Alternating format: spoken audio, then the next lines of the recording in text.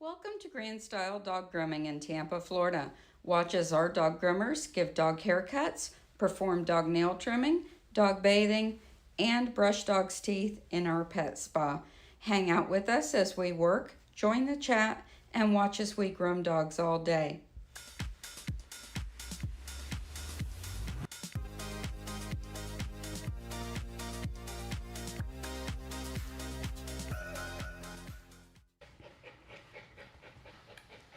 Oh no, my camera's not working.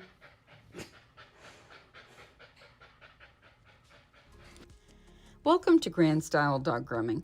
We are located in Tampa, Florida at the corner of Northdale Boulevard and Dale Mabry Highway. We have a large waiting room with seating for those who choose to wait inside while our stylists pamper their pets. We carry eye groom hair care products along with dental, eye area, and ear care items. Our boutique has fancy dresses and rhinestone collars to dress your little one in grand style. We have a large monitor that can be seen right from the front desk, where you can see each workstation, giving you peace of mind with our complete transparency.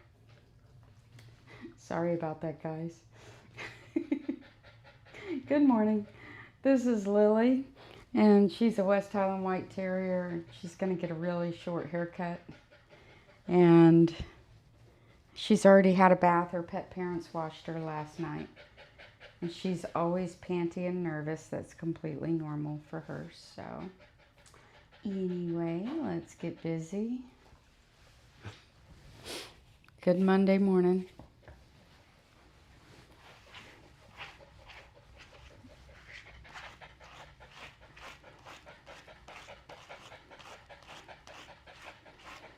It's okay, Lily.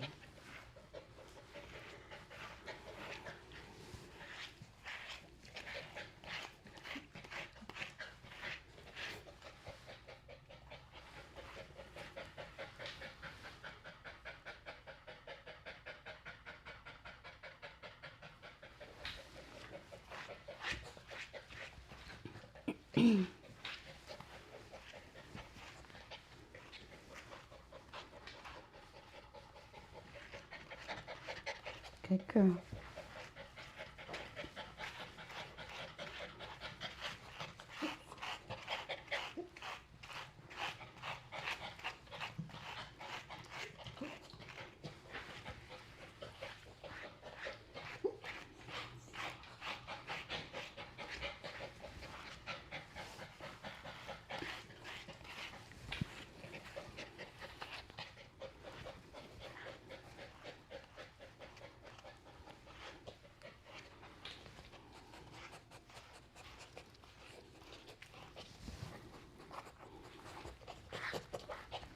Good puppy.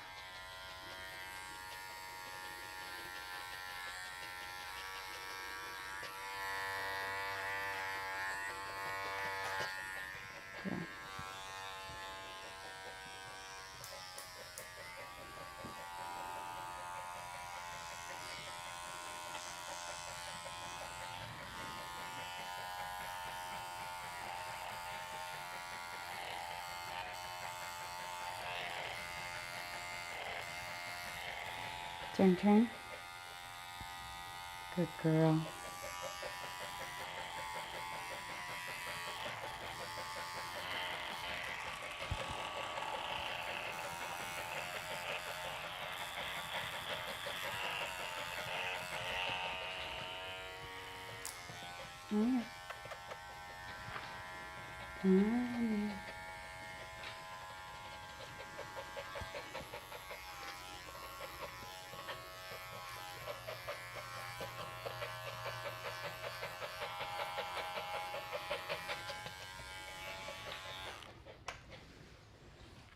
That's a good puppy.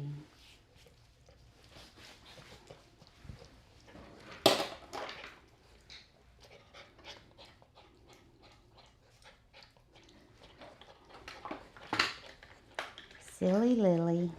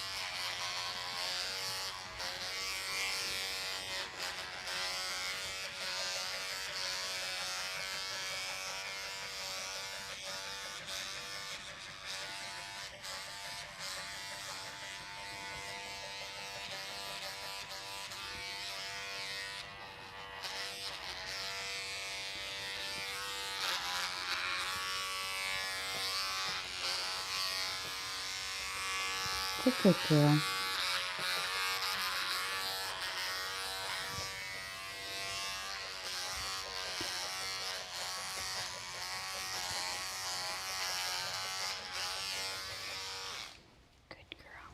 Good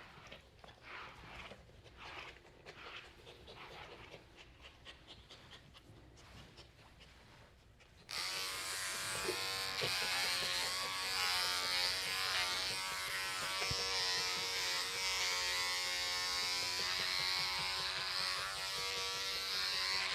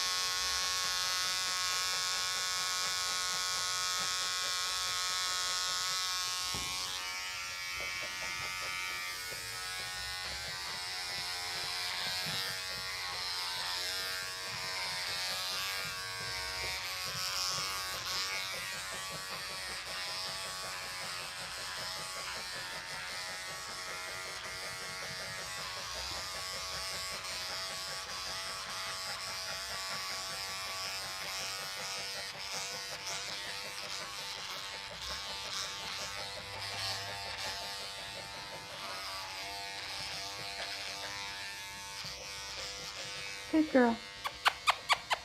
Come on. Good girl.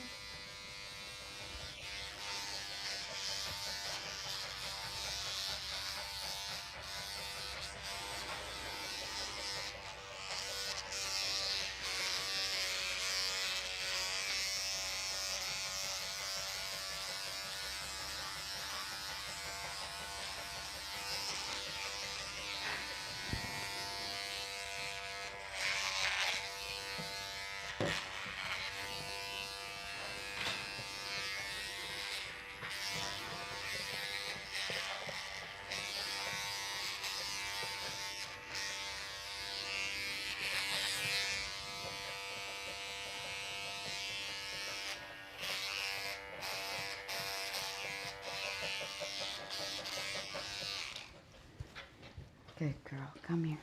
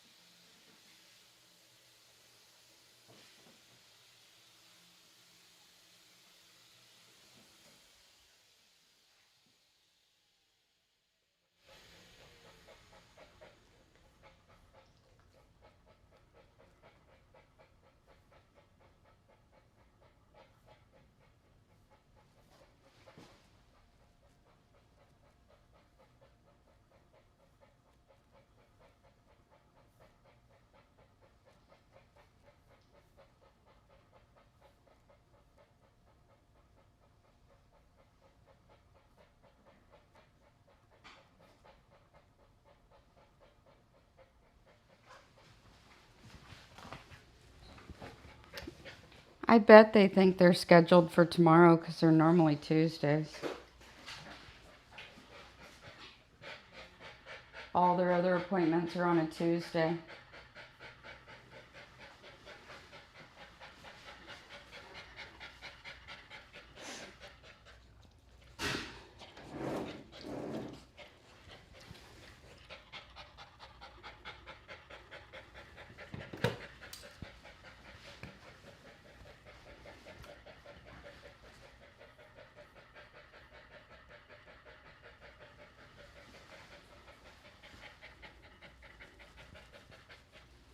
Good girl.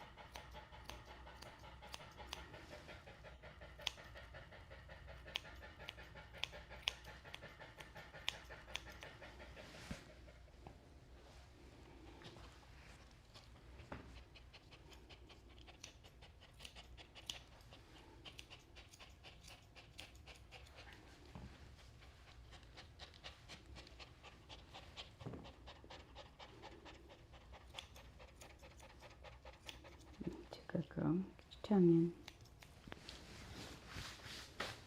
You're so drooly. You're so drooly. Yes, you are. Turn. Come on, you can do it. Good girl.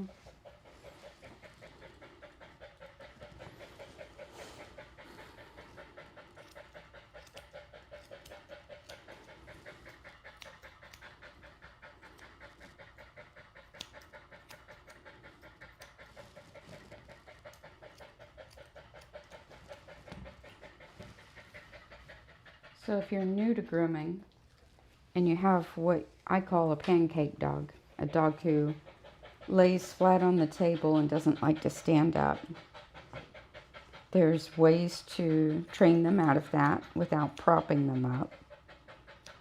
So she used to be one of those dogs. You couldn't get her up for anything. And so I completely ignored her when she was laying down. Every time she got up on her own, I would praise her. You know, for any reason. If she just started to move towards getting up, I'd praise her. Before I knew it, she started standing quite a bit. And so I put the word to it, stand. Instead of teaching the stand and having her get up, I put the word to the action of her getting up on her own. Then I also taught her the word turn. And I can use turn to get her up sometimes, along with turning her, because she's so conditioned now to move in the opposite direction. She has to get up to do so. And she gets praised for it, and then she'll continue to stand from there. If she goes back down, I don't try to get her back up until she does it on her own. Good girl. So, you know, it's possible to train them out of it. And she's more one of those hands-off dogs. You know, sometimes I'll balance their head. But dogs who are hands-off dogs don't want you touching them. They will stand if you keep your hands off them. As soon as you go to hold them, they go down. So when I do that, a lot of times you'll see me with my hand here or here without touching them. And it's just enough pressure, mental pressure, to keep them up and standing. Not physical pressure, mental pressure.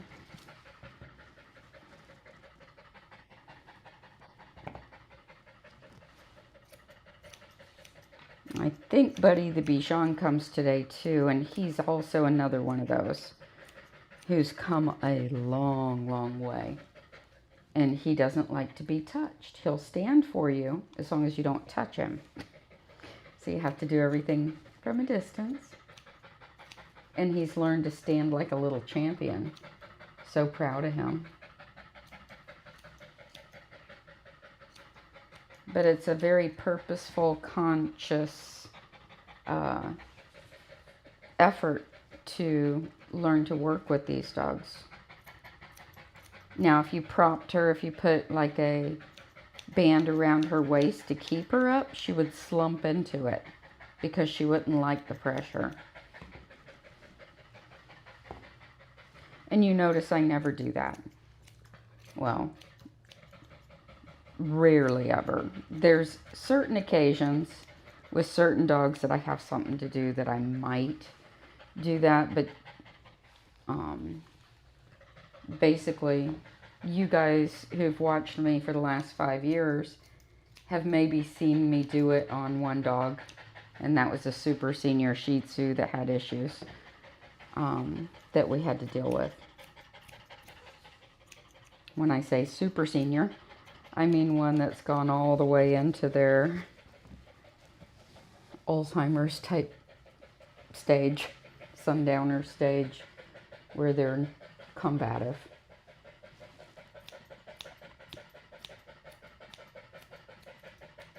That's a super senior. Supersize it.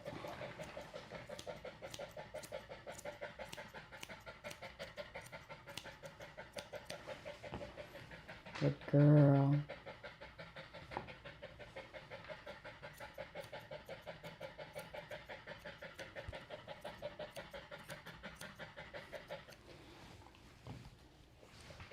Good girl. So she's going to lay down. I'll just work on her face.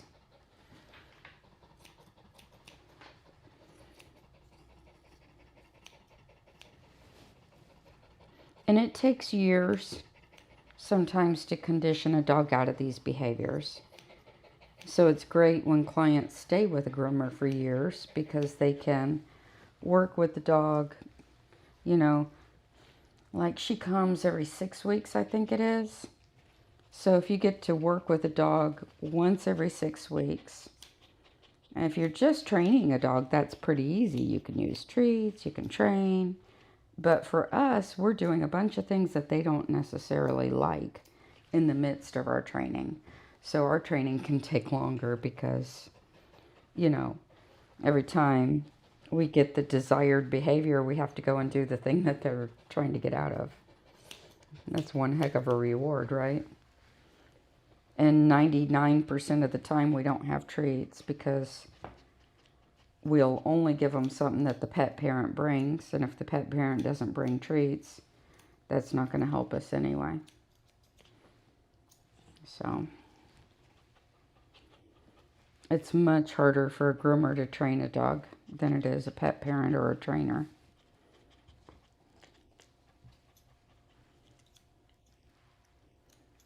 So for her, it took years to get her to stand.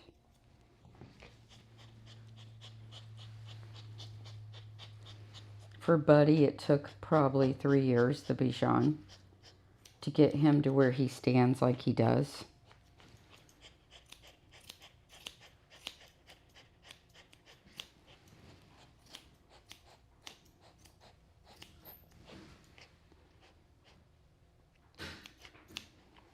Was I right?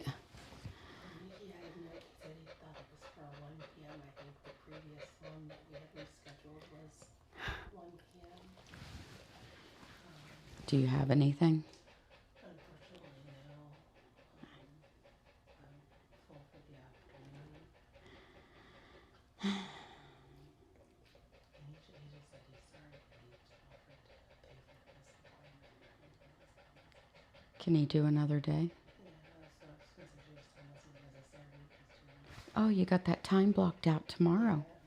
That's why, yeah, I was like, we got 1 o'clock on Wednesday. Or, yeah, Wednesday that I have blocked out. So. See if he can do that. But he doesn't owe anything. He's a good client.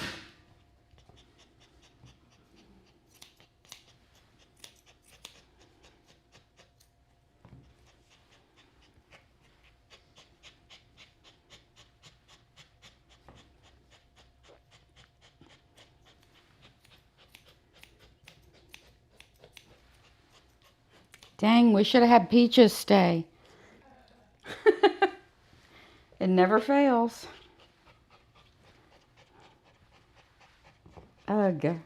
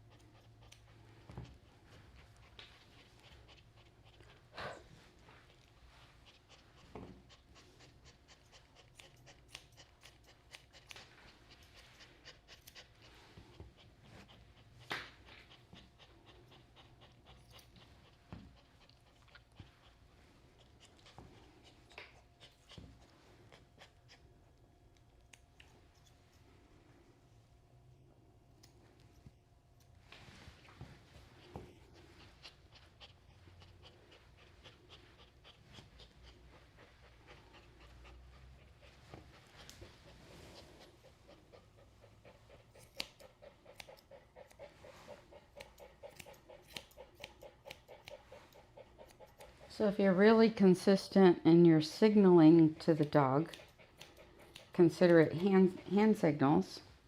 When I want a dog to stand, I take my hand in this position, stand. And see how I'm not pushing the dog up? It was just that pressure that got her up. And you put it with the word that they've already started to learn. And it usually works quite well.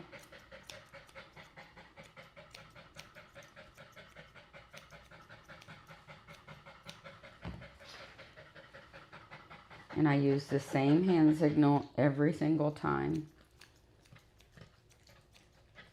But I guarantee you, if you went to try to push her from underneath and used your hand pressure to get her up, she'd go against it. And I'm not even going to show you that because I don't want to set up any negative patterns of behavior after I've worked her out of it.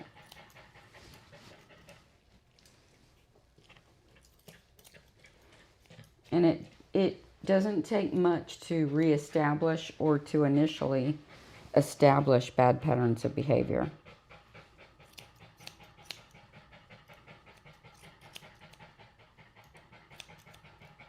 Especially with puppies, if you let them do something once, it may be a years long thing to work them out of it.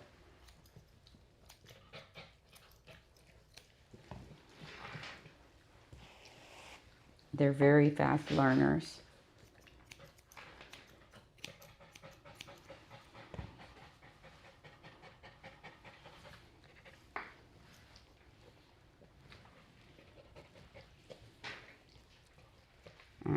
Stand.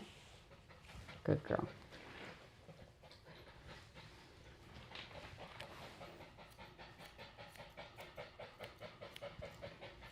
So here I'm using the comb as a pressure point.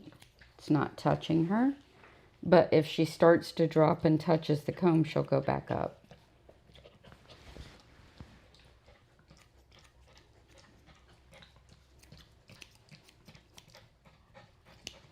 Very sensitive.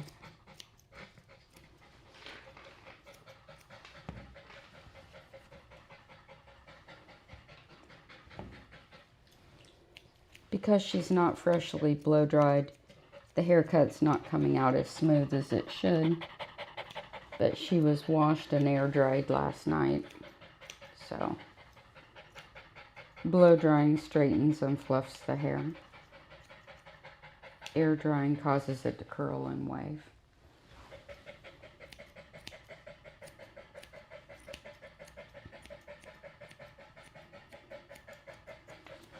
Good girl.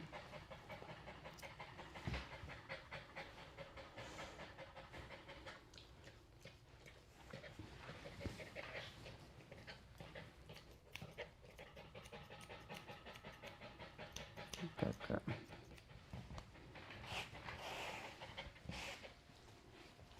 That's a good baby. Yes, she's a good baby.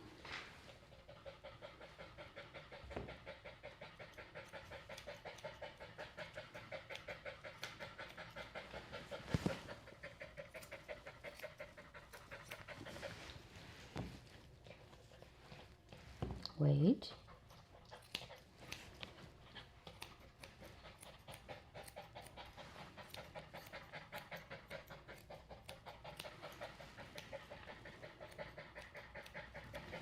Hey, Kat, are you sitting at the desk? Can you text Lily's owner? Please.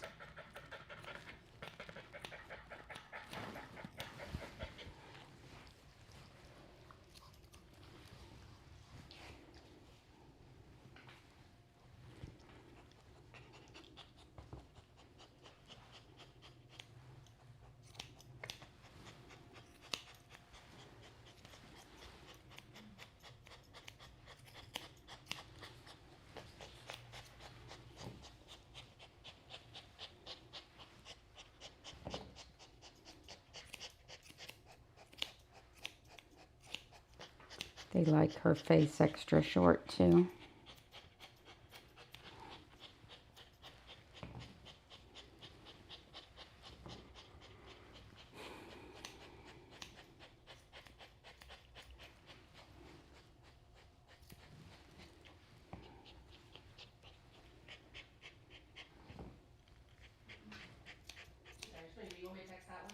Yes, please. Did that time work for Gigi and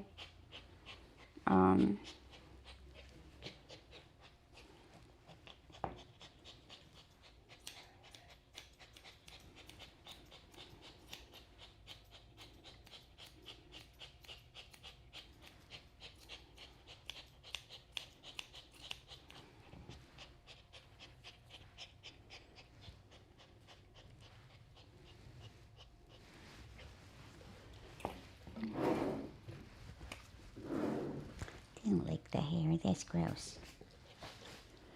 That's gross.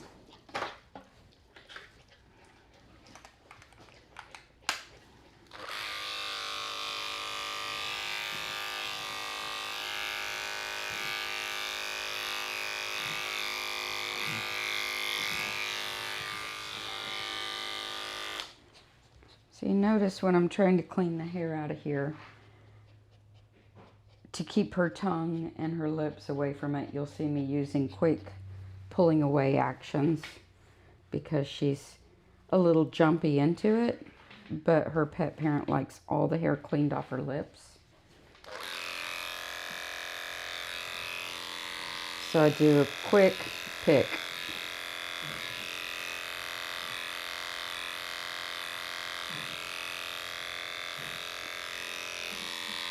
How far back I pull depends on how forceful her moving into it is.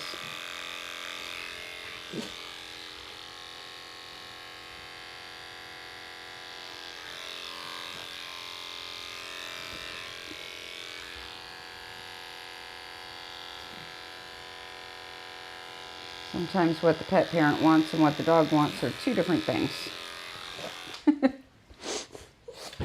I know. It's not fair, is it? Tell your mama. It's not my fault.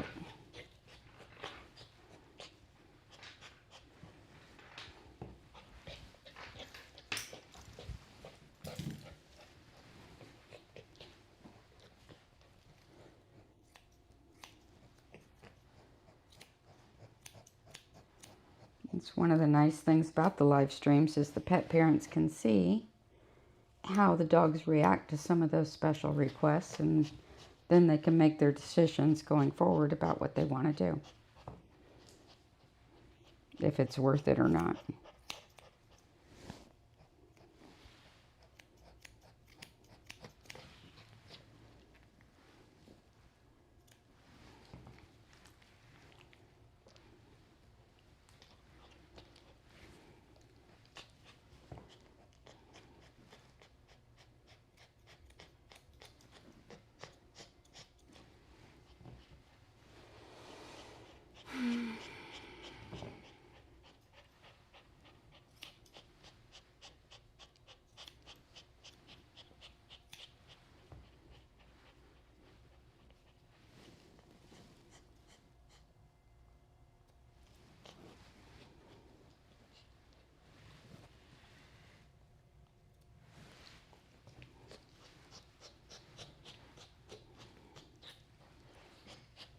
I always feel far safer doing that with a 40 blade than I do with scissors.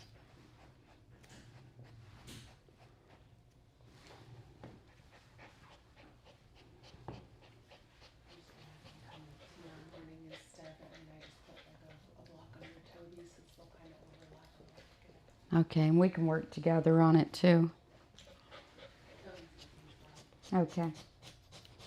It worked. Yay.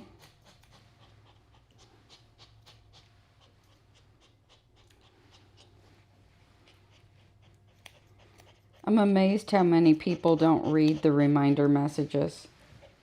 They just, and it's just like me thinking my first dog started Saturday at 9:30 and it was, or at 11 and it was 9:30. It's like, you just get it in your head.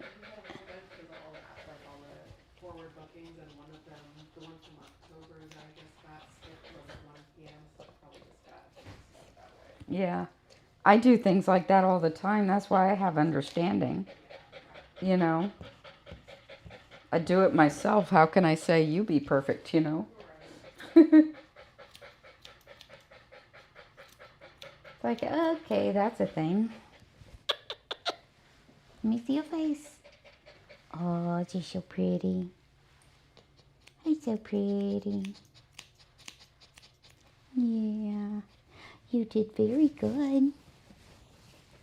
Yeah. Her did very good. Yes, her did.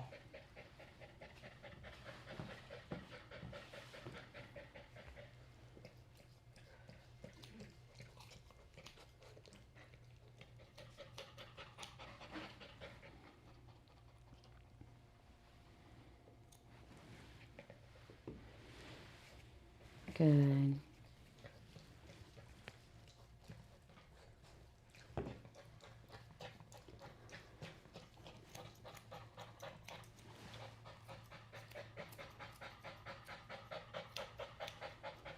So I told you guys on Friday or Saturday I was going to work on making a doodle pricing page.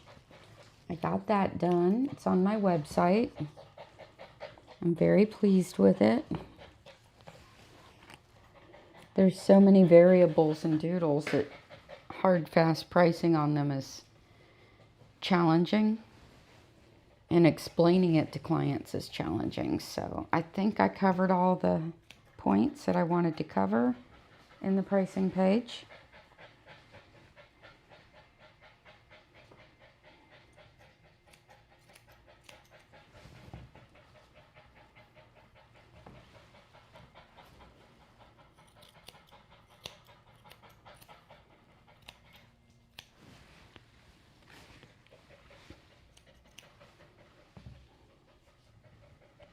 If you want to take a look at it, it's at grandstylepet.com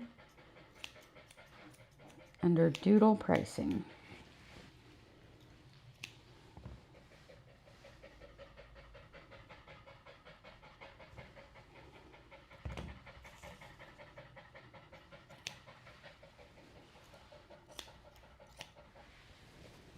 Good girl.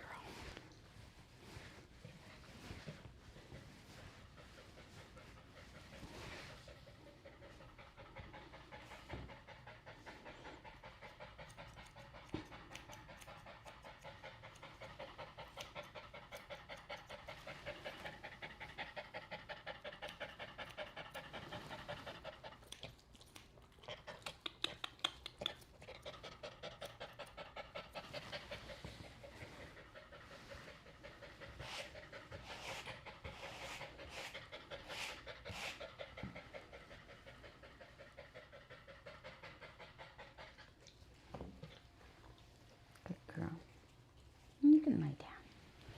Yes, you're fine.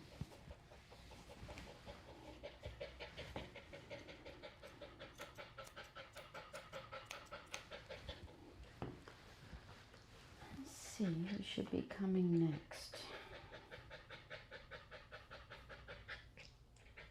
Buddy the Bichon. Ah, Winnie the baby Biewer Terrier is coming today. She's so tiny. Bandit and Levi, the Cotons. Frodo the Schnauzer.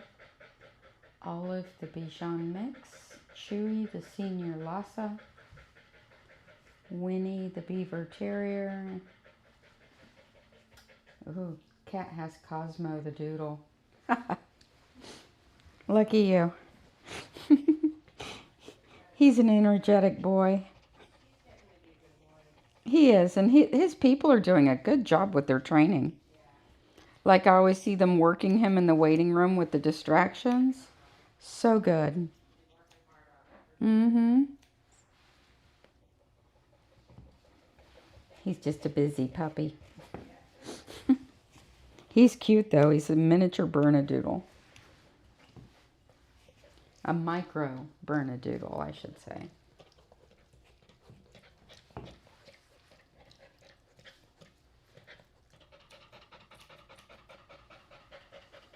What do you think?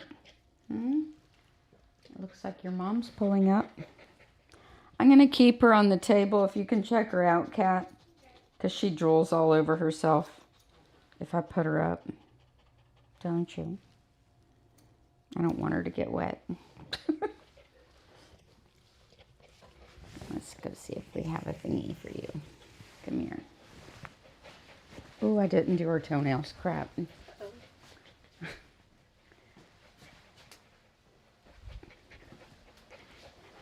I didn't do your toenails. Ruh-roh. We should have it done before your mommy gets in. Oh, that's not your mommy. That's Buddy's owner.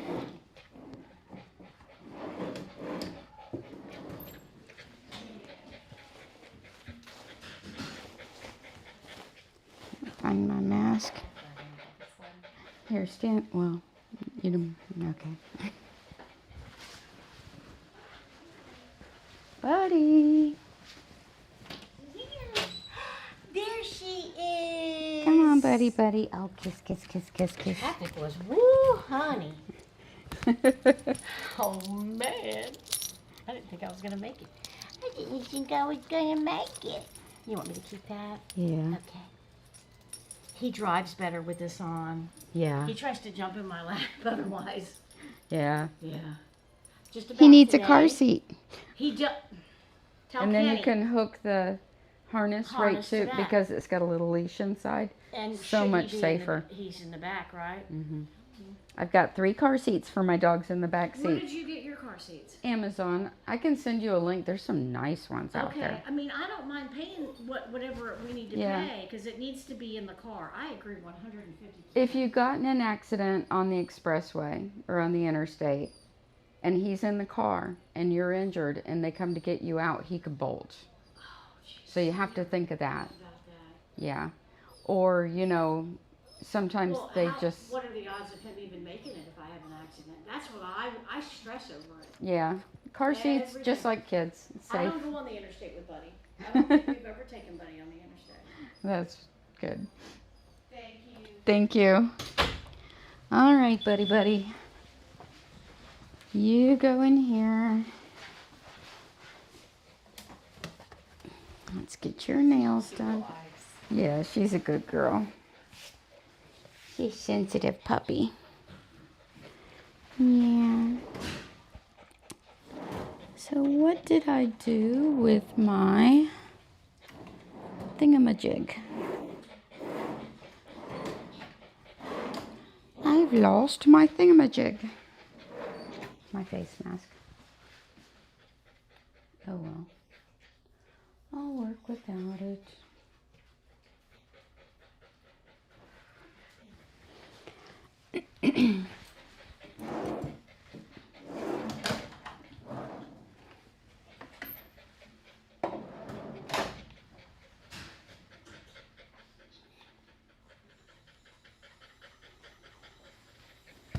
I'm not going to turn on the dryer because there's too many little shards of hair all over the place.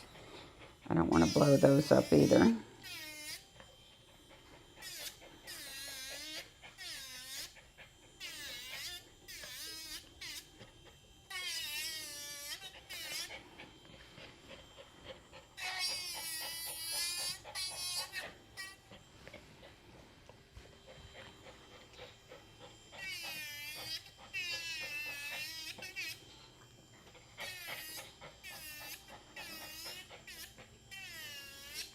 Good girl.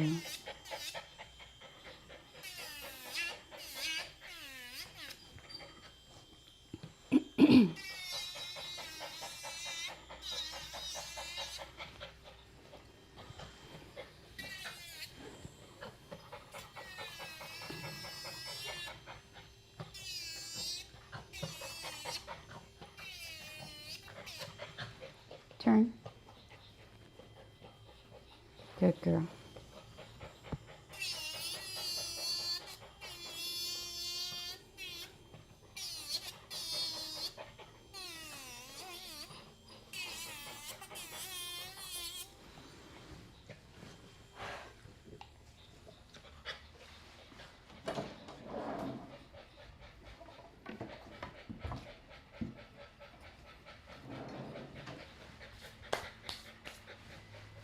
Well, I guess we're going to have to put you up. I don't know where your mommy is. No, I don't know where your mommy is.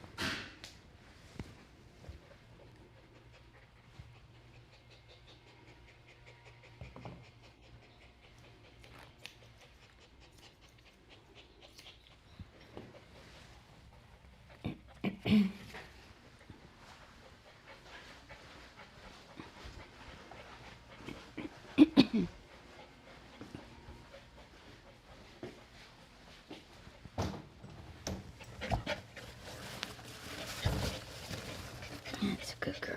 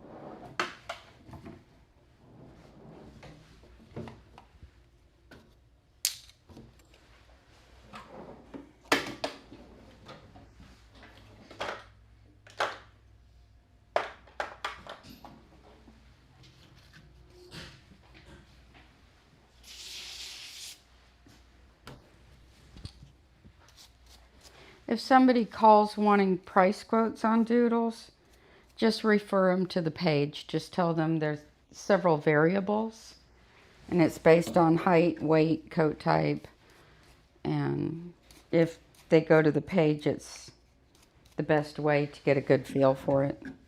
Because it'd be too hard to explain it on the phone, which is why I created the page, you know.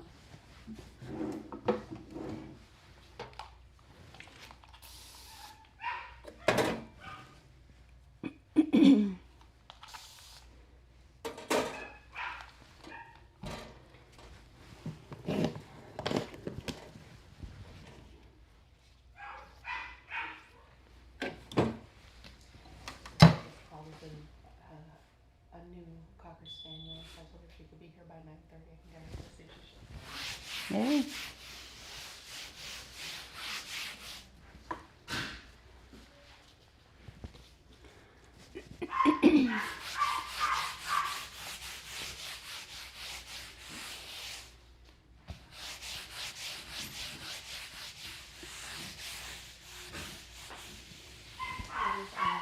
She was wondering if there was any discounts and she'd have a bath.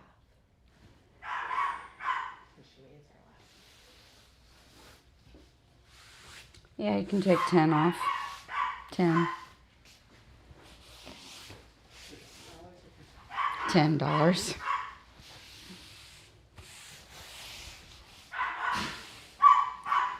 All right, Lily.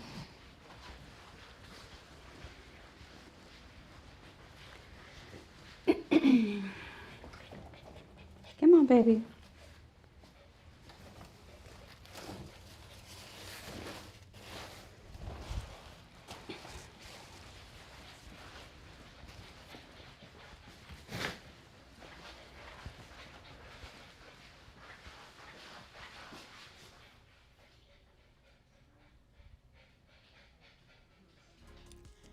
Welcome to Grand Style Dog Grooming. We are located in Tampa, Florida at the corner of Northdale Boulevard and Dale Mabry Highway. We have a large waiting room with seating for those who choose to wait inside while our stylists pamper their pets. We carry eye groom hair care products along with dental, eye area, and ear care items. Our boutique has fancy dresses and rhinestone collars to dress your little one in grand style. We have a large monitor that can be seen right from the front desk, where you can see each workstation, giving you peace of mind with our complete transparency. Also in the waiting room, we have charts to help you decide the exact length that would be best for your best friend. We have a kennel-free room for pets who prefer the comforts of home. Our groomers each have their own private room. This keeps the pets calm as they are not overstimulated by the things going on around them. Each room is outfitted with security monitors, UV sterilization for the tools, and the Grooming Safer dog grooming harnesses for the pet's safety. Our main bathing area has 2 tubs. We use foaming disinfectants in the tub after every bath.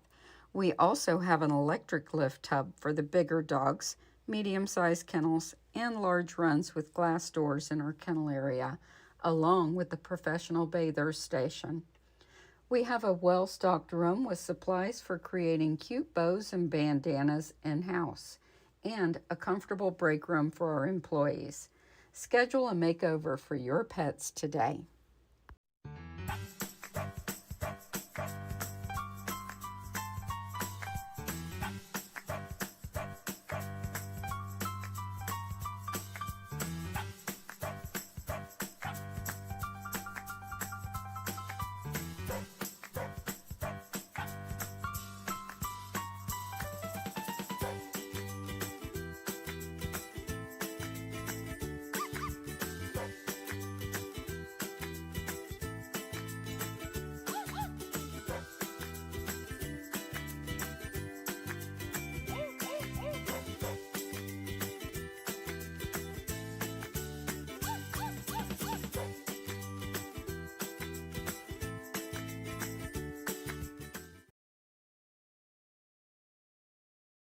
Hey guys, welcome to my salon. This is our bow making station, and I'm going to show you how to make the cute little pom-pom collars really quick, really simple. I use 5/8 inch stretch elastic for the collar,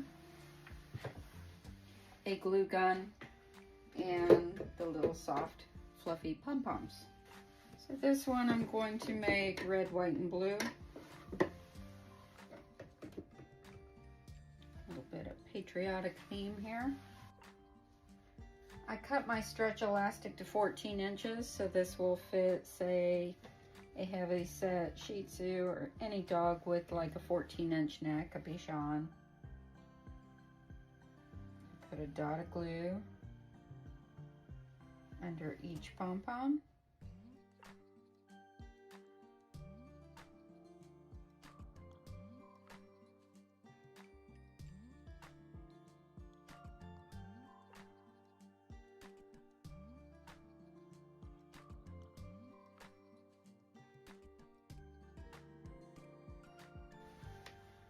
So I leave about a 1/2 inch piece at the end. Gonna bring it under, glue it on the back side. There we go. This makes a nice stretchy collar, stretches right over the dog's head and looks really adorable on them.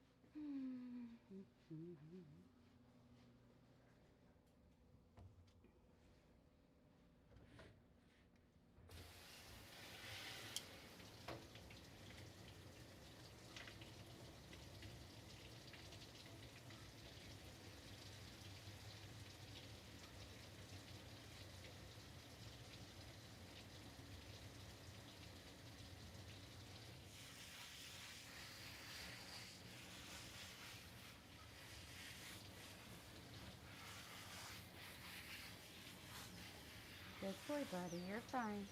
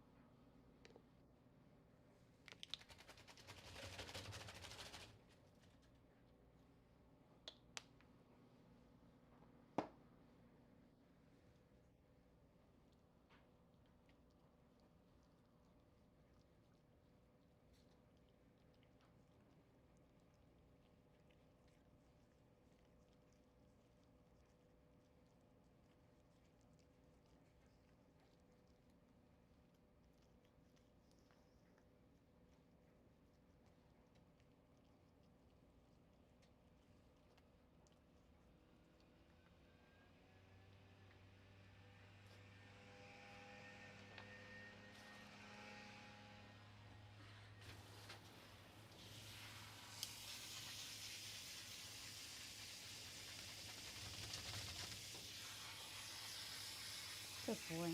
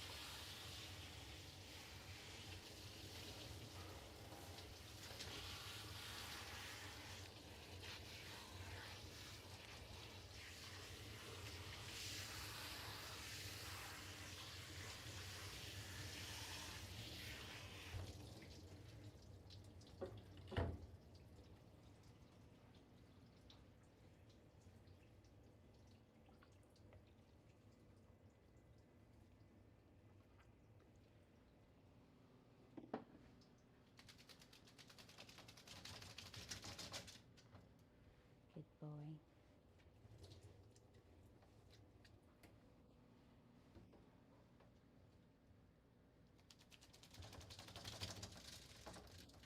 Good boy. He's your good buddies.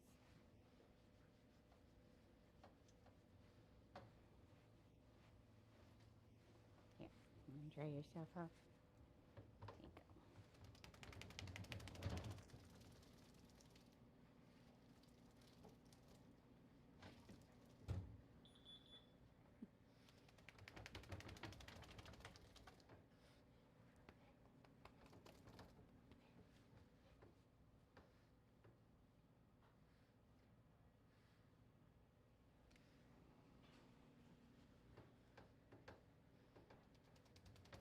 There you go.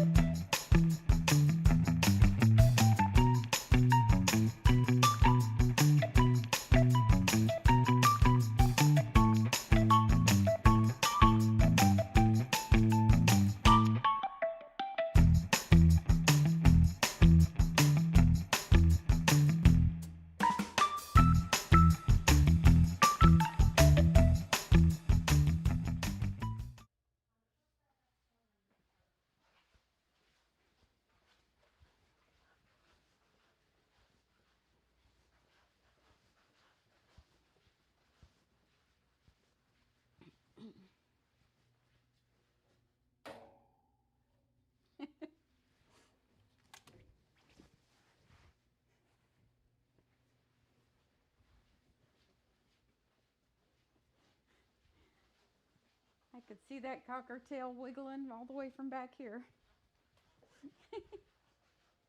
I gotta see the cocker.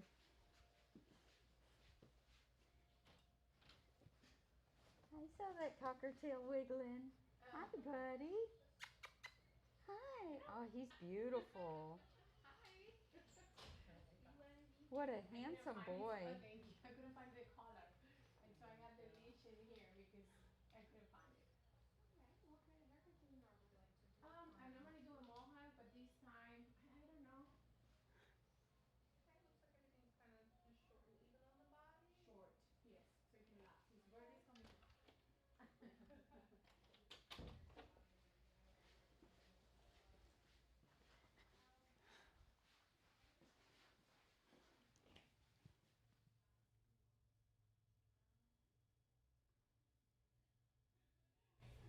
Cat had the prettiest cocker spaniel come in.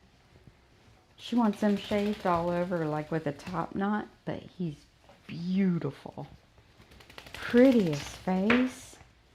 I'm like, I want to do him, but then I'd want to do him with lots of hair. So cute.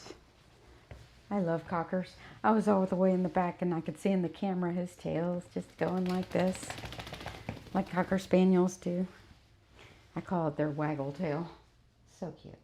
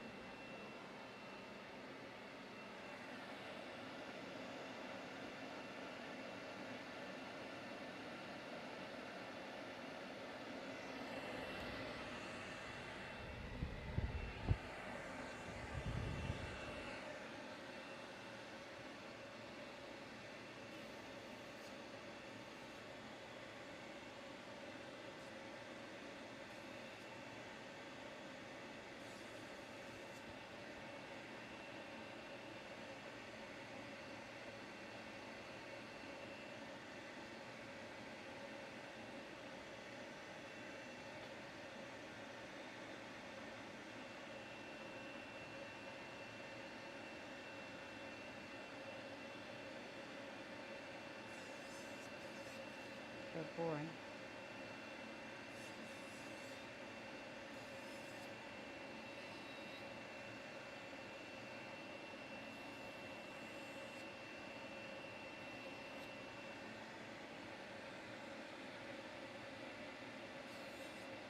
Good boy.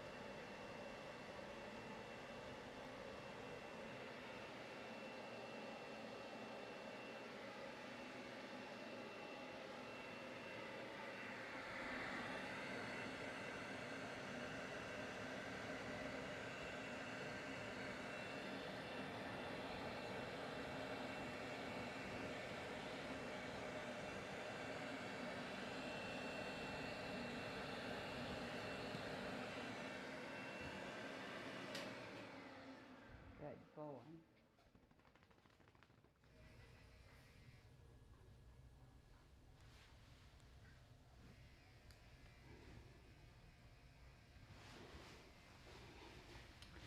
Let's look at something here.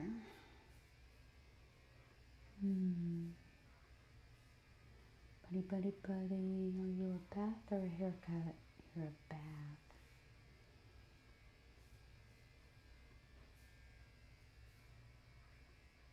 So he's not scheduled for a haircut today. Just gonna tidy him up a hair. He'll be ready to go home. Right, buddy? So he comes every 2 weeks. He gets a bath one time, a haircut the next, then a bath, then a haircut. That keeps him in really good shape.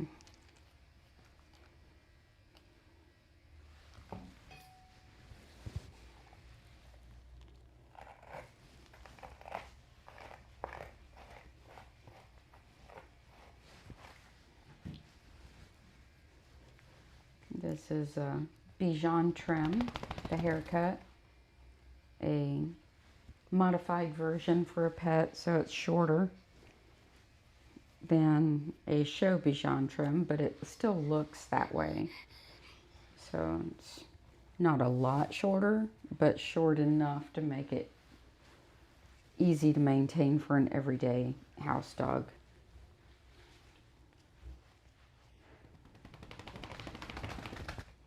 Show Bichons have at least a third more hair. Maybe twice as much. And that makes it a lot more difficult to maintain.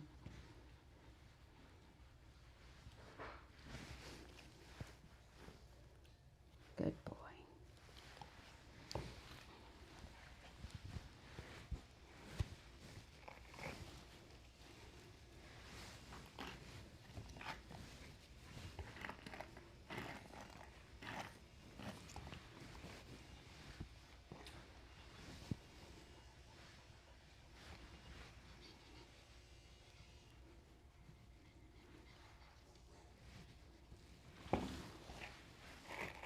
I know, you got a tangle. You've been wearing a harness lately.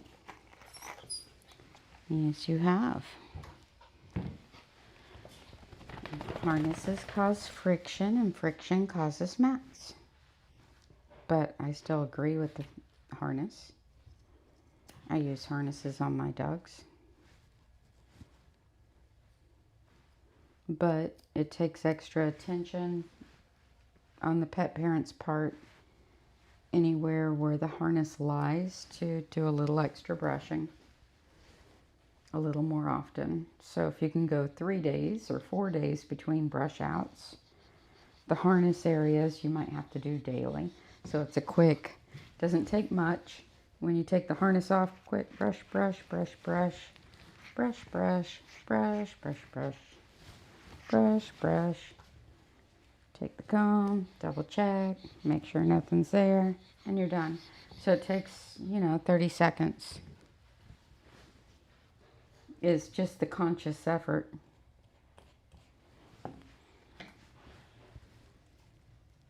And one thing I found very, very, very, very, very important for the maintenance of my own dogs is having a small grooming table at home. Or if you have a big dog, a big grooming table. But having somewhere easy access and have it set up all the time. So not everybody has room for that. But if you do, you're going to be more inclined to brush your dog's teeth every day. You're going to be more inclined to put the dog up on the table and check its ears. You're going to be more inclined to, brush out those underarms and to do a proper comb out on your dog. So when we've got a grooming area set up in my sewing room, but I don't go into my sewing room every day. So it was harder for me to keep up with brushing my dog's teeth. So I told my husband, I want to put a grooming table in the bathroom. Because, then our master bath. Because we had enough room for a small grooming table. Not a big one, just a small one. Like 24 by 28 inches or something like that. Or not even. I think it's like 18 inches by 26 inches. Something like that. It's not big. But I have small dogs. And now that I have my bathroom set up with the dog's toothpaste, their toothbrushes, some bands. I keep a small pair of clippers in there in case I need to clip around their eyes real quick in the morning. Just all their morning routine maintenance. If one needs a top knot tied up, I can do it real quick without going in the other room. All right, buddy. And that makes my maintenance easier. And if you have a place where your brushes are always out, your sprays are always out, your toothbrushes, everything's always out, you're going to be far more likely to do daily maintenance. I'll be back in a minute.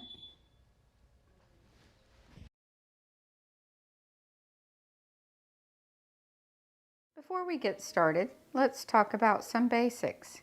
We want to clipper the top knot from the corner of the eye to the opening of the ear in a straight line. Then we want to clipper down into either a V shape or a U shape on the neck. How far to trim down the neck is a matter of preference. However, as a general rule, I tilt my poodle's nose down, measure the length of the nose, and that's how far down I trim. Some people like to put an inverted V right in the stop, which is right between the eyes on the bridge of the nose.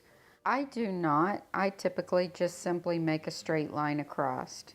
I typically use a 10 blade from the corner of the eye to the corner of the lip, back towards the ear, down on the front of the throat, and again on the opposite side, back towards the ear. From the corner of the eye and the corner of the mouth going forward, I will use anywhere from a 10 blade to a 15 to a 30 to a 40, depending on the dog's sensitivity level and the objective. So if it's a dog who's going to be shown, I typically use a 40 blade. If it is a very sensitive skin dog, I use a 10 blade. For most house pets, I use a 15. And that is going against the grain towards the nose. So from the corner of the eye to the corner of the mouth, we go with the grain. From the corner of the eye to the corner of the mouth going forward, towards the nose, I go against the grain. The pet dogs that I work on that are not accustomed to being clippered the way that show dogs are accustomed to being clippered, I almost always stay with the grain in these areas. So the areas that are most common to clipper burn are right behind the lips, right in front of the ears, and usually right in here. And the reason for right in here is they'll have these little folds of skin and you'll catch them with the blade, and that catching with the blade is typically what will cause the dog to start scratching.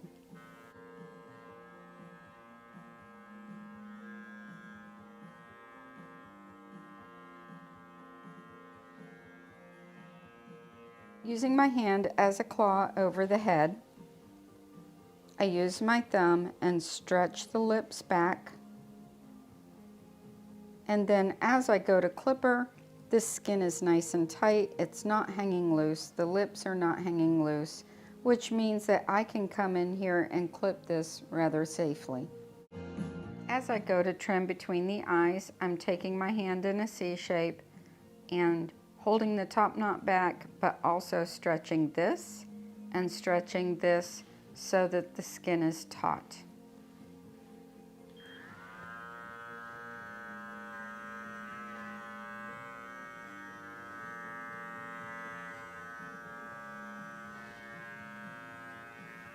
Now I'm stretching the lips again as I come in towards the muzzle.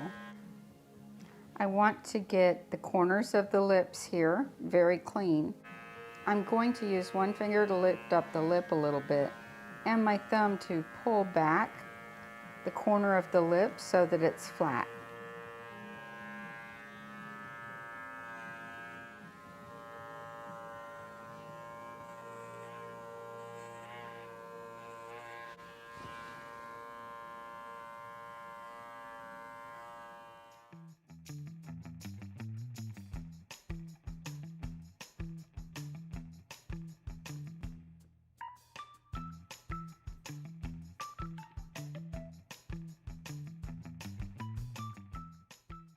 Now let's talk about making sure that your dog is prepared for the grooming. Make sure that your dog doesn't have any mats or tangles in its hair.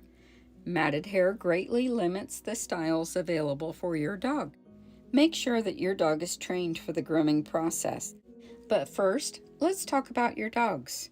One of the best ways to get the results that you are looking for is to make sure that your dog is prepared for the groomer.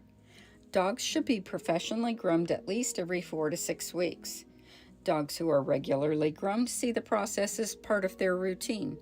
Dogs who are not regularly groomed see the procedures as punishment. This attitude from the dog often limits how much the groomer can achieve. Remember, it is your responsibility to train your dog for grooming. It is very difficult for the groomer to effectively train your dog to readily accept the grooming procedures. While most groomers are indeed excellent trainers, we spend the entire time with your dog grooming the dog, so we are not as effective as we would be if we were simply training alone. And keep in mind, we are not being paid to train the dog, we are being paid to groom the dog. Puppies should start learning to be groomed as soon as they come to live with you. However, it's never too late to start training. Whether you plan to have a professional groomer or not, it's important to start the training at home. Gently brushing your dog every day will train your dog for the grooming process. Remember that puppies may be teething. Be careful how you hold the head. I use my hand in a C shape on the head. If your puppy doesn't accept this, you can train the dog to allow you to do this by separating the action from the grooming and simply train the hold. I do this by having the dog's favorite treats close by. Paw mats are great for keeping the surface comfortable. Then by putting my hand in a C shape, I place my hand on the dog's head, then pop a treat in the dog's mouth. After a few weeks of doing this 3 times a day, I will add putting a little pressure and sliding the skin back, tightening the loose skin over the eyes. This is important as the dog must have the head held to trim the face. Be sure to lavish praise on the dog when finished, regardless of how the dog accepts the process. Another way to train your dog for grooming is to gently file the dog's nails daily with a salon board. I start with just 1 or 2 toes a day, using the 180 grit side of a 180/100 grit file. Again, do this on a non-slip surface like a grooming table, with the puppy properly secured. Ignore the screaming, flailing, and pulling if the puppy does this, because you know that the nail file does not hurt him.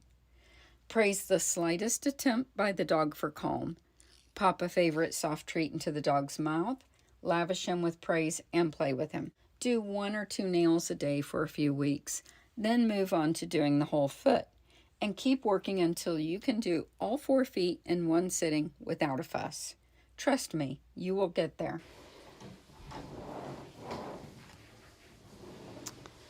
All right, this is Winnie. She is a Beaver Terrier puppy. Looks about 6 months old now. She's going to be really little. She's not going to grow much more at all. Still got the puppy teeth, so she's probably just coming up on 6 months. 5.5. Isn't she adorable? And she's going to actually get a fusion style trim. I normally don't start fusions this young because their body's not quite filled out enough for it yet. But her pet parent already has one in a fusion. So we're going to go ahead and get her started. So what I'm going to do, because she's got really silky hair, her sister is Eloise, the Biewer Terrier. So what I'm going to do with this one's not take her quite as tight on the body. I'll use a 4-blade, and that's going to leave her filled out a little bit more and not quite so tight. And the fact that this one has a silky coat, it's going to look shorter than her sister with the regular blade anyway. Then I had another client come in early, and this client has had her dog shaved by a previous groomer. And she was very, very, very upset that the ears were shaved by this previous groomer who didn't take the time to take care of the dog.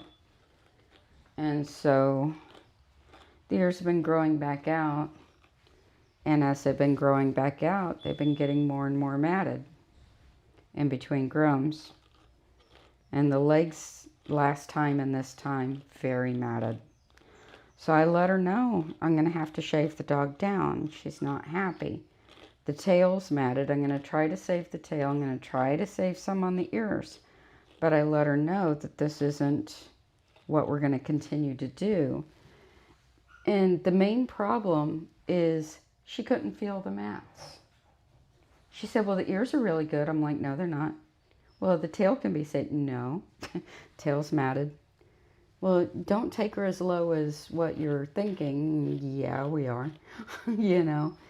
And I'm not saying this to embarrass her, but the point is if you can't feel the mats, if you don't know the mats are there, then you're not going to overcome keeping the dog from not being matted until you learn how to feel mats, find mats, and know that they're there. Like this dog's owner's great, and she knew there were a couple up here, and she's like, do what you can. If you can't save the full leg, I understand. And I've already brushed her out once, even though it's her first groom. I did her nails and brushed her out there a few weeks ago.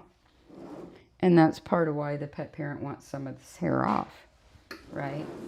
So you got to learn how to identify mats. You have to learn what causes them. And you have to learn how to prevent them if you're going to keep hair on your dog. Period. I don't mind working a client over the learning curve, but this far in, and we're still not even feeling that the mats exist, that's telling me that her dog needs to be kept short.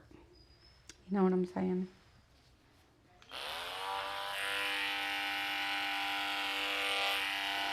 Good girl, Winnie.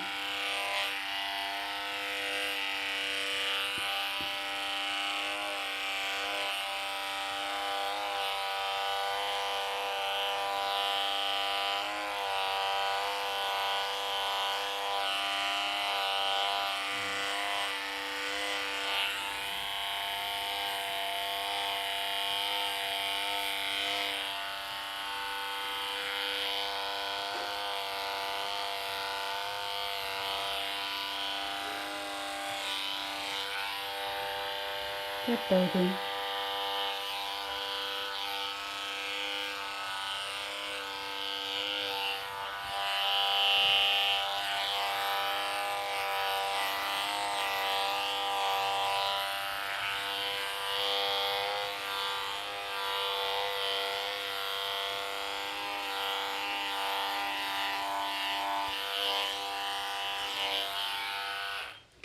And my mind's going back to my first appointment with this client.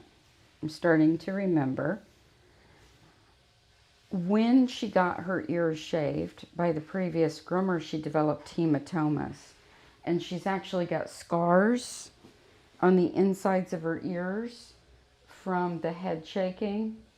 And so when they do that type of head shaking and they get those type of hematomas from having matted ears shaved off, they whip the head back and forth and the ears slap side to side, and it breaks blood vessels on the edges of the ears, and blood will actually seep out the ends of the ears.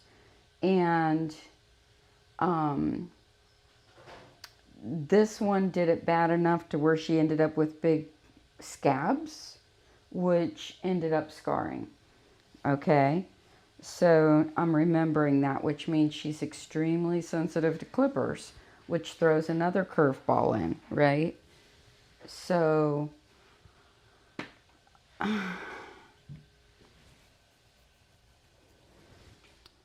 pet parent must either keep the hair short enough but not shaved in areas, which means do her more often and do her properly and do the homework in order to prevent these situations.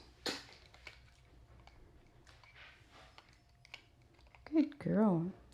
So this one, her other dog, we keep full coat around the eyes. This one, they've decided to go ahead and trim the corners of the eyes. And the reason for that is she tears and she stays wet. So we want to keep the area drier, and less hair will keep it drier. She's a teething puppy. Not sure how she's going to feel about this. Actually, I think I'll do the ears first because she's had her ears done before.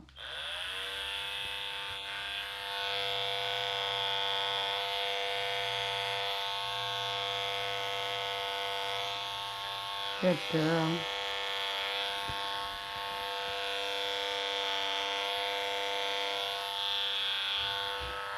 Okay, here we go. Good girl. Good girl. That's very nice. What a great baby. And these are the problems that us groomers run into. Because if we shave down the dog, and the pet parent's insisting they have no mats. I brush them every day, which this pet parent was saying. Where's the mats? I don't see the mats. I don't feel the mats. You show them the mats. They say, I don't see anything. I don't feel anything. I had 2 like that this morning. And so I told her while I'm live streaming, and then she wanted to know, well, since I don't see them and I don't feel them, you know, how am I going to know what to do about it? So we're going to discuss that the whole time I'm working on her dog, which will start about 12 o'clock. The dog's here early, but her appointment's at 12. So we're going to discuss it.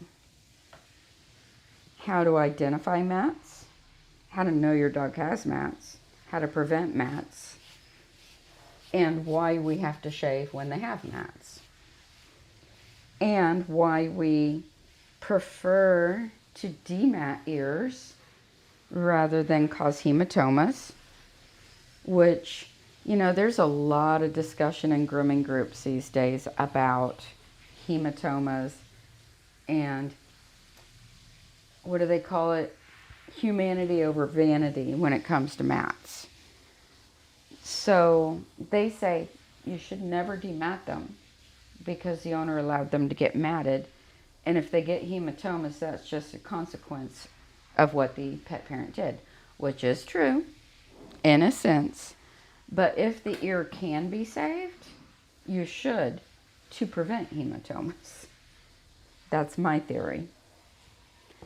And there are ears that have to be shaved and you have absolutely no choice.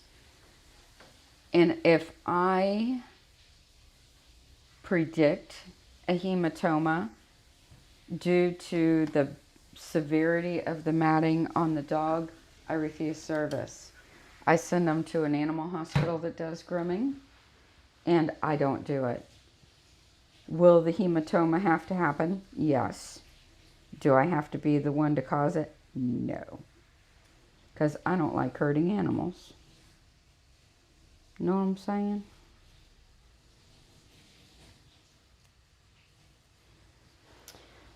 Oh, you're so good. Yes, you are. You're such a good baby. Yeah.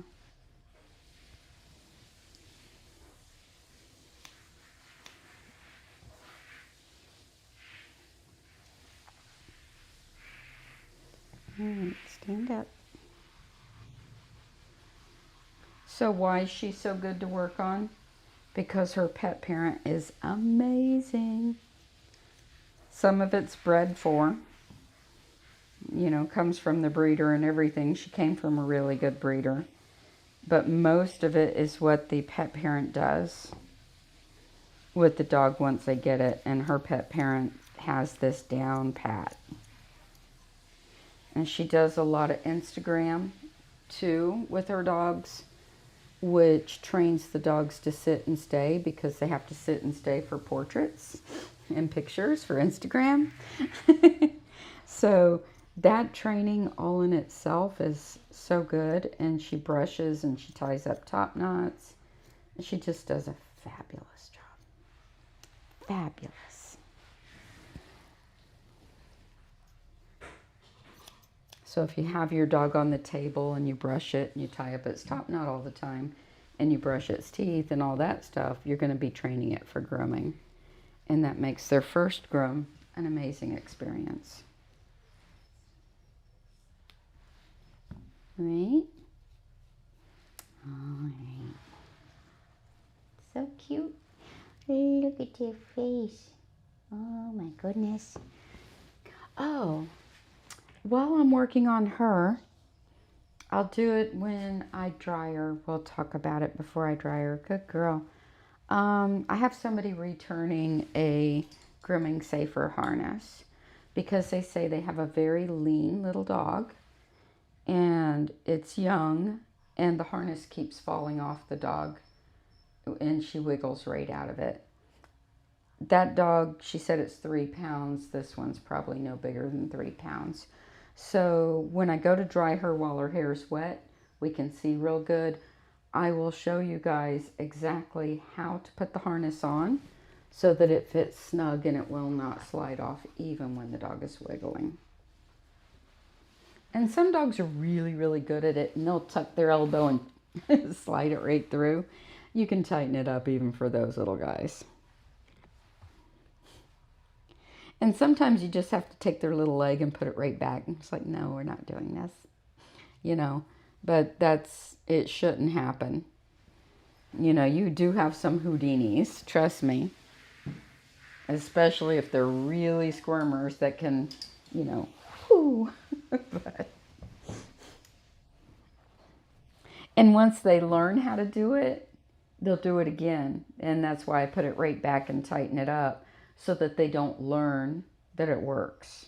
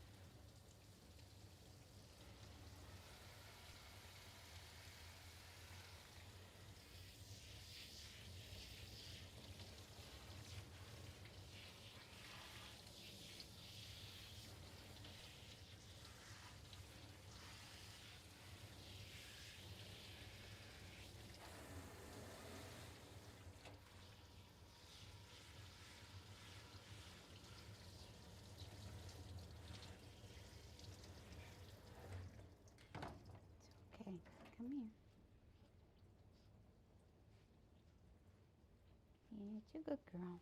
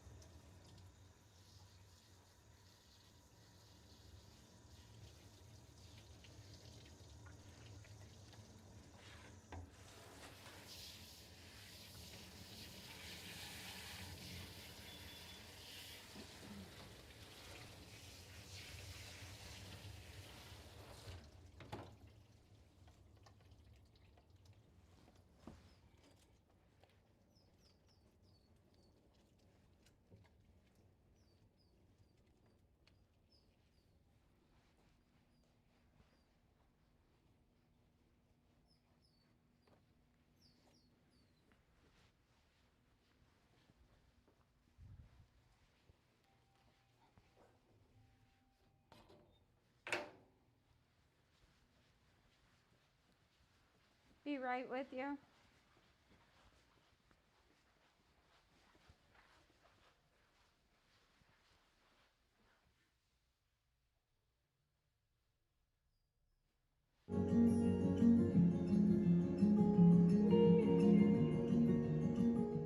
Finding the right comb for your dog is a very important choice.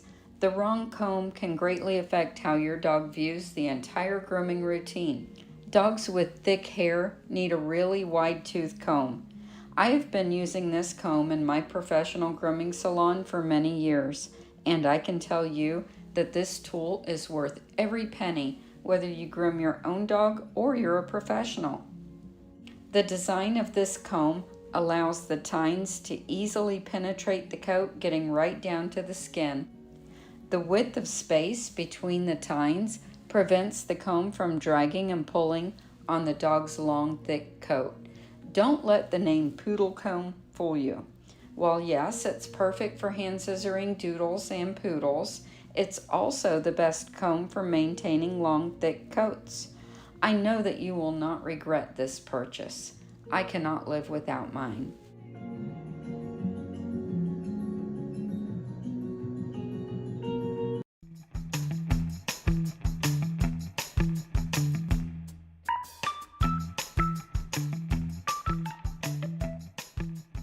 For spaniels, I clip the ears down to where the ear folds back. The clipped lines are in line with the eye at the top and with the jaw at the bottom. I usually make a V shape in the center as it helps the ear to lie flat against the head. The underside and outside lines of the ear match with the exception of the V, which is on the outside of the ear. I never clip her closer than a 10 blade on the majority of the ear. I will take a 15 or 30 blade over the edges of the ear for a nice tight finish. You may need to brush out the hair from between the teeth of the blade a few times, as cocker hair will clog up the teeth of it. Oops, sorry guys. Didn't mean to do that. But I am trying to find something for you before I go back to what I'm doing. See if I can find it real quick.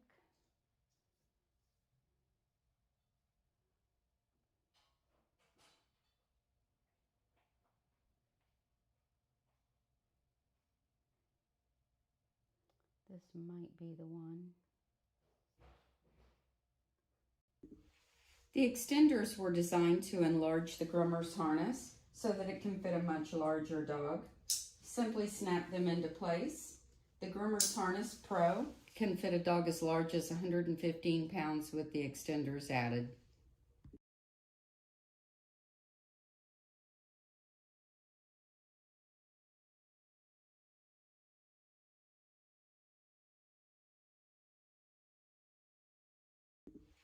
The extenders were designed to enlarge the Groomer's Harness so that it can fit a much larger dog.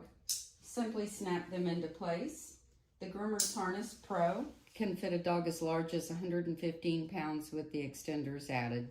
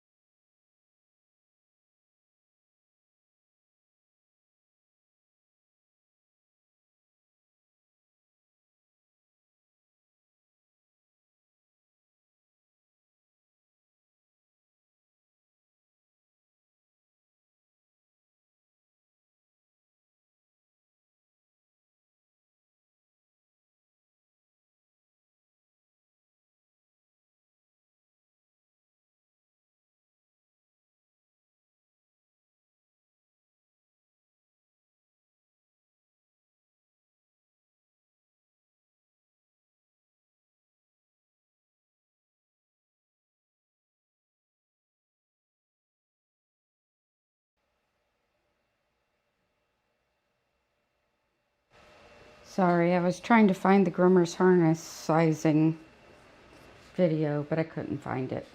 So, we'll be right back.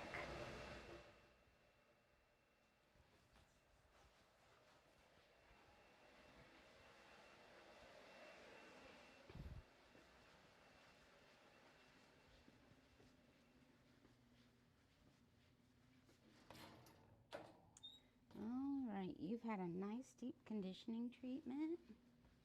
Yes, you have. Oh, we gotta do this. Hold on. What's this?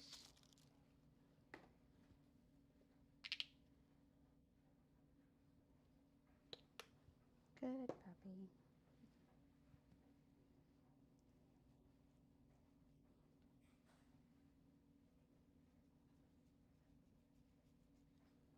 Good puppy.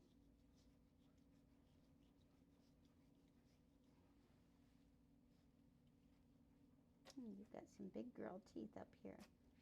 Yes, you do. You've got big girl teeth.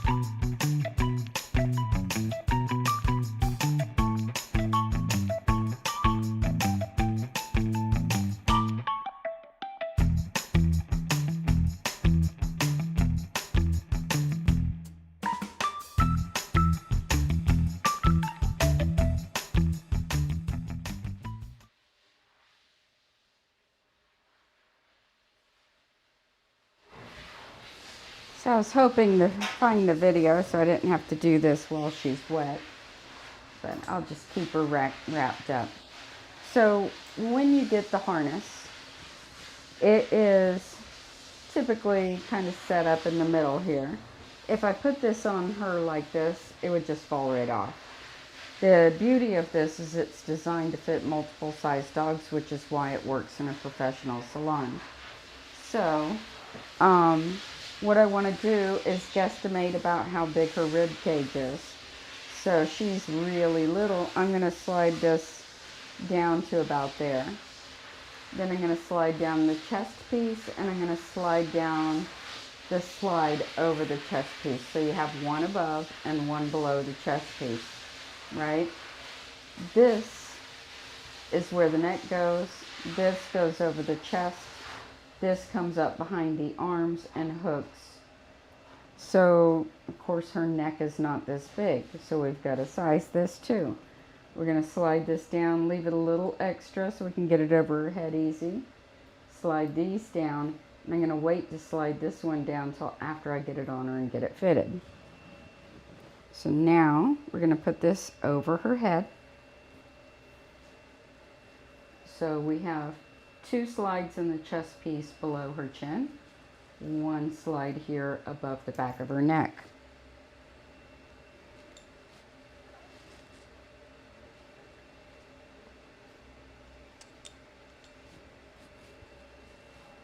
Once we get this in place, we're going to take this slide on the back of her neck and slide it down. Not super tight, but slide it down so you can get at least 2 or 3 fingers in there. Leave the chest piece on the front of the chest. Pull this snap up through here and snap it in place behind the front leg. Turn the dog around. Pull the other snap up under the back of the front leg. Make sure the elbows tucked in there. And snap the other side. Then you're going to make it snug. So I've tightened it up behind the elbows. Then you slide this piece down. So now we have a slide here and here, and a slide here and up under here. So now it will stay on. And if you want to make it nice and snug, you can, especially for the wiggly ones. But it still stays way below the trachea. So the chest piece should sit like that. The trachea is way up here. It's sitting way down here. Comes across the shoulder blades. If you feel it's a little too tight, you can loosen it up. I think it's a little too tight for her. But if you have a real wiggle worm, you might want to keep it snug. And that's how you do it. For me, I use the adjuster because I hook the harness to the adjuster because I can adjust the size without having to constantly adjust my grooming arm. But if you don't want the adjuster, you just adjust the grooming arm to the height of the dog you're working on. And that works fine as well. And that's how you do it. So right now it's a little loose right in here. But again, you can tighten it down for your wiggle worms.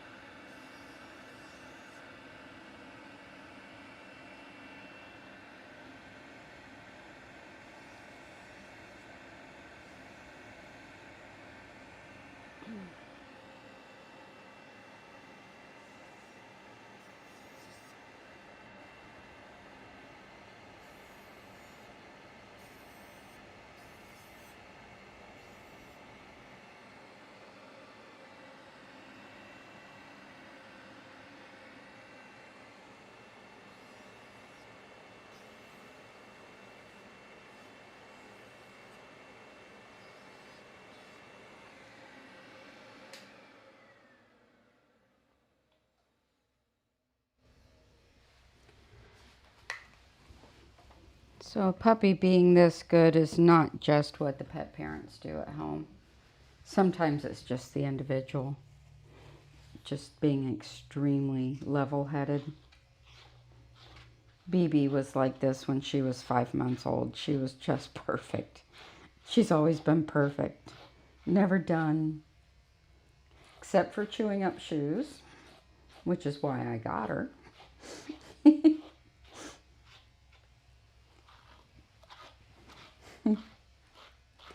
She was a gift from her breeder, but I do know she was wreaking havoc in the shoe department. Breeder's like, here. Not really. Kind of, really, but not really. Kind of. She still has a fetish for shoes. Especially if she wants attention, she'll go grab one just to get your attention. It's like, baby.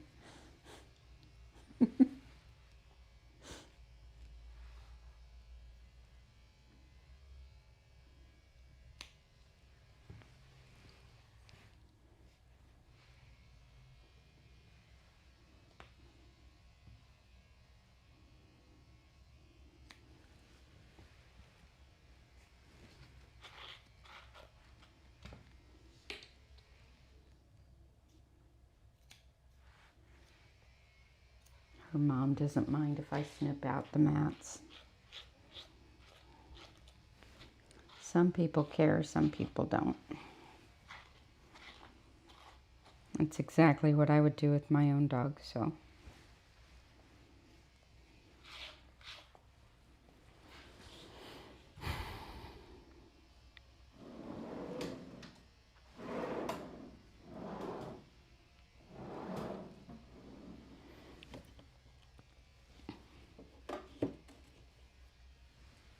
It's okay, baby girl. You're a good girl. Yes, you are. Let's get you to turn around here.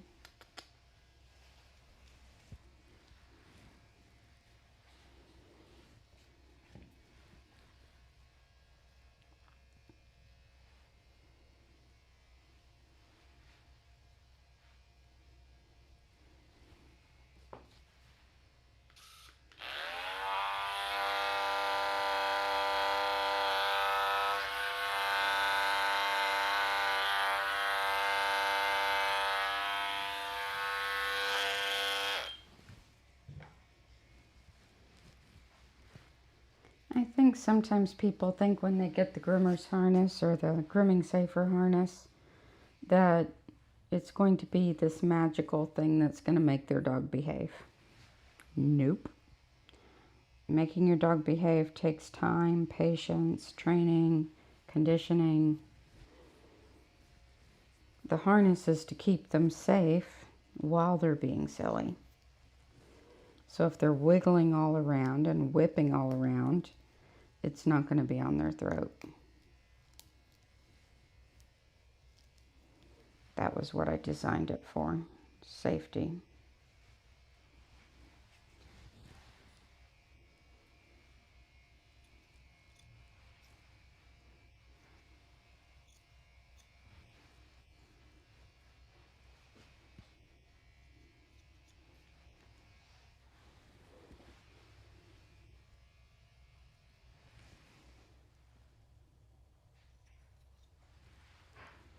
That's a good girl.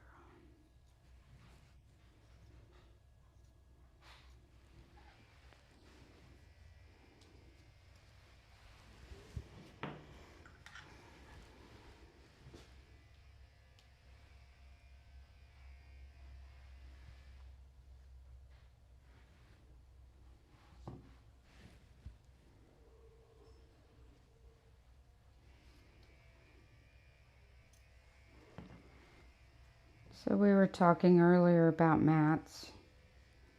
One of the biggest frustrations with pet groomers and mats is the pet parents' denial that the mats exist.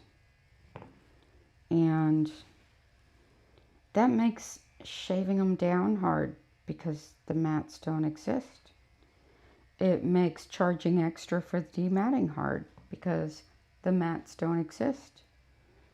And if the pet parent's not happy with the work because the mats existed, then they can do their review and say, my dog wasn't even matted and look at what they did.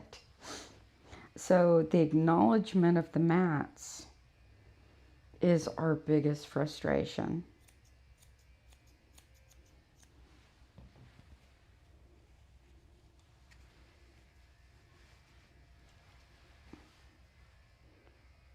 And even when we show them, they still don't understand that that's matting and the problems that it creates.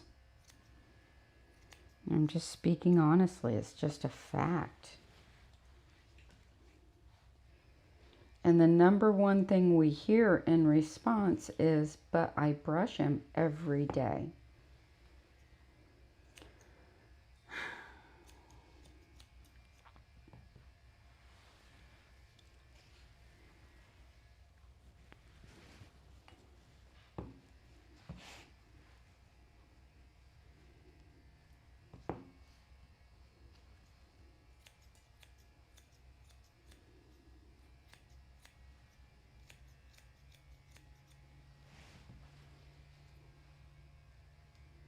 So when you try to tell them that they need to do more brushing, they'll say, I already do all I can. I brush them every day.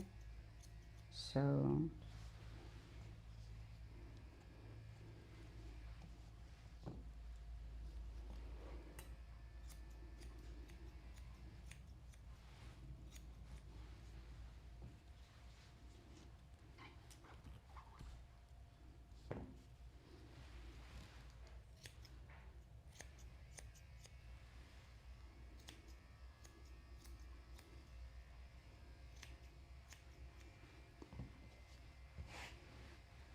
that's a good girl.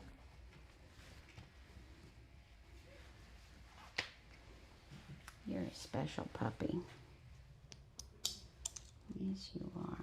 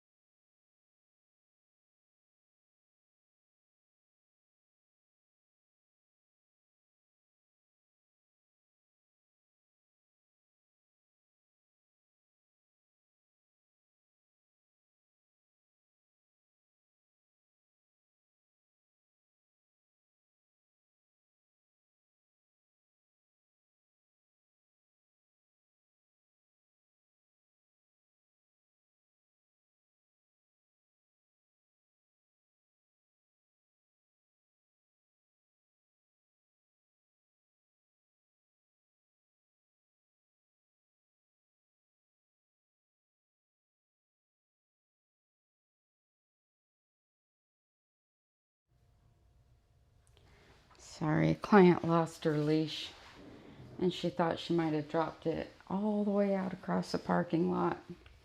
She was parked as far out as you could get, and she thought maybe she set it down on the ground.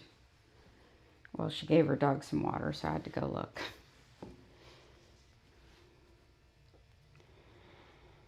I couldn't find it though. I looked.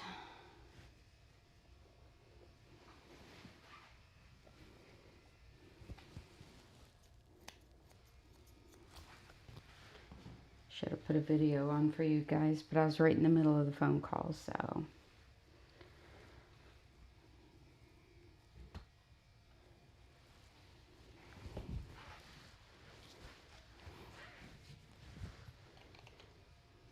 So the other day we were talking about how her sister Eloise is trained for the lay down, and that if your dog's trained for the lay down on the brush outs and the top knots, that you also need to train them when you finish to stand them to do the comb out, to train them not to lay for the entire groom. Right now it's fine. It's her first groom and I don't want to confuse her at all. But as a reminder to the pet parent, stand her for the very end comb out every single time so that she'll get used to both laying and standing on the table.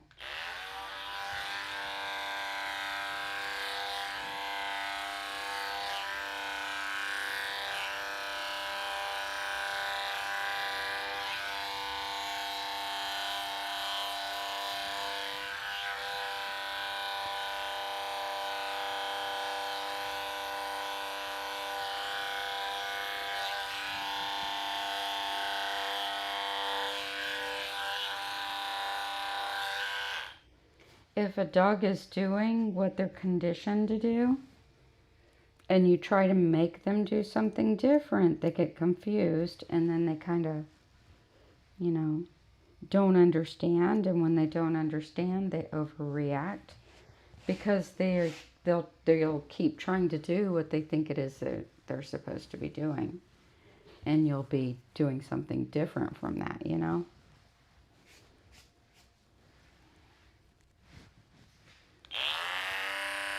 Good.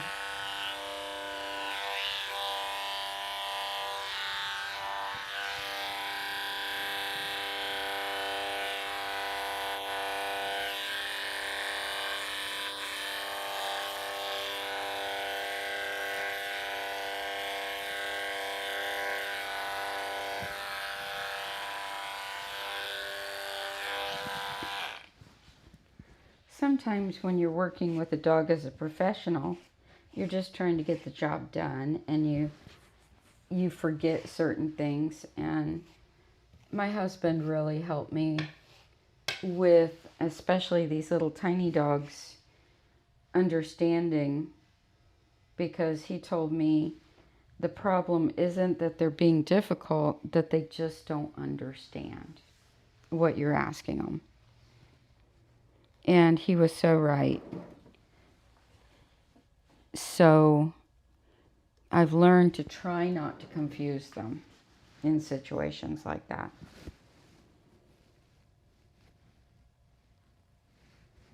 Because he was so right. They just don't understand. It's a communication thing.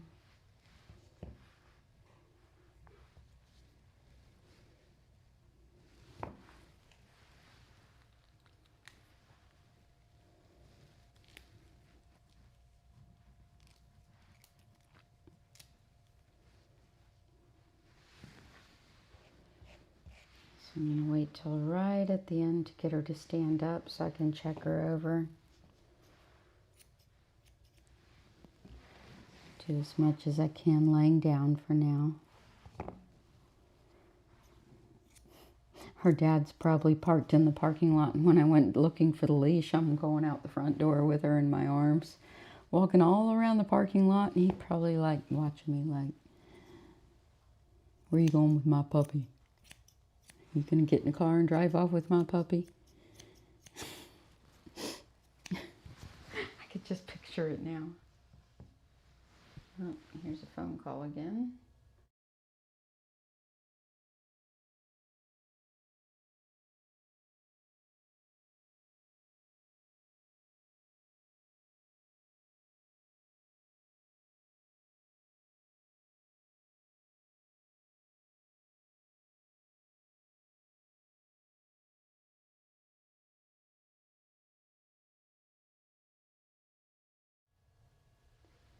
She found her leash.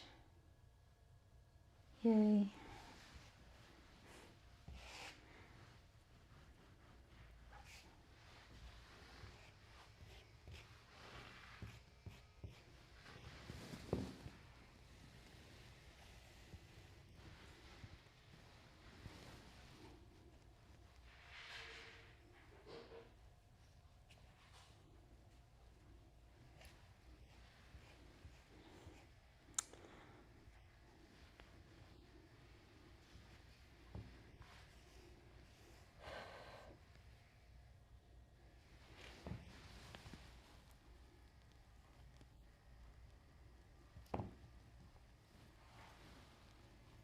Stay right there.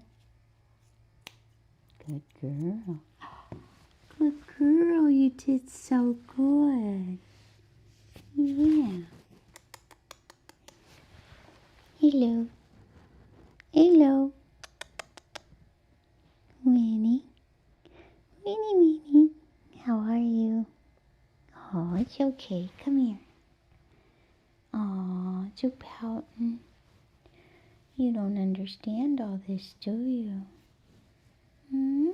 Can I rub your belly? Oh, look at that cute little belly. Look at that cute little belly down there. Can I rub your belly? Oh, you're so cute. Yes, you were a very good girl. Yes, it's a very good girl. It's all right. I know, you know this. Yeah. You don't understand all this crazy stuff, huh? Clippers and scissors and nail clippers and tubs and all that stuff. Alright, so to get her to stand, what I'm going to do it a little different than I do on the others. I'm going to start by just picking her up and holding her and brushing her out.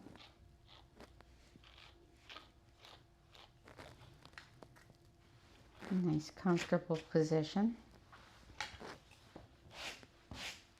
Then as I go to set her down, because I want her to be positioned to stand, I'm going to put my fingers up under her chest and on her back end and get a nice balance here. So up under here and under here. Then I'm going to drop the front legs down, get her to place her weight on them, then drop the back legs down and keep my hand up under the chin. And she went to sit, so we're going to come again. Front, back, chin. Instead of switching hands this time. Front, back. I'm going to hold the back end instead of the chin, see what happens. Here we go.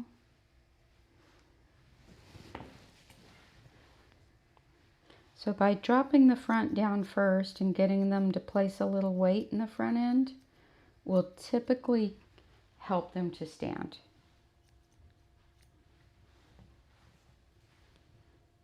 If you drop the back end down first, then the front end's going to slouch when it goes back down. And they'll just go right into a slouched position. If the feet get offset like they have right here, come up under the chin, or up under the chest, I mean. Drop it back down nice and square. Put the back end back down. Because as soon as the front feet, or any of the feet get offset, they're more inclined to move. If the feet are four-square, they're less inclined to move because they're balanced.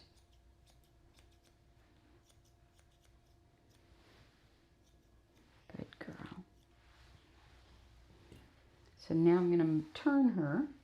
And instead of turning her, making her move her feet, I come up under, front, back, chin.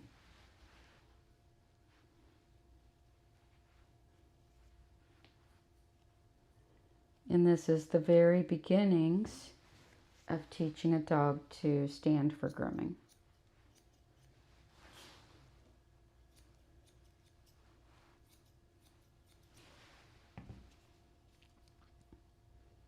You notice most of my clients' dogs do stand really nicely.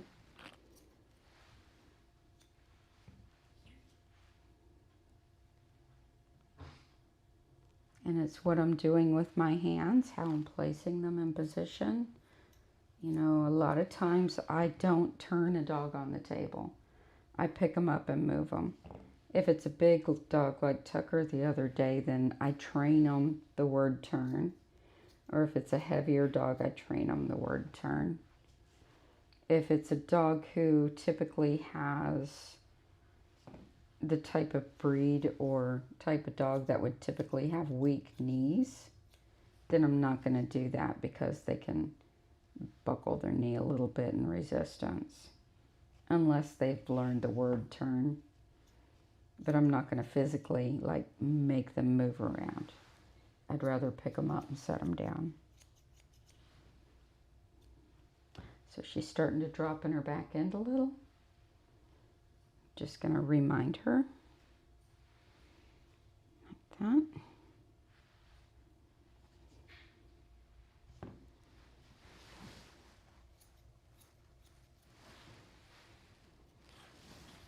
That's a good girl. So when I'm holding her chin, my fingers are in this position and it outlines the jaw and gives her a headrest.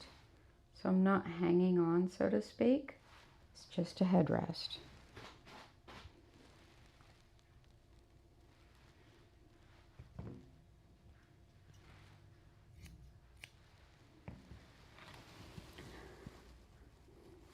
So I showed my husband a video last night, a little short clip of a groomer working on a dog, and we were talking about holding chin hair while you're working on the dog.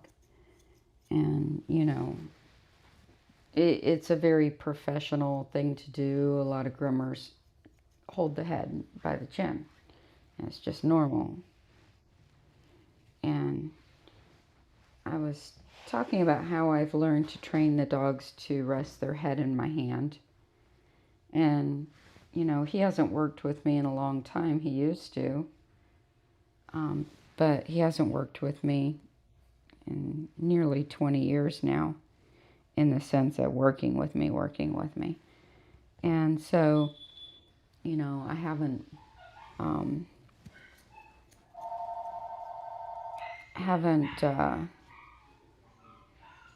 done the holding the head this way since he's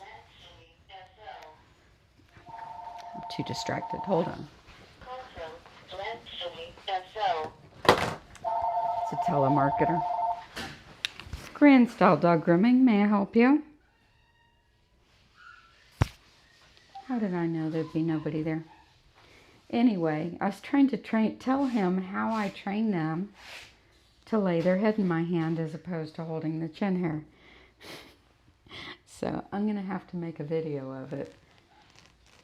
A dog like this really doesn't demonstrate it too good, but I have to do it with a wiggly one and then I can show him.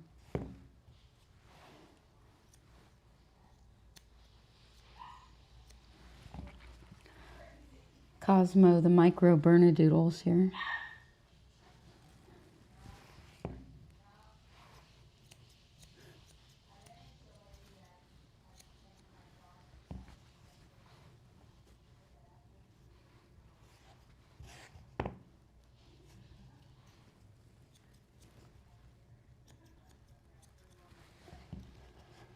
You're such a good kid.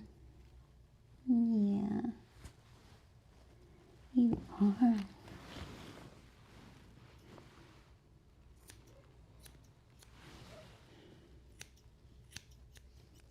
Good girl. Come here. Let's go find you a bow.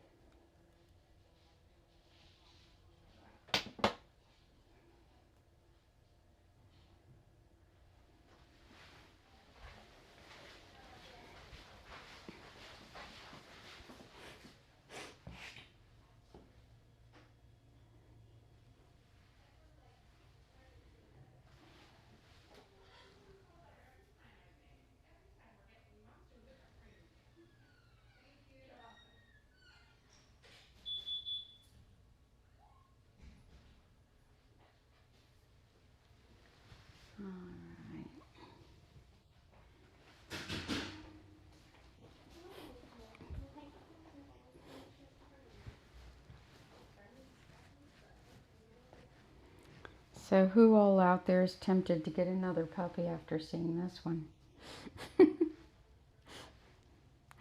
Raise your hand.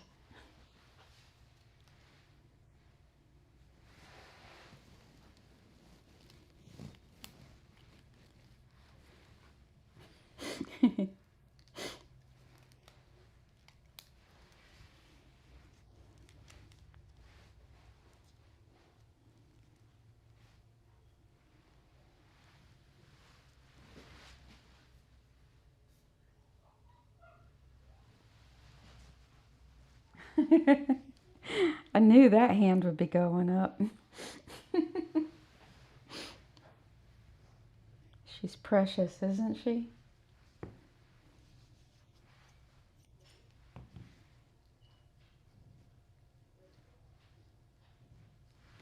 So when you tie up top knots, you always want to make sure the eyes aren't pulled. And you always want to slide a comb beneath the band. Make sure it slides all the way through very easily. We're going to text your daddy. You did so good. Yes, you did so good. Oh, you're a good girl. Yes, you're a good girl. Yeah, you did so nice. I'm so proud of you. I could take you home. All right, let's text your peoples. Yeah, we're going to text your peoples so you can go home. That's what we're going to do. Little Miss Winnie.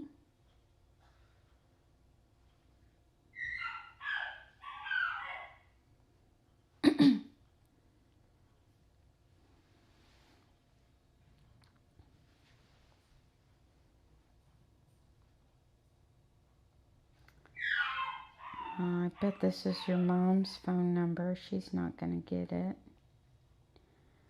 And I think Dad's phone number's in that phone. Let's see. No, it's not in this one. I've got to take the camera down. I hope I don't lose you guys, but I got to text him on this phone. So let's put on a video for you so you don't get bounced everywhere. Welcome to Grand Style Dog Grooming. We are located in Tampa, Florida at the corner of Northdale Boulevard and Dale Mabry Highway. We have a large waiting room with seating for those who choose to wait inside while our stylists pamper their pets. We carry eye groom hair care products along with dental, eye area, and ear care items. Our boutique has fancy dresses and rhinestone collars to dress your little one in grand style. We have a large monitor that can be seen right from the front desk, where you can see each workstation, giving you peace of mind with our complete transparency. Also in the waiting room, we have charts to help you decide the exact length that would be best for your best friend. We have a kennel-free room for pets who prefer the comforts of home. Our groomers each have their own private room. This keeps the pets calm as they are not overstimulated by the things going on around them. Each room is outfitted with security monitors, UV sterilization for the tools, and the Grooming Safer dog grooming harnesses for the pet's safety. Our main bathing area has 2 tubs. We use foaming disinfectants in the tub after every bath. We also have an electric lift tub for the bigger dogs, medium-sized kennels, and large runs with glass doors in our kennel area, along with the professional bathers station. We have a well-stocked room with supplies for creating cute bows and bandanas in-house, and a comfortable break room for our employees. Schedule a makeover for your pets today.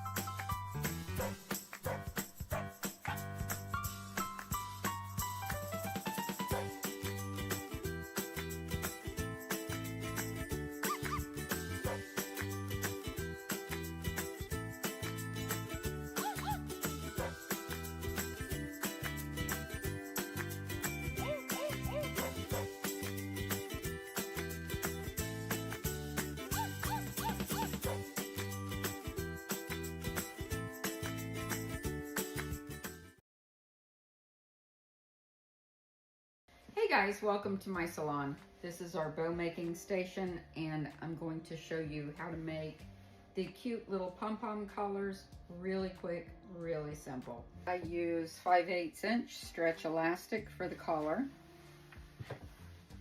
a glue gun, and the little soft fluffy pom-poms. So this one I'm going to make red, white, and blue. Bit of patriotic theme here. I cut my stretch elastic to 14 inches, so this will fit, say, a heavy set Shih Tzu or any dog with like a 14-inch neck, a Bichon. Put a dot of glue under each pom-pom.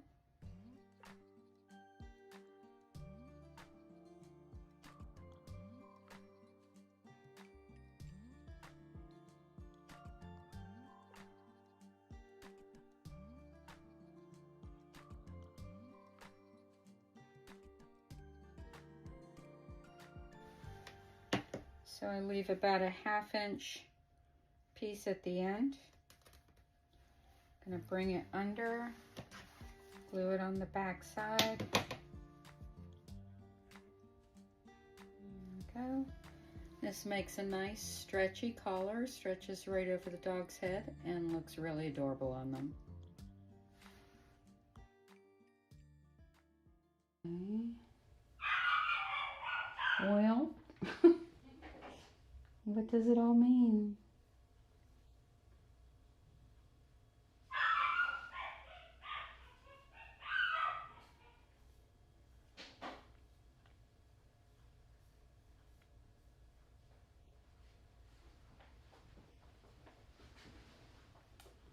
So go to the appointment book.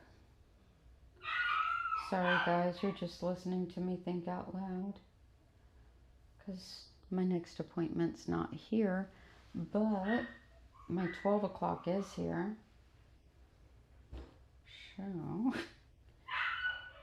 to this one, cancel this one.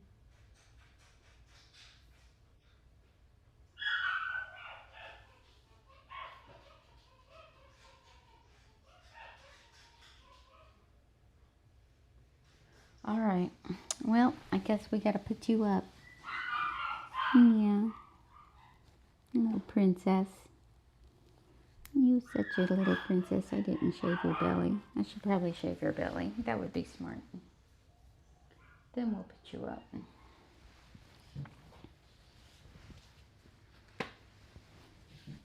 Isn't she a perfect puppy?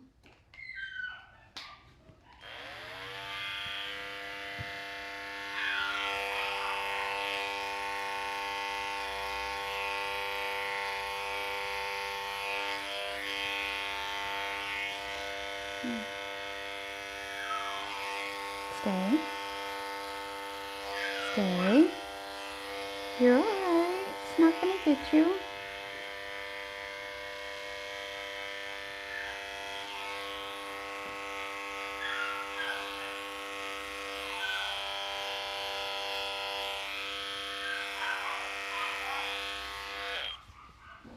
There. Look, a girl. Do you play? I bet you do. I bet you're a wild thing at home, aren't you? Are you a wild thing at home?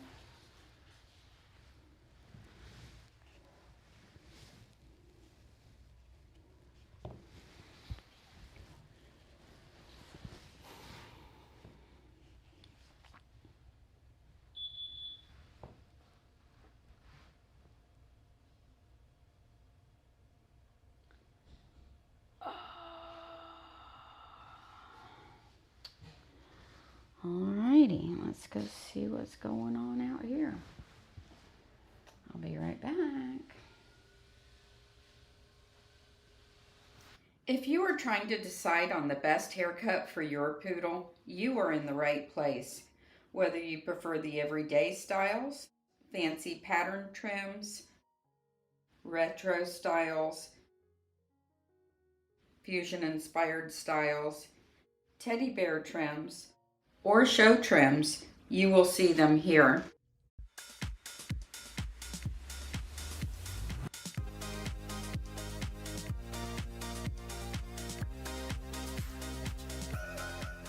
The short lamb trim is one of my most popular hairstyles. It is easy to maintain and they're short but not too short. The Miami trim is also a very popular style. It's very short and easy to maintain.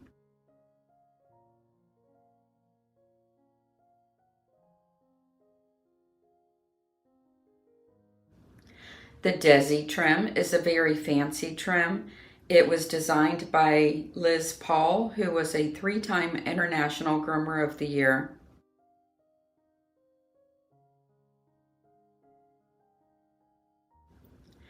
The lamb trim is fluffy. It is not too short. It is not too long. It's a very stylish haircut. It's one of my favorites and it's how I keep my poodles. If you'd like to see how to perform this trim, I have a video on this style.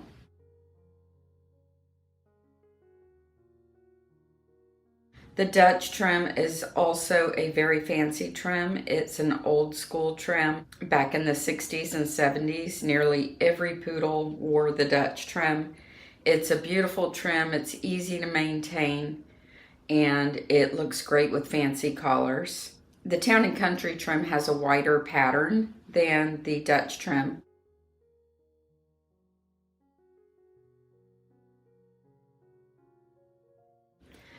The crisscross Dutch is a little bit sharper in the lines. The lines are thinner and it is also very cute. This is my poodle BB in the Dutch trim.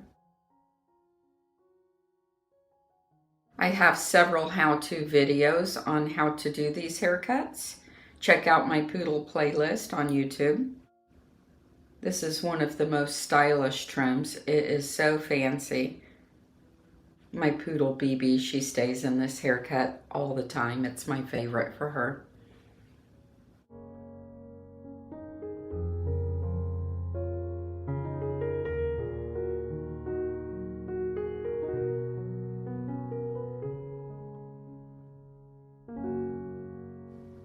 The Sweetheart Dutch is also very pretty. It can be worn with a neckband or with a full neck.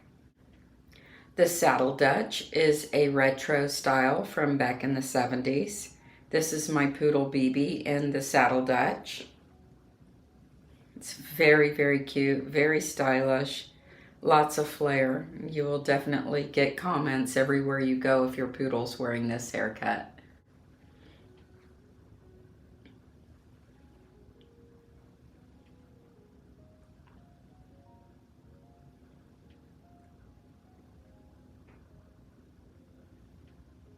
It's got the crisscross Dutch pattern on the back.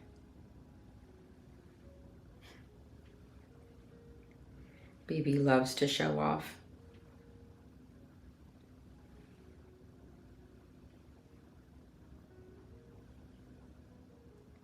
The Pajama Dutch trim is very cute, especially for the boys. It looks like they're wearing a shirt and pants. This is my poodle, Ammo, and he has tasseled ears and a mustache with this trim. This trim also has a neckband, which is awesome if you want to use a fancy collar on your dog. It really highlights the collar. This is Ammo with a clean face and tasseled ears. He is sporting a lamb trim here with the tasseled ears.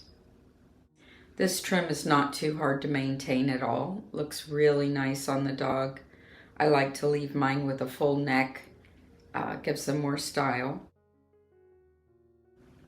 The Modified Continental is a modified version of a show trim. It can have the rosettes or you can take the rosettes off, which are the little balls on the back end. Most of my clients prefer the trim without the rosettes. This dog has the rosettes. It's cute either way. It's typically worn with a clean face and clean feet. It's trimmed with a 30 blade or a 15 blade on the pattern. The modern trim is extremely stylish, has more flair than the lamb trim. The German trim typically has short ears and a short tail, more like terrier ears. This is a mohawk with a handlebar mustache and tasseled ears.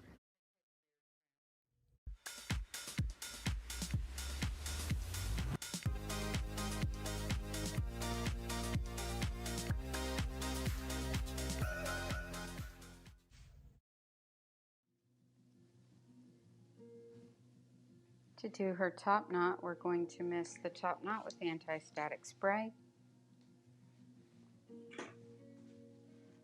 Comb it out.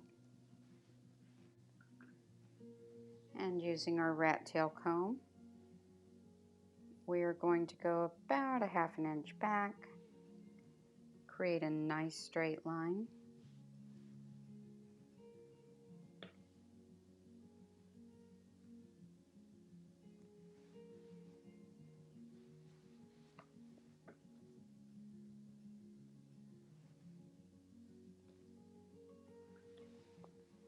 Mist a little bit of coat conditioner on there to help hold the hair back out of our way.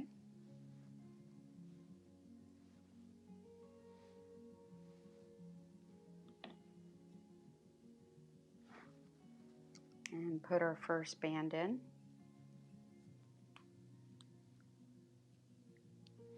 Use our comb to check to make sure that no skin was caught in there.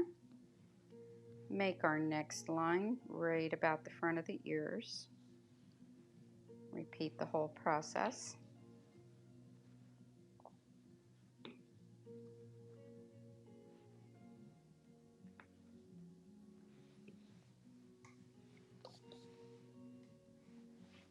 Push this down, comb this up. We're going to put our second band right on top of the first band, about a ½ inch up.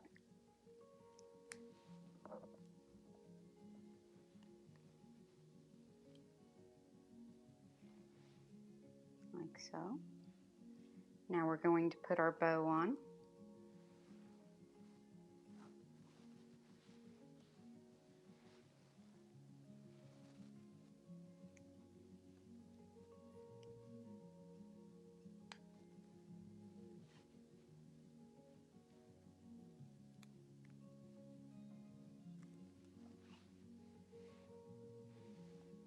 Very pretty. And then we're going to bring all the hair from behind the bow.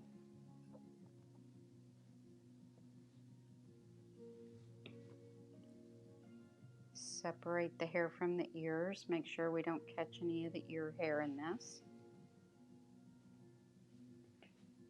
Comb it out. And comb the section before. Comb it all together.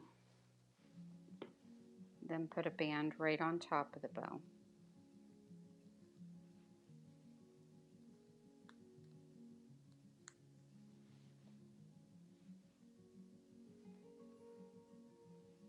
This holds all the hair nicely and keeps the ponytail back out of the eyes.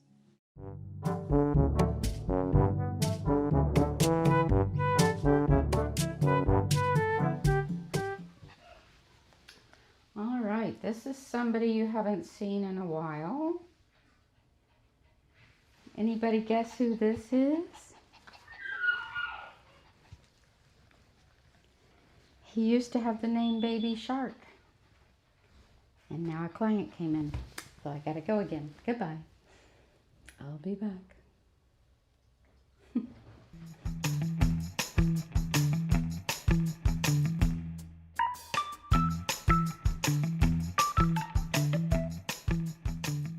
A lot of dogs get tipped ears.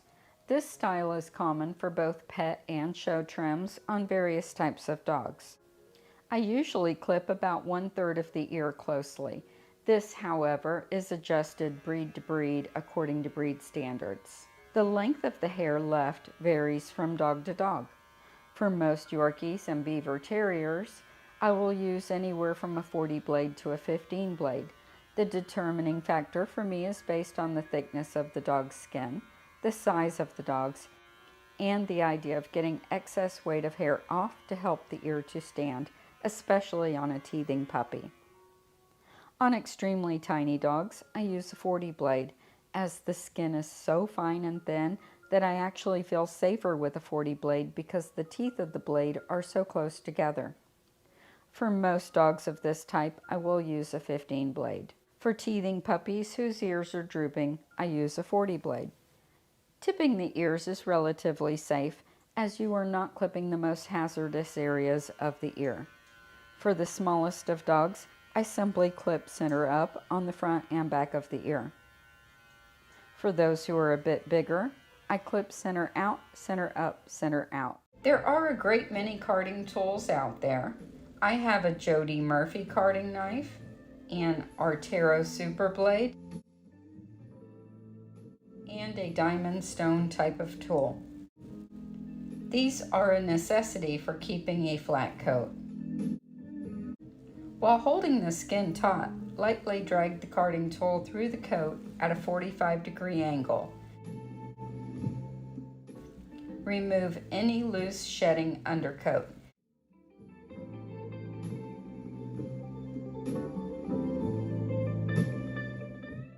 A pumice stone also works well for removing additional loose coat.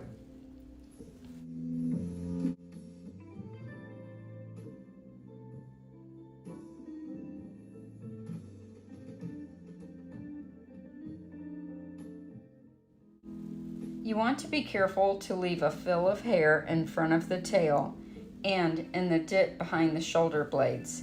This will help the dog to have the appearance of a beautiful top line.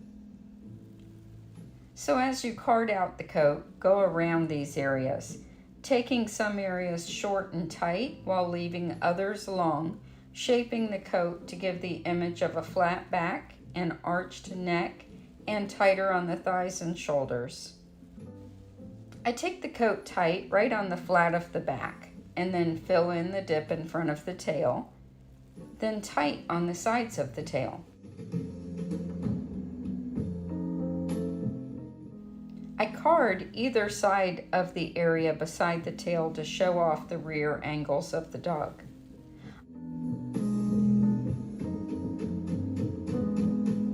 I also lightly card, stone, and strip the crown, removing loose coat.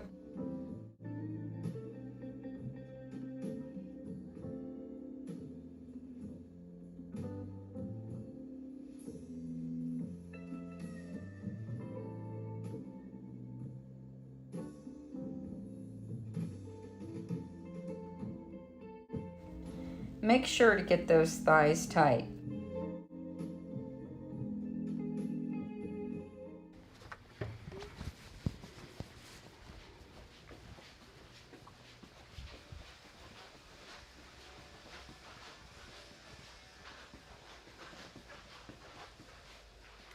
All right, you guys are correct. This is Barnaby, all grown up.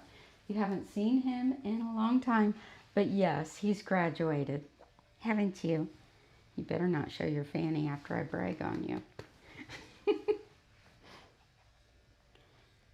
Little Mr. Barnaby.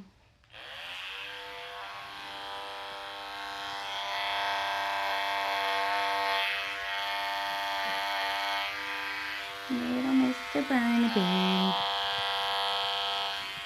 So here's a pretty good, and you can see it in the bathtub too. He actually will seek out my hand for the headrest. There he goes. He has done amazing with learning to lay his head in my hand. So when I go to trim, he seeks it, he pushes his head down.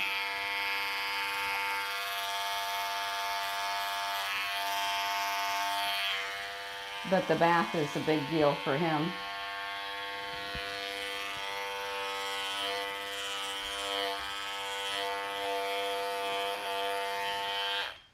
You remember when he was young, we couldn't wash his face in the tub? He was vicious. Vicious. And we had to change his pattern of behavior by changing where we washed his face. So because he was on guard in the tub and wouldn't let any water or face shampoo or hands near his face in the tub, we're like, he lets me do stuff onto him on the table. So let's wash his face on the table. So I got a big bottle of water and the face shampoo, and I lined the table with towels, and we did the whole thing on the table. And now, watch him prove me wrong. He'll let me do it in the tub.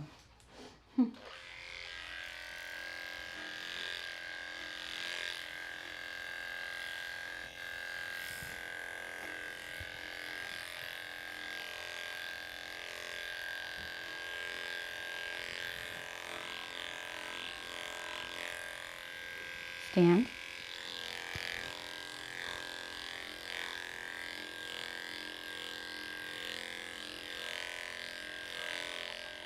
That's a good boy.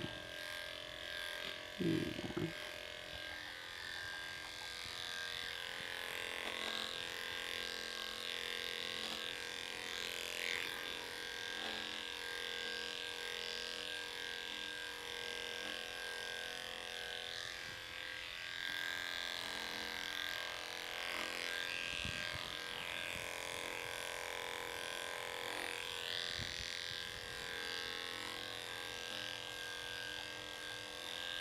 And today, they put him on the floor on the other side of the gate in the waiting room to see if he would come in on his own. And he did. He walked to the back on his own. I shut the gate behind him. He continued down the hallway. Didn't even say goodbye to his people. He's just like, okay, I'm here. Goodbye. I'm leaving. Right? Because you like Miss Suzanne now, don't you? Yes, you do. You love your Miss Suzanne. Yes, you do. He's a little baby shark. Yes. He was a baby shark.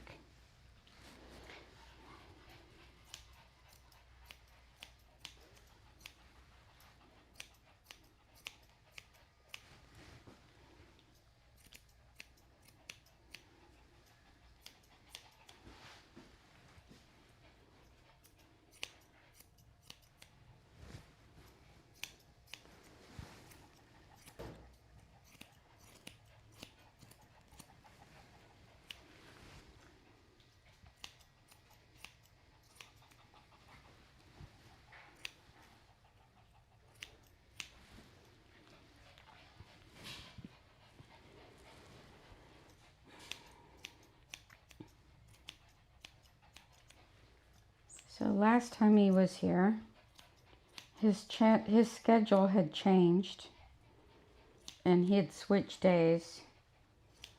So I had a receptionist working for me, and I gave her the instruction to switch all his appointments, move him onto this other day, and line him all up. Well, she didn't do it. So he's here today unexpected. Then my next appointment, who I was waiting on, was 30 minutes late. And then my next appointment is the matted one at noon. So that's always challenging. But it's okay, we'll get it done.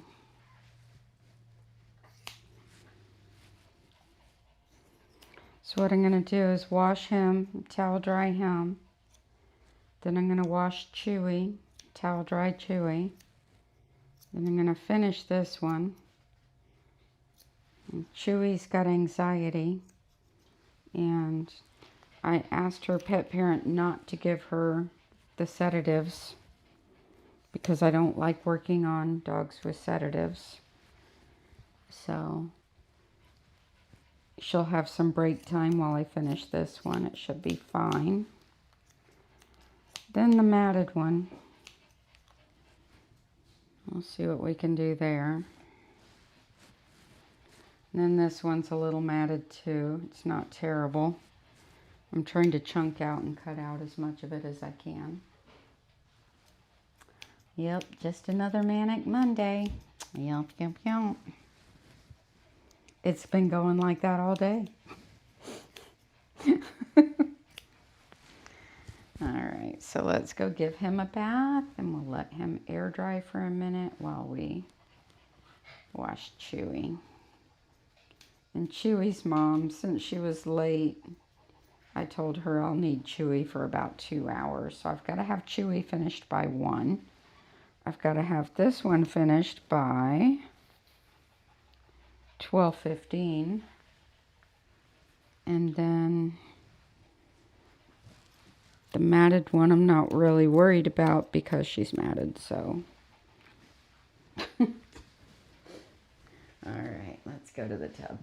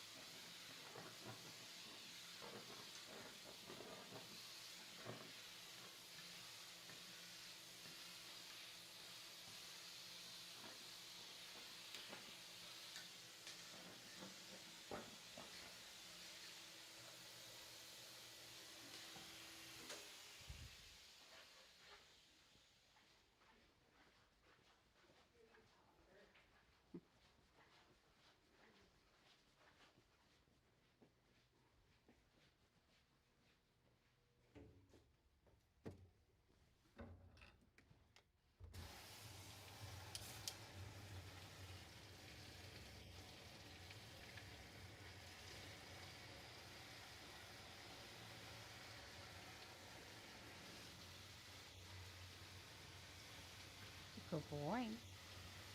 Alright.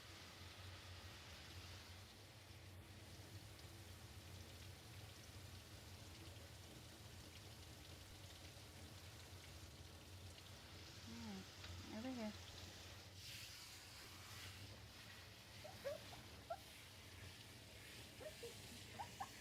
You're alright.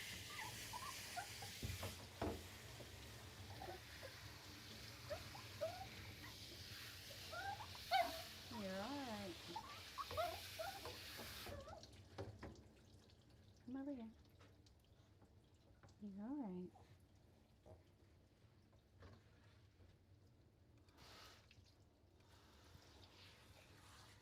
You're alright.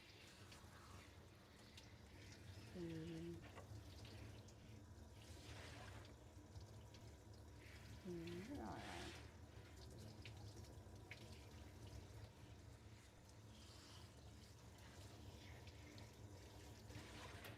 Good boy.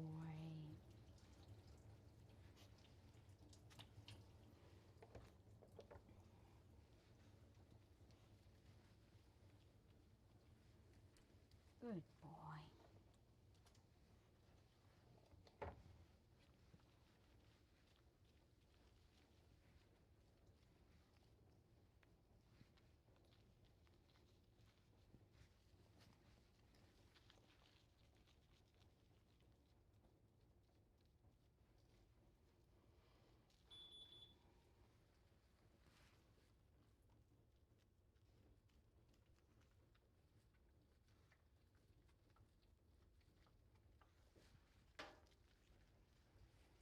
right back.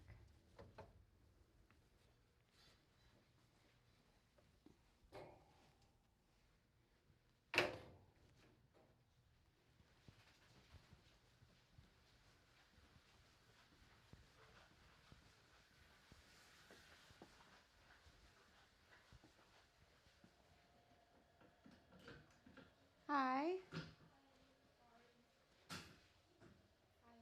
Hi. I was wondering if I needed an appointment for today. Yes, we work by appointment. That's okay. Can I schedule an appointment maybe from like a week from today?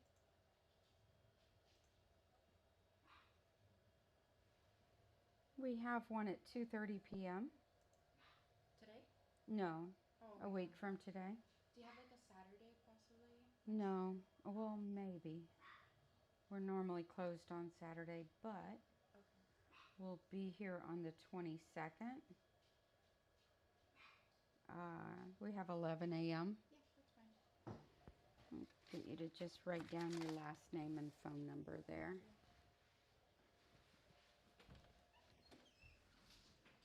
Hi, puppy. Hi, you're cute. Hello. She gets a little scared. Does she? Yeah. I've been taking her to the same groomer since I got her, like about 4 years ago. Uh-huh. But they leave her there for like a very long period of time. Like Yeah. she's there like the entire day. Wow. Yeah. Okay. All right. Yeah, just write down your information and I'll get her on the schedule.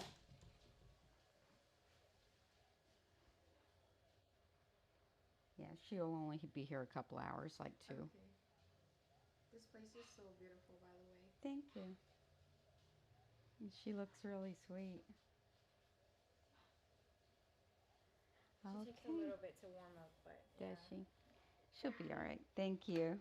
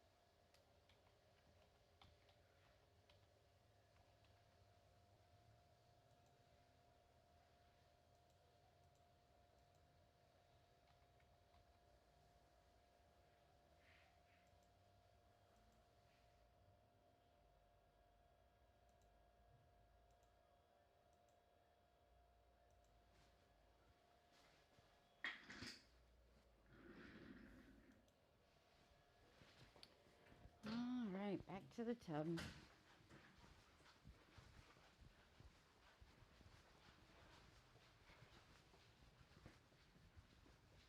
Ellen.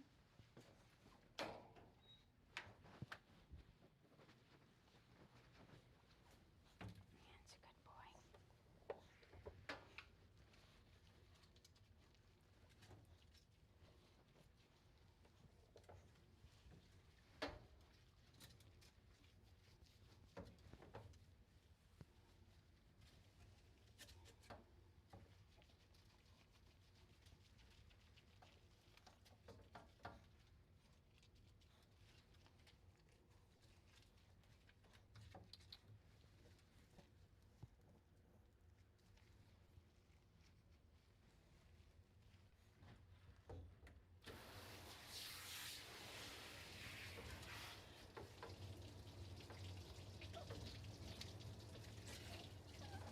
You're all right.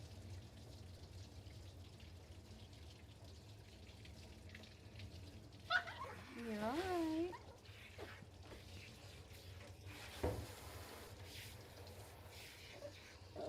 It's not gonna hurt you. Come here. You're all right. You're all right. It's not gonna hurt you. There. There, see?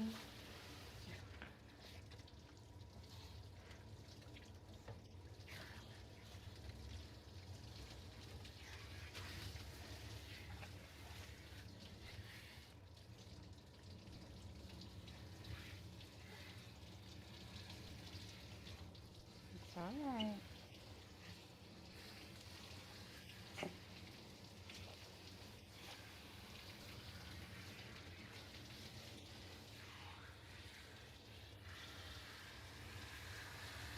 Good boy.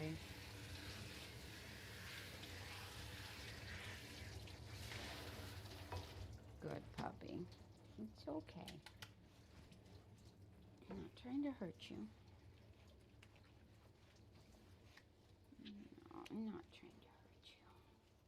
He's a good baby.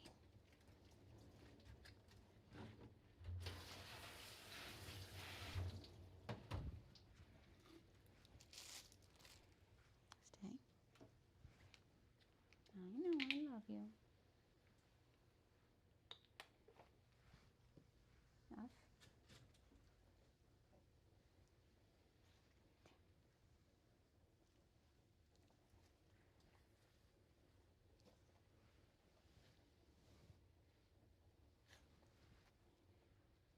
Good boy.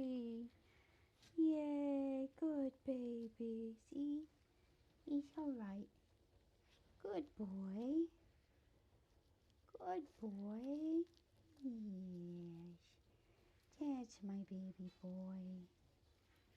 That's my baby boy. Oh, so good. Yeah, good enough.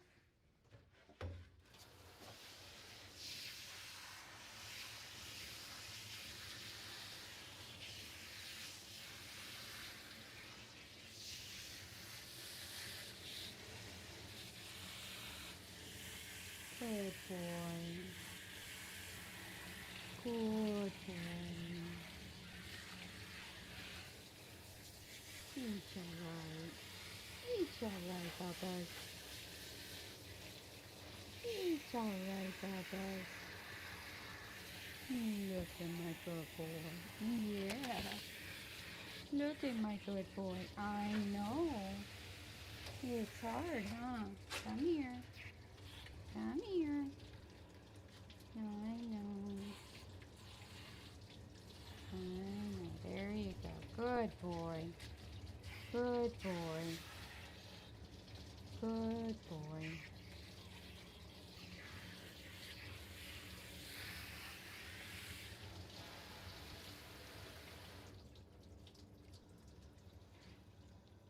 Good boy.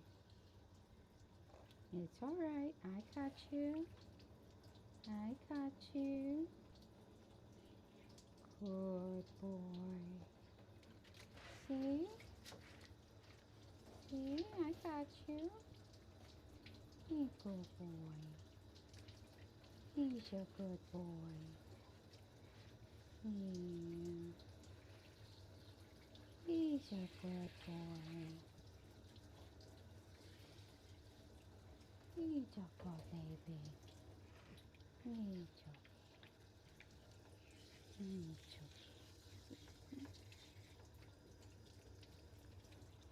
yeah.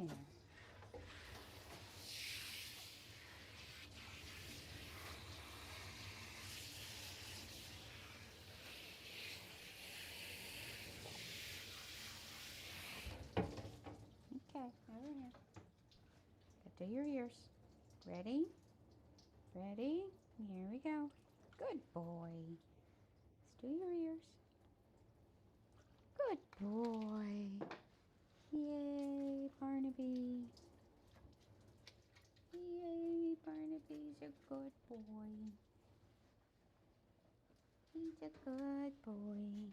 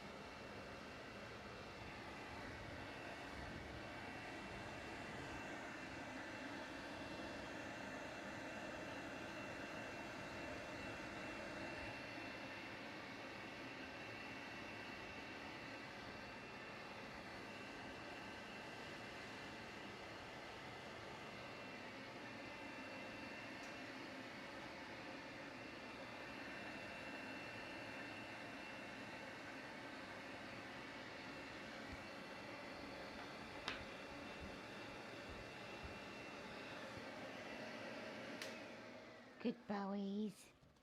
Oh, he's a good boy. Yes. He's a good boy. Yes. He's a good boy. Yes. Yes, he is. He's a good boy. Oh, Miss Suzanne loves you. Oh, Miss Suzanne loves you. Yeah. Good boy.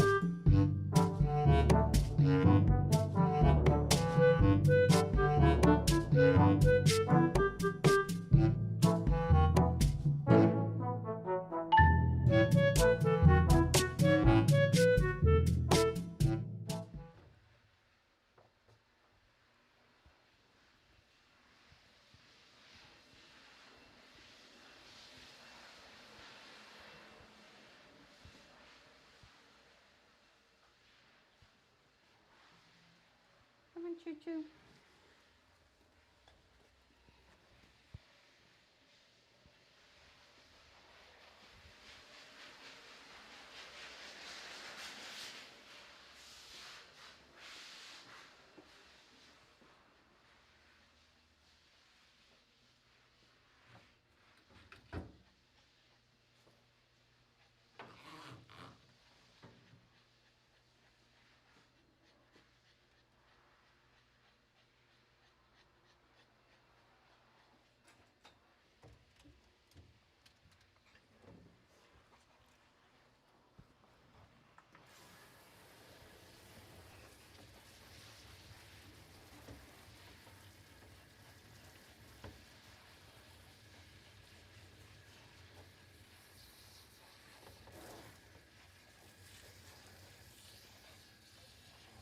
Hi, Choo Choo.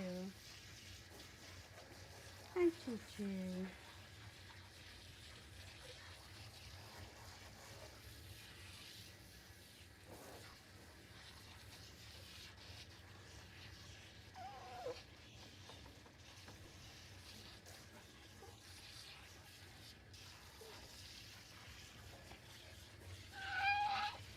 All right, Choo Choo.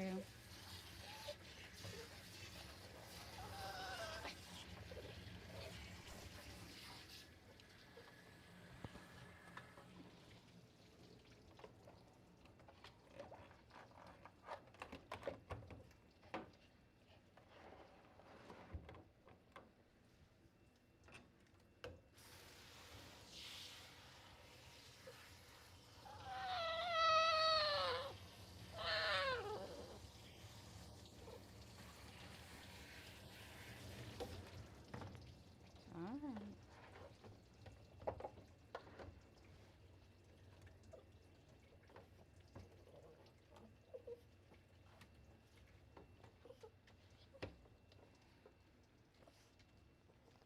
All right, Choo Choo. I know, you're fine.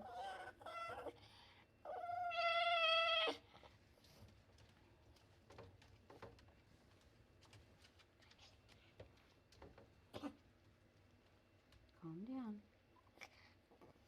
Calm down.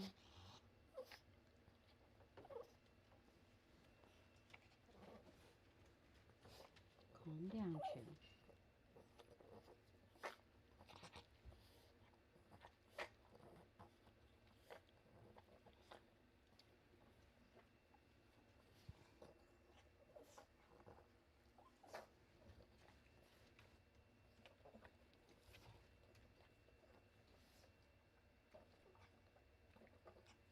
Good girl.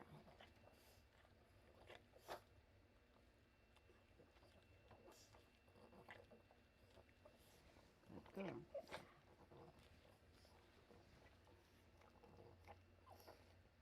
Good girl.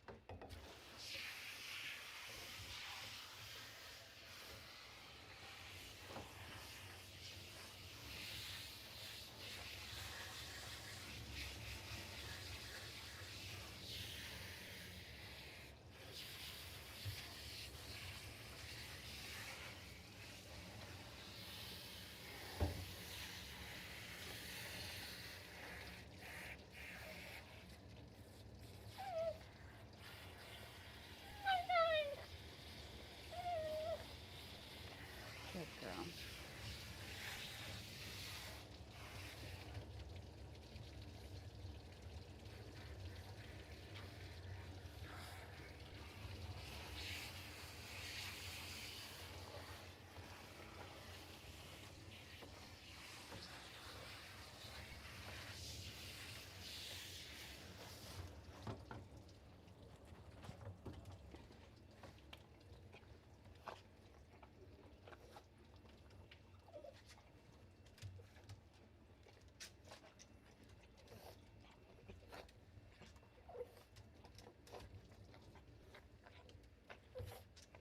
All right. Good girl. Yeah.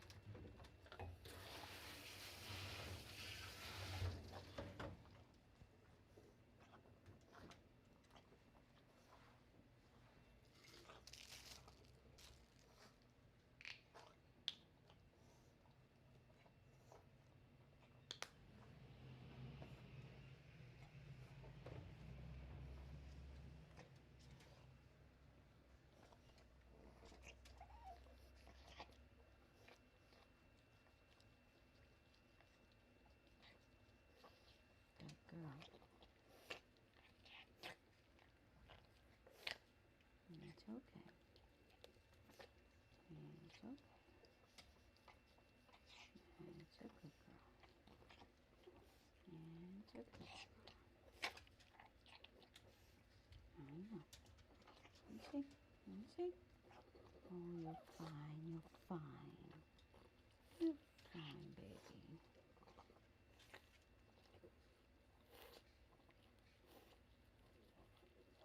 Good girl.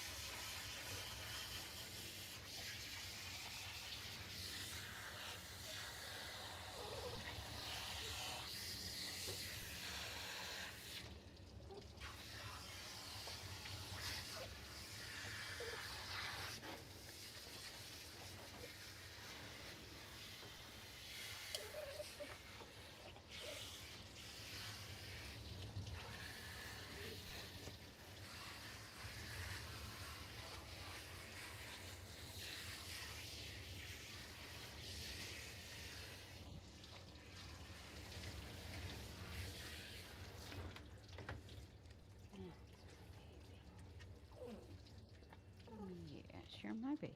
I know it.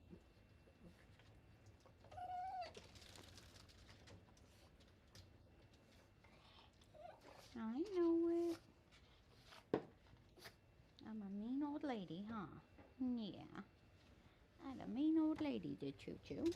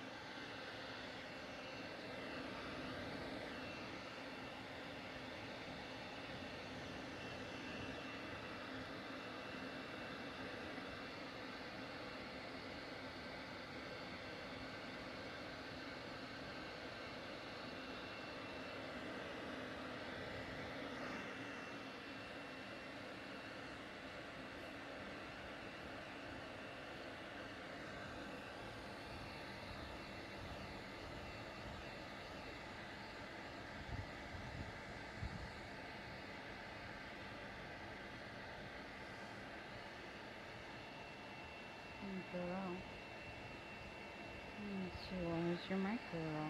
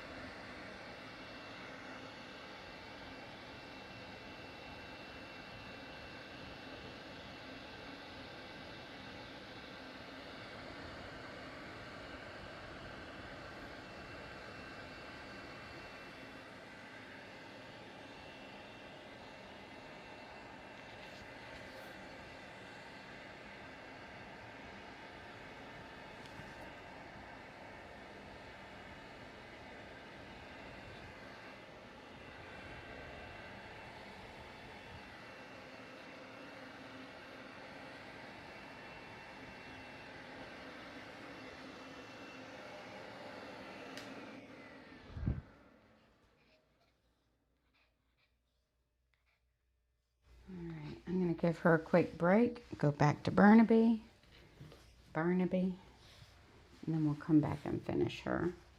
Wanted to get her dry enough so she wouldn't be chilled. Right, baby? Get your nails done, all that good stuff.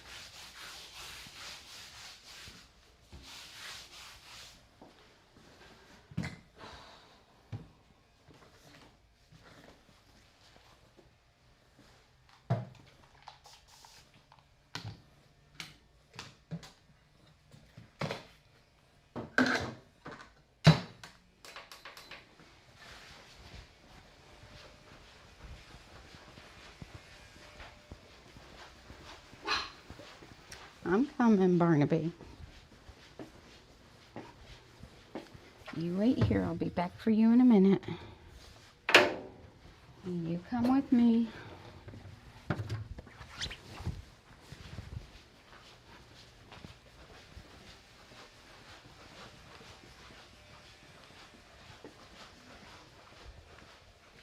Zoom, zoom.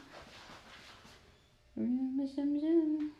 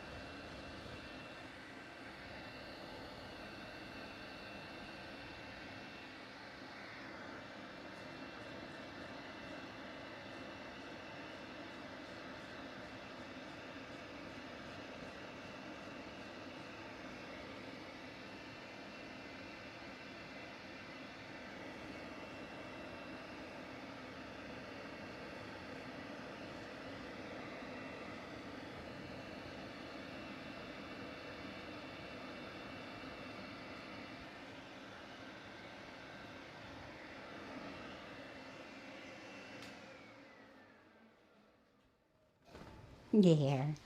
The hard part's over. Yes, the hard part's over. I'm sorry, you got knots in your hair too. Everybody's got knots in their hair. It's not his pet parent's fault though. There's times when it's understandable and then there's times when it's not.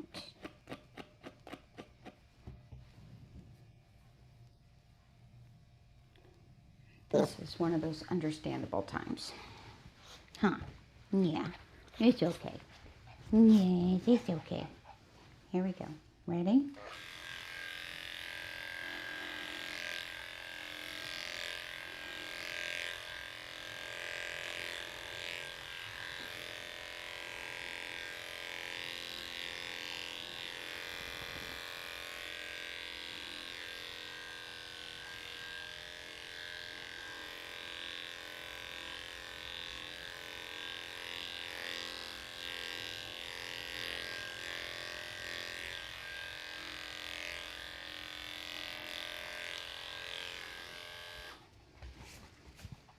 It's a good boy. I know I love you too. I don't have time to play.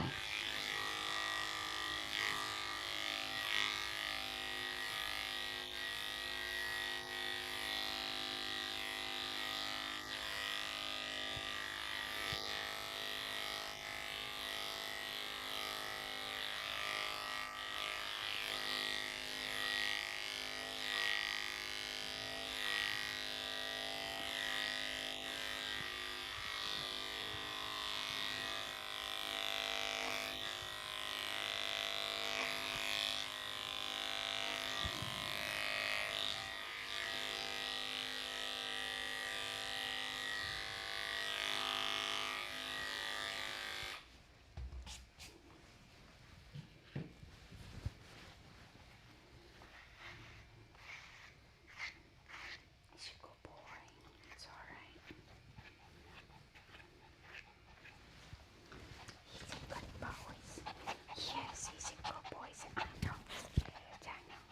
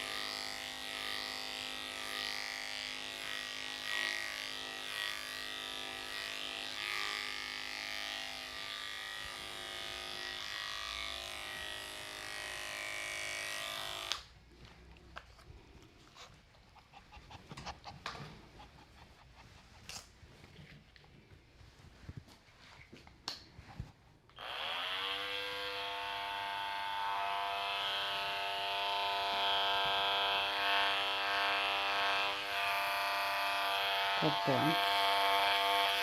Good boy.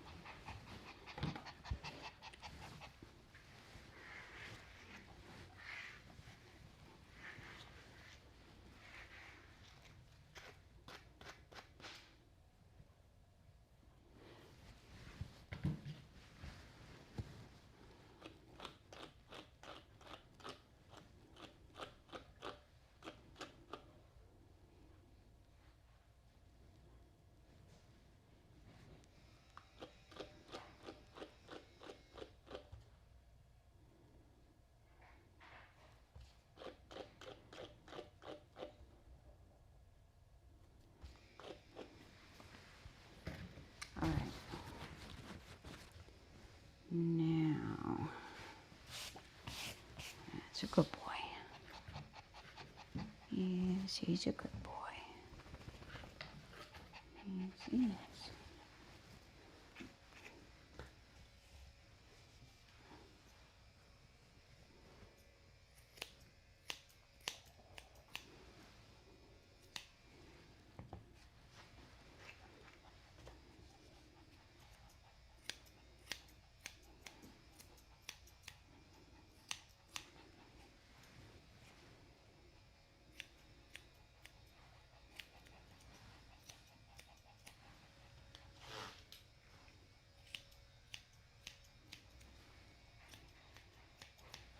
Okay.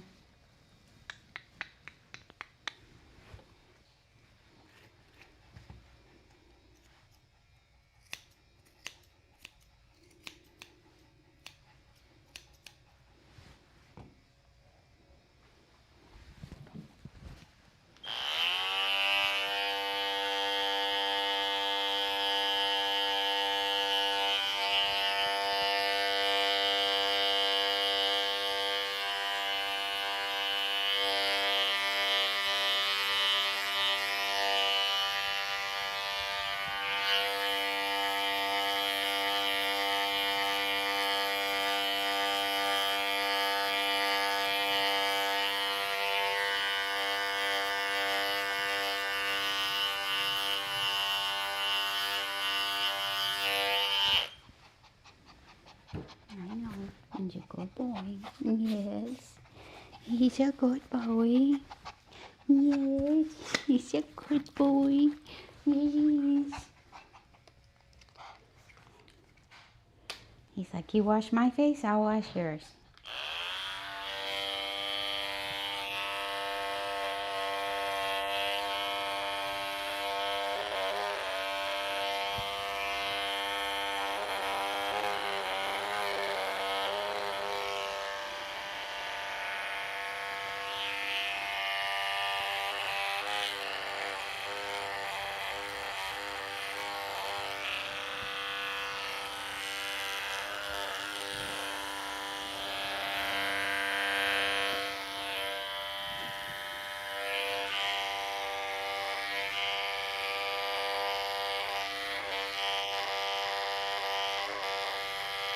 Good boy.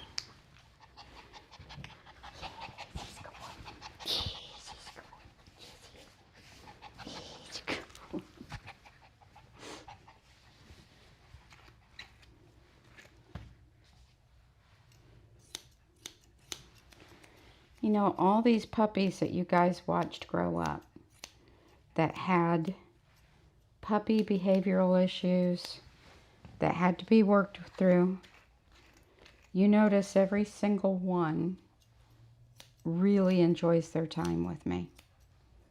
Even though it was hard to watch as puppies. And that's the goal.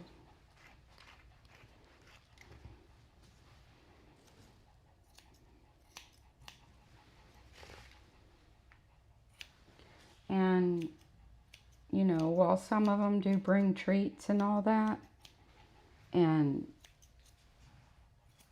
you know, some of them we do certain things with to help ease the process, the most important part of the process is being consistent, soft hand, but firmness.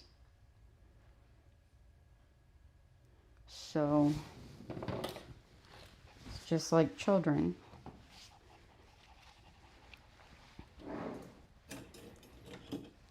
You can't say, well, oh, sweetheart, we just won't do that because you don't like it. It's like, no, you have to have this done. You have to learn how to have this done. And we'll get through this together.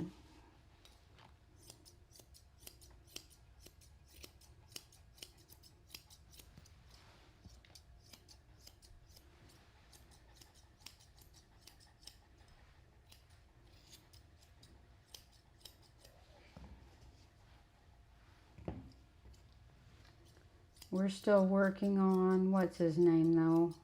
Our other baby shark. He's bit me in the face twice now.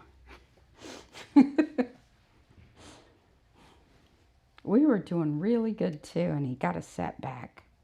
It's like, dang it. Just when I thought I could trust you.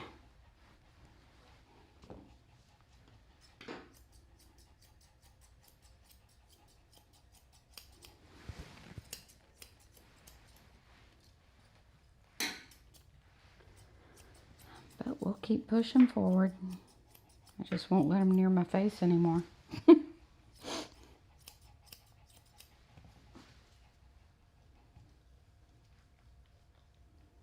You guys saw him do that live, and I thought the main bite was right here. It wasn't. It was up under my glasses right by my eye. When I got home, I'm like, I took my glasses off. I'm like, what is that? And there was one right by my eye. So a tooth got me here, and a tooth got me up here. Bam.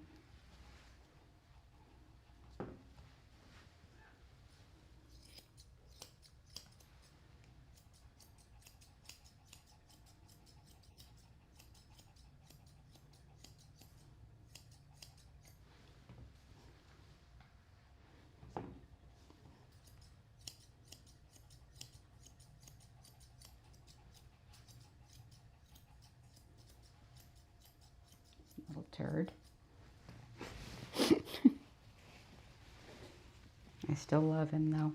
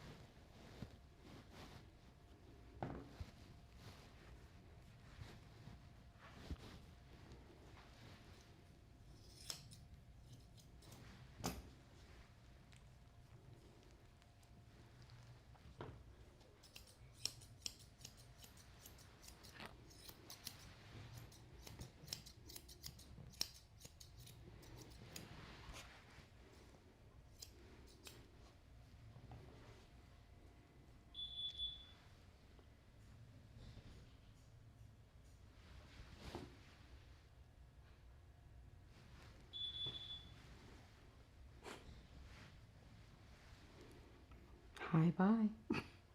Good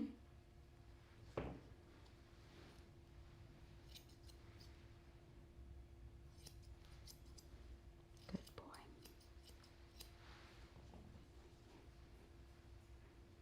Good boy. Ch-ch.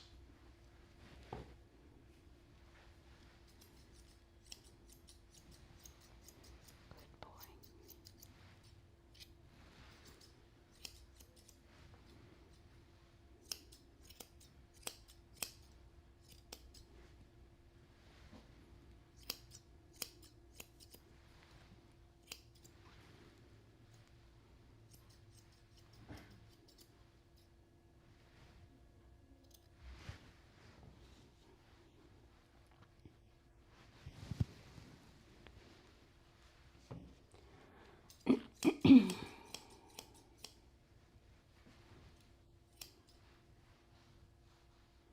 Ch-ch.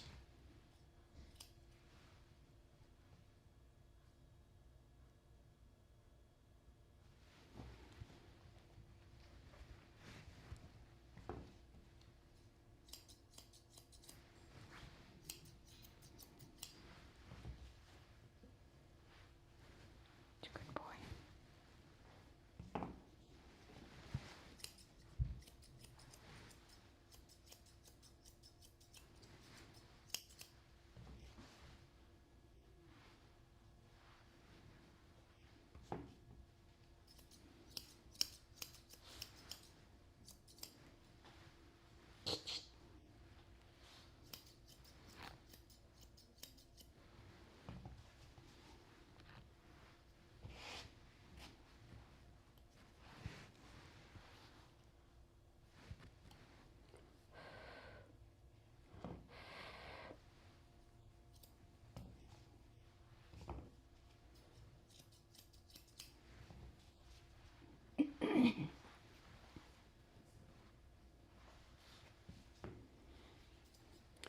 So when she picked up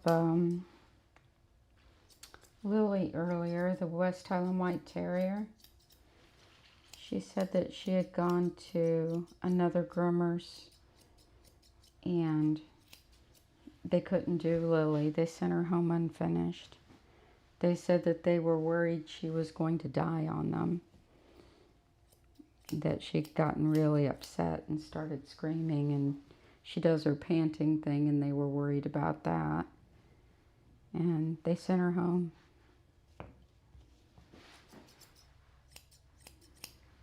I'm like, seriously?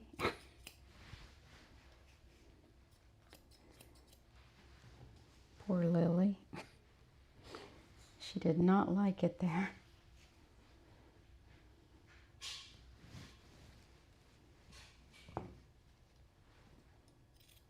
But it was a busy place. Chaotic. It just wasn't a good fit.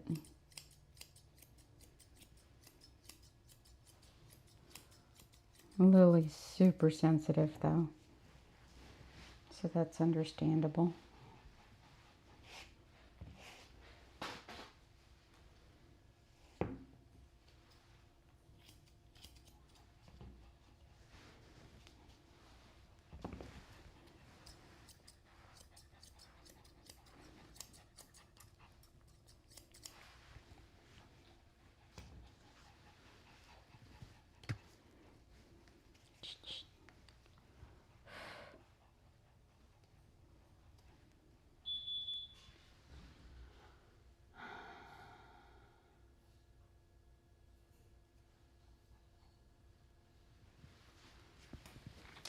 Back.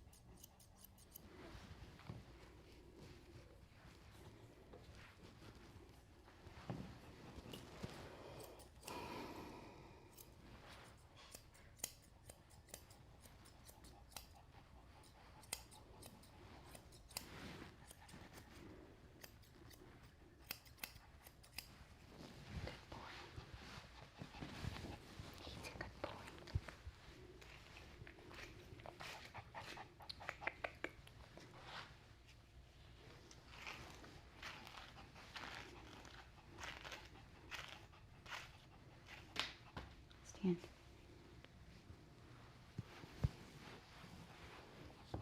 Stand. Stay.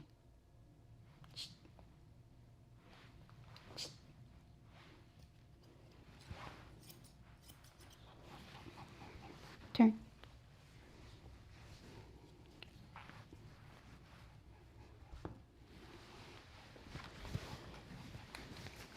Stay.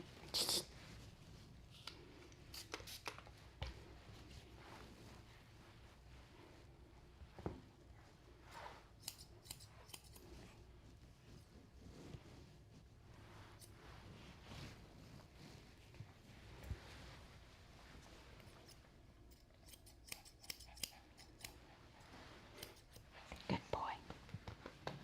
Yay. Yay, Barnaby. Yay, Barnaby. Let's text your people. Come on, I've got all day. Thank you.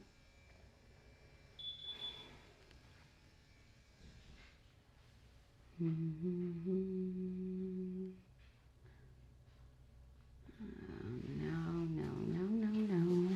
I'll be back.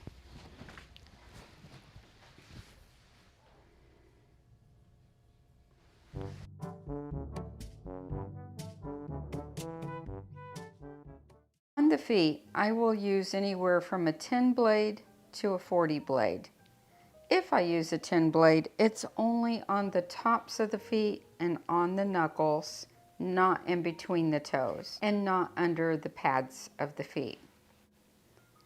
The reason for this is a 10 blade oftentimes will catch skin when scooping in between the toes or scooping in between the pads, because the teeth are a little bit wider than on the shorter blades. As a general rule, for most pets' feet in my salon, I use a 30 or a 40, typically a 30 blade. Under the tail and the base of the tail is a matter of preference for me. If I am doing a show trim, I'll use a 40 blade on top of the tail and a 10 or 15 underneath. All pet dogs that I work on, I will use a 10 blade. How do you know if a dog's skin is sensitive to the point where you cannot use one of the shorter blades? Typically, if you test out between the pads, if there's allergies, redness, or scaling, I stay on the long side of my blades. If it's a white dog with a pink nose or pink skin, I will stay on the long side with my blades, meaning a 10 blade. If it's a dog who has been shown, they're typically conditioned to have 30 and 40 blades used on them from the time that they're very young. Their skin is a bit tougher, so they can handle it. For her feet, I prefer a 40 blade. How far up should you clip the feet? That's a common question. When I clip her feet, I clip her to the bend of the foot. I start by clipping over the top of the foot. After that, I start going between the toes. I scoop in one way, then the other, scooping back and forth.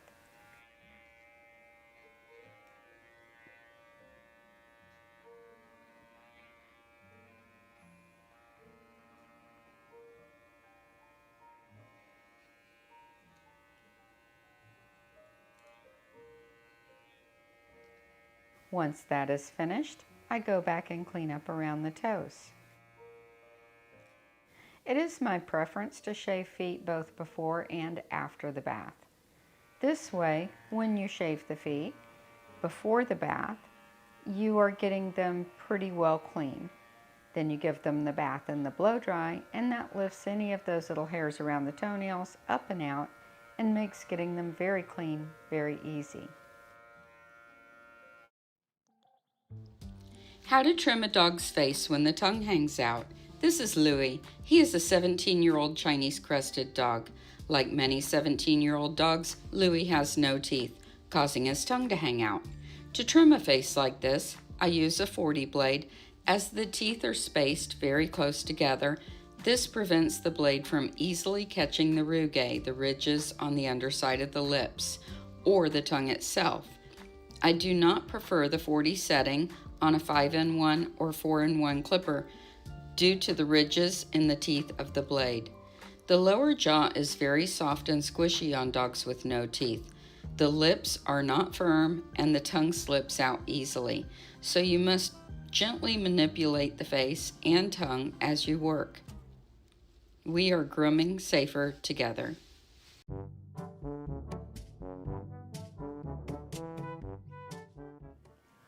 Bibi is going to have a fluffy trim, so I am going to leave a V in front of her tail. It sets her tail up nicely on her back.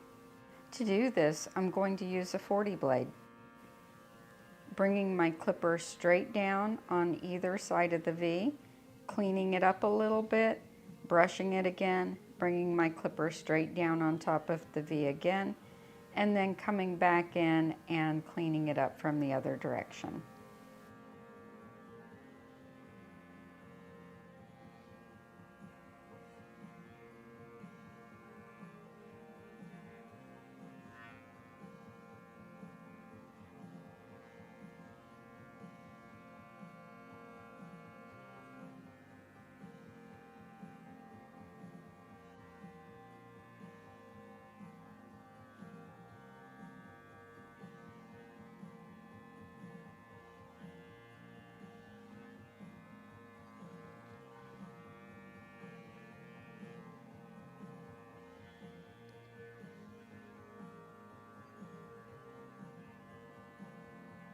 And let's talk about the lines on where to trim the tail.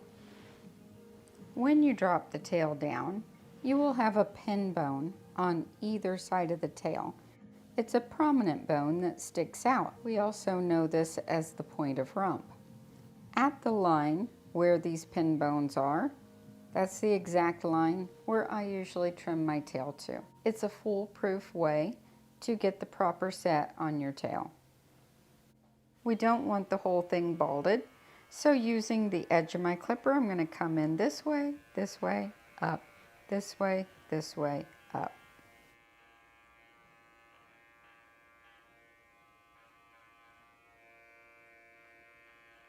Next, we're going to clean up her private areas. I find that this area is easily accessible by lifting one leg up and stretching out the skin. Again, stretching the skin helps to prevent any nicks.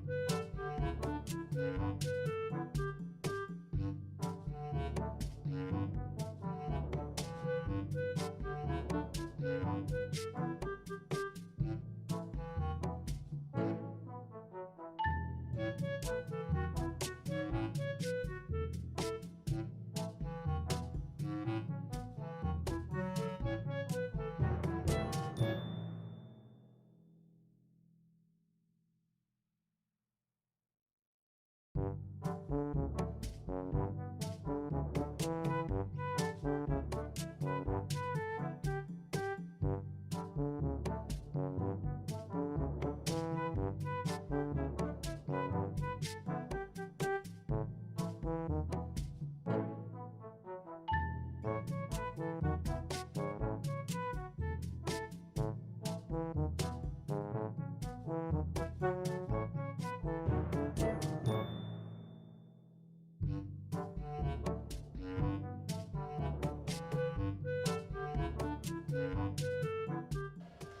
up being the rest.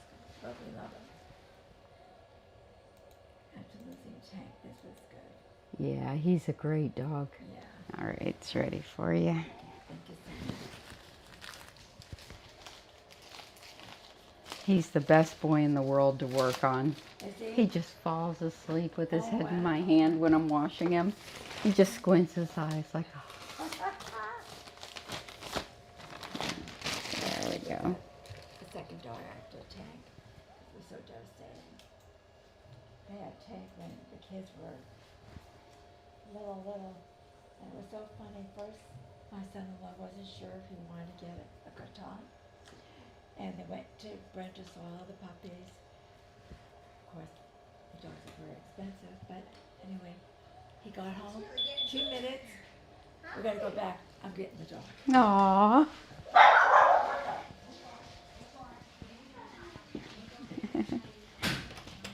They're like, we know you. Hi. Come on, boys. So, couple things real quick.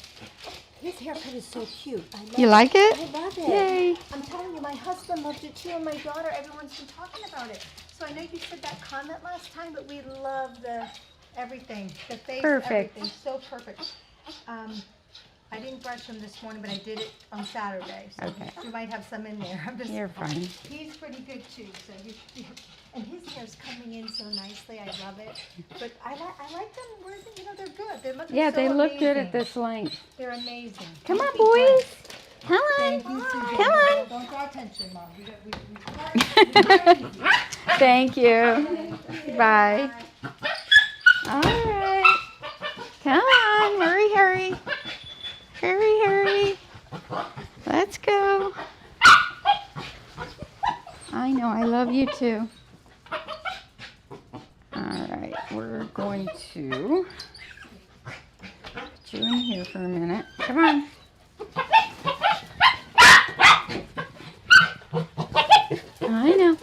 I know. I'm excited too. Back it up. Ooh. All right. Let's move you. Come here.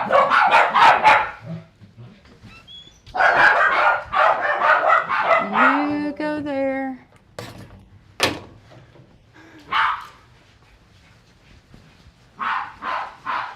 I moved Cosmo over one. He's still on a run though.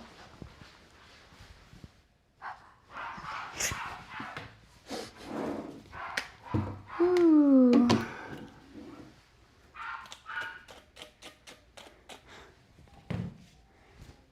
So Barnaby's mom was watching. It's the first time she ever watched. She's like, I can't believe it.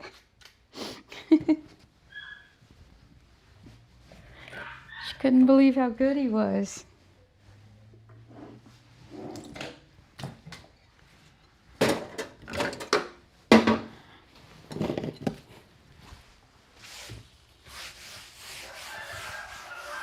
And she's like, and he loves you. I was like, he does love me.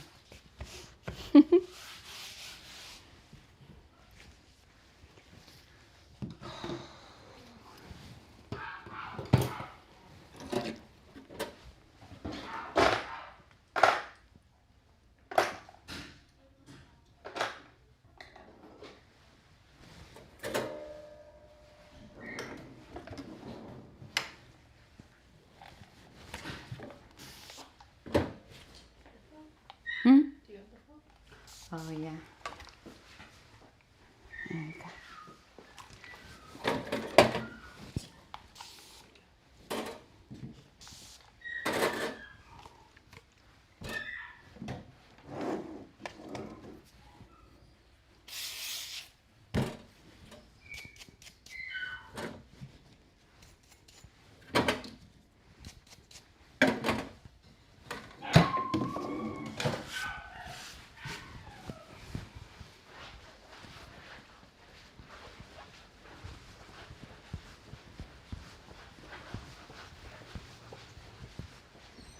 Look how handsome you are, Cosmo.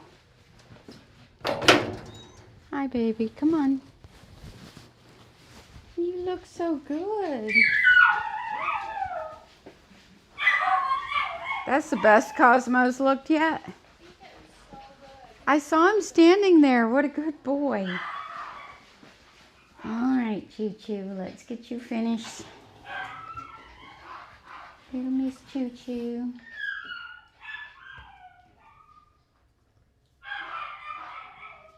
We got some barkers.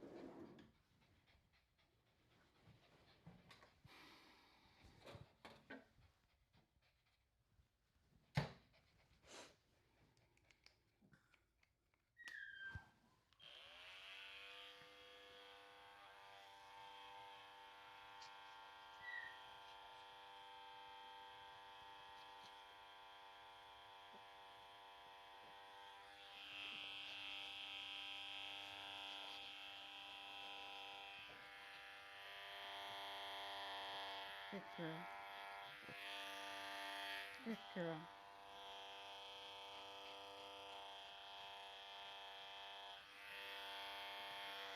Good girl. It's all right. I got you.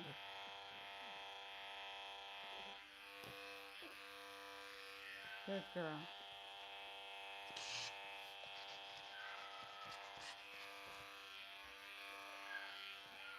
Good. That's a good baby. I got you.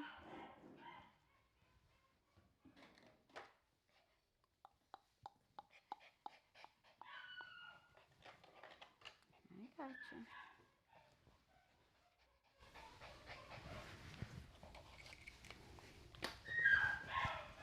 Up, up, up, up, up.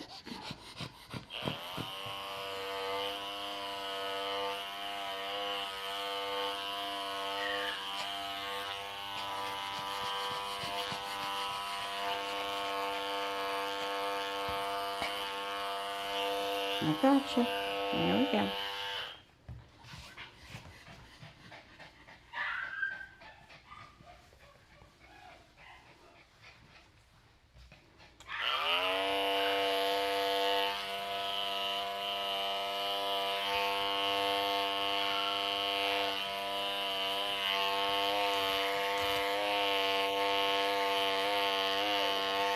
I got you. Turn back this way.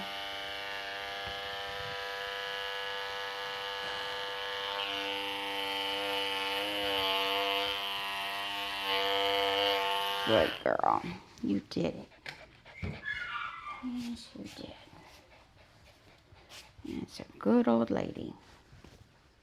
Yes, it's a good old lady.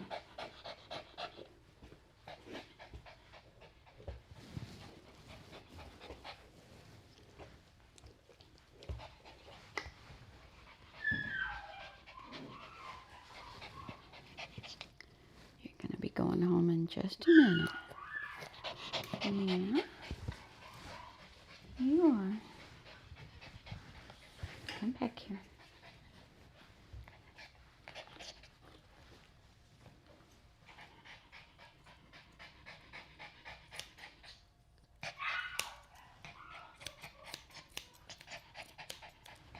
That's a good dog.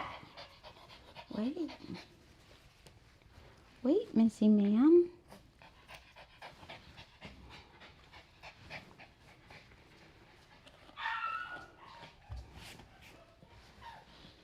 I know you're almost done.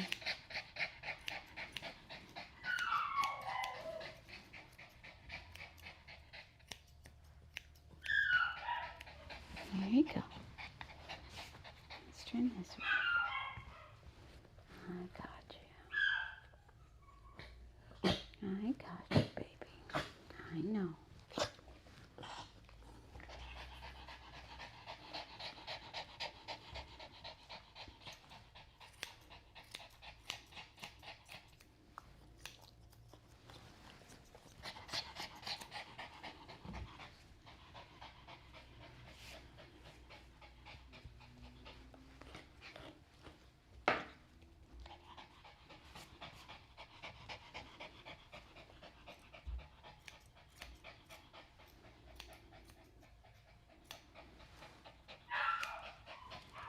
Stay right there.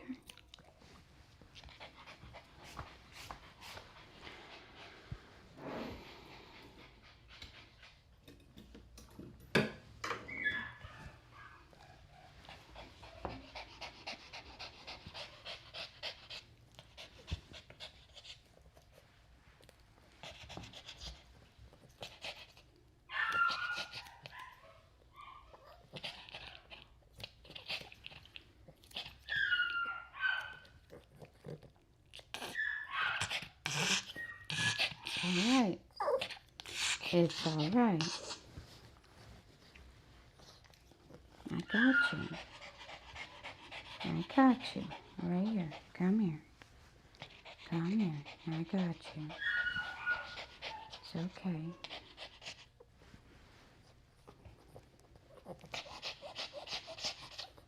It's okay. I know.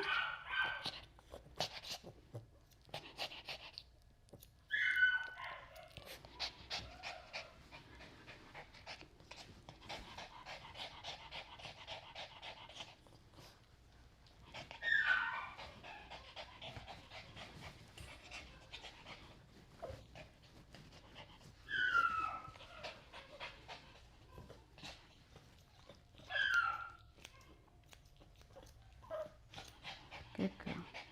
Good girl. You're all right.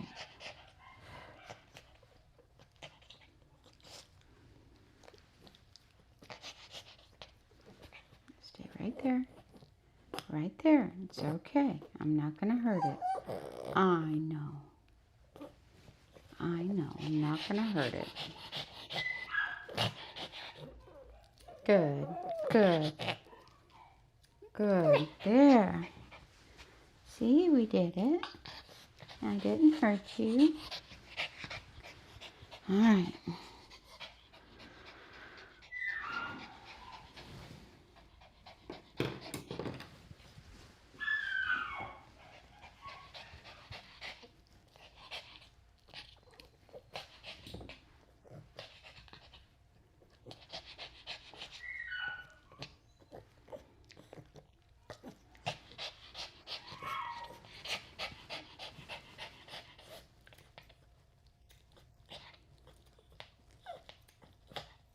I know.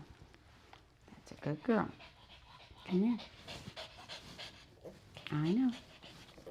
I know. You're all right. You're all right. I got you. See? One more. There, you did it. Good girl.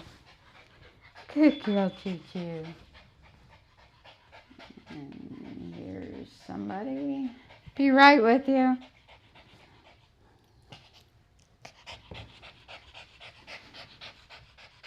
Come on. Sorry for hollering in your ear. I'll be right back. Oh, cat's got it. Never mind. Come here.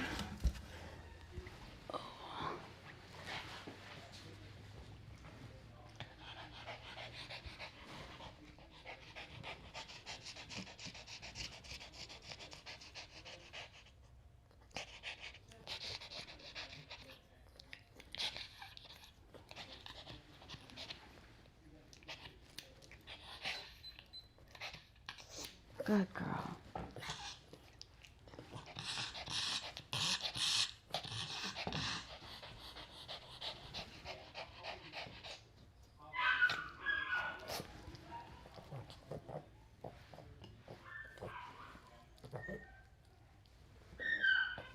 Stay.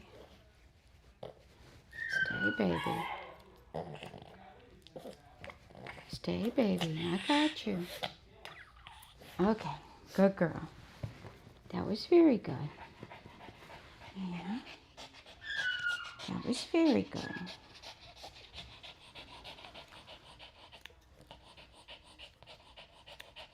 Good girl. Yeah, I know. I know.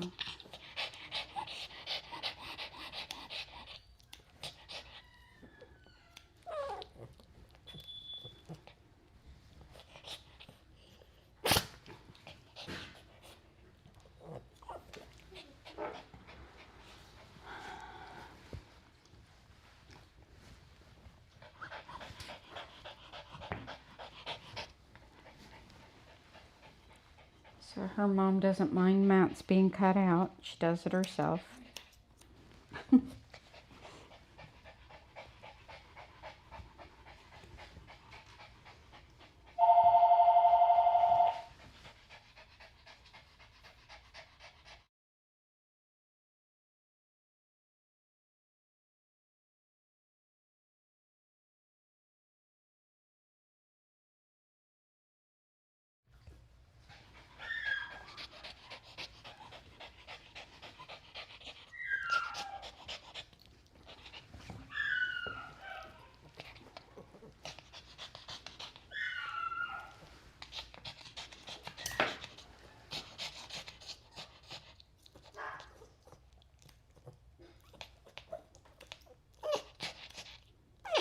We're almost done. Here's your ride. Be right with you.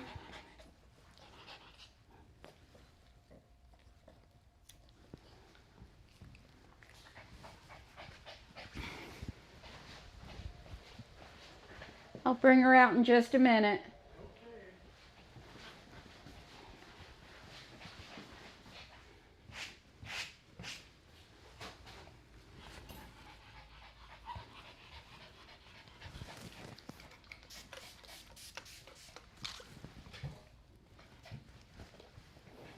Sorry for hollering in your ears.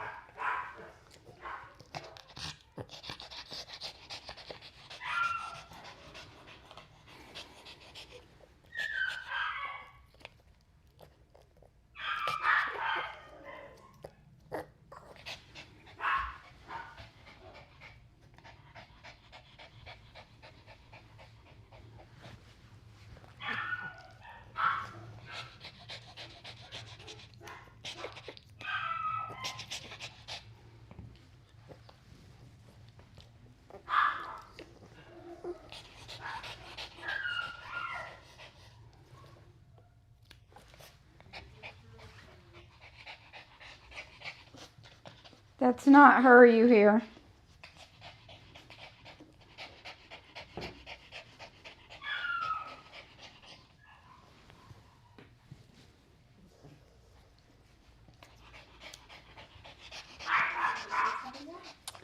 No, I just got to hand her off.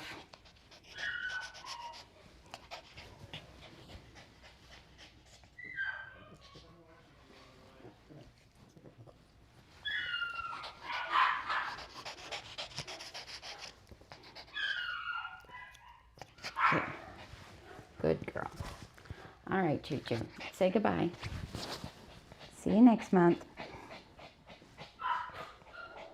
Your mustache is uneven. Hold on.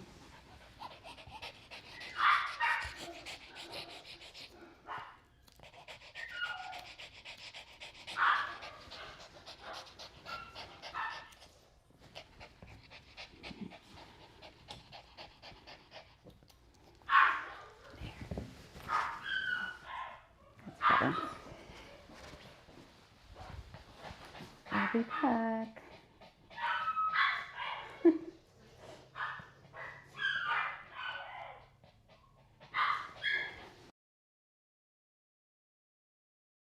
This is the true poodle puppy trim. It has a tied up top knot, a lot of neck hair. Angulation in the rear is scissored in. The hocks are scissored up straight.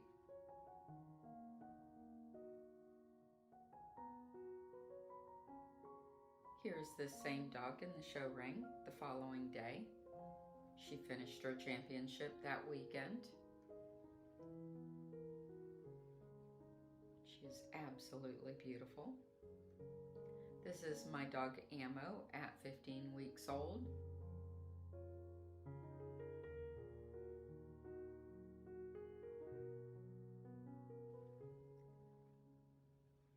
Poodles start getting their hair cut when they're 6 weeks old typically. They start getting hand scissored at 8 weeks old.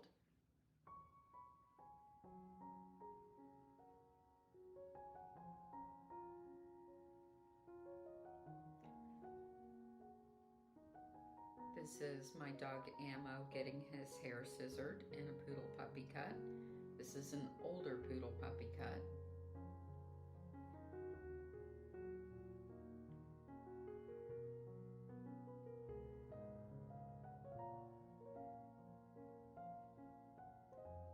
And here you can see me with Ammo in the show ring. The judges compare the dogs against the standard of the breed. They watch them move down and back and around to make sure they're structurally sound. And your haircut is very important because you want to show off the dog's attributes. You don't want hair hiding how he's moving.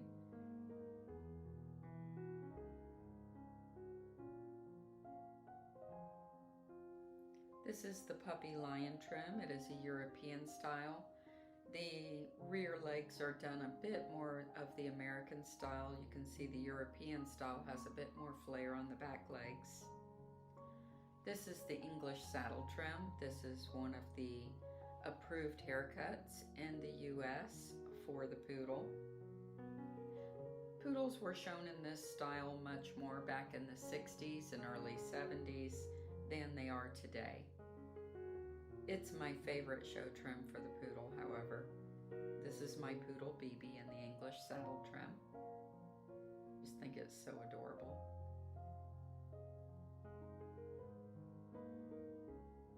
The continental trim is the most popular hairstyle for poodles to be shown in the United States. It's one of the original working trims of the poodle.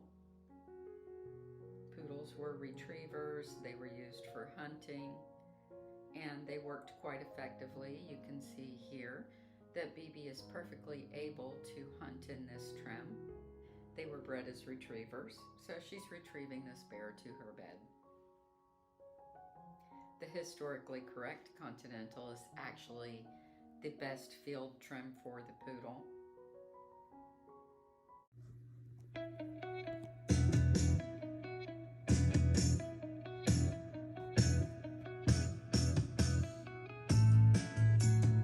Hi guys, today I want to share with you how I make the cute neck collars for the dogs that I groom.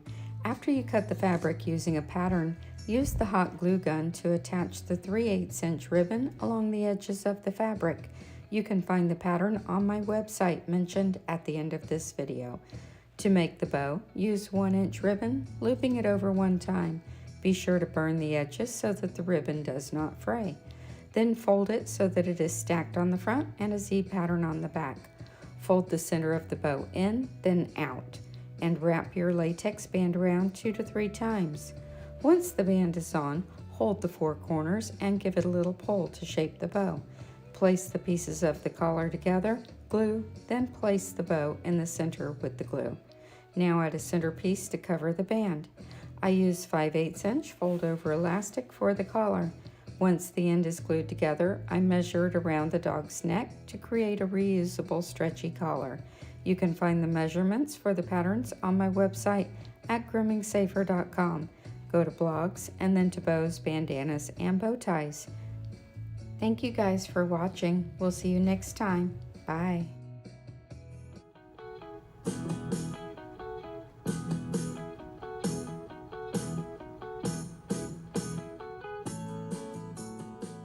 Bye, Cosmo. Bye. All right, here's Olive. So Olive's mom said she brushes her every day and was really, really surprised that she was knotted. And especially since they brush every day. So one thing I found is you can tell where she was really brushed, which is the top of the head. So if you take the comb through the top of the head, you can sink the comb from the skin out, and she's really well brushed on the top of the head. The body, a lot of pet parents tend to go through here, especially while they're sitting on their lap. So most of the time, and through here, we can comb. So This is pretty common because a lot of dogs get brushed on their owner's laps. Where we run into the problem is here. So I was showing the pet parent, she's matted on the legs, but she couldn't see it. She couldn't feel it. And she was really surprised that it was there.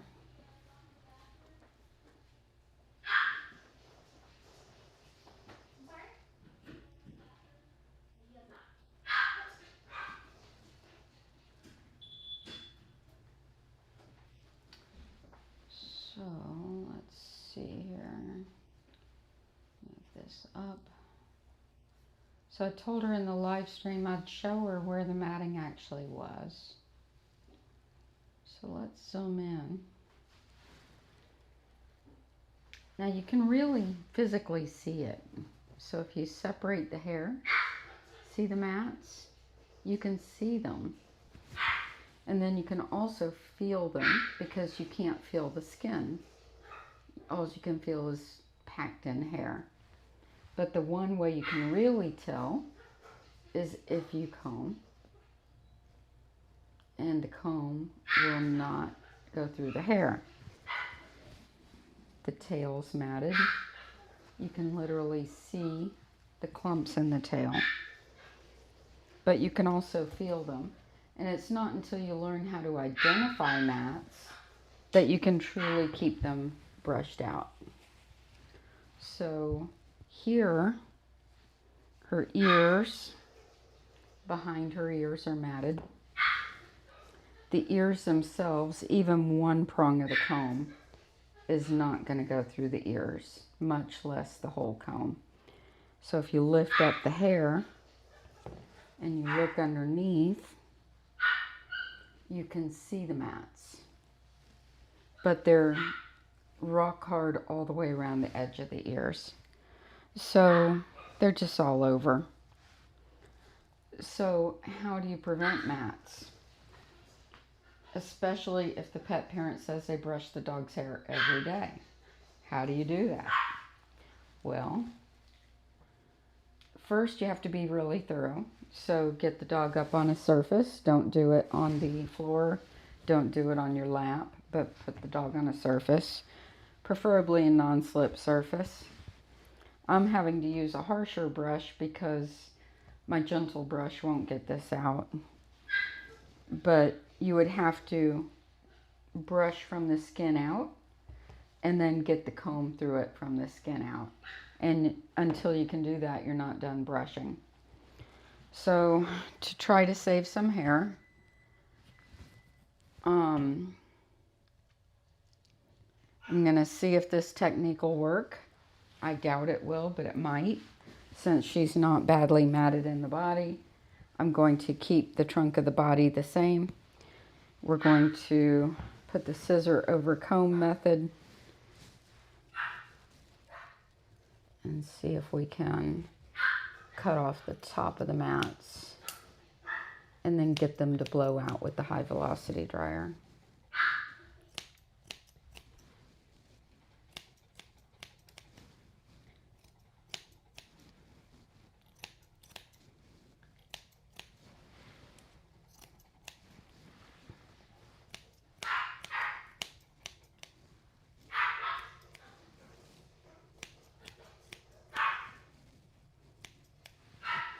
So I have a blog on my website about how to care for this coat type.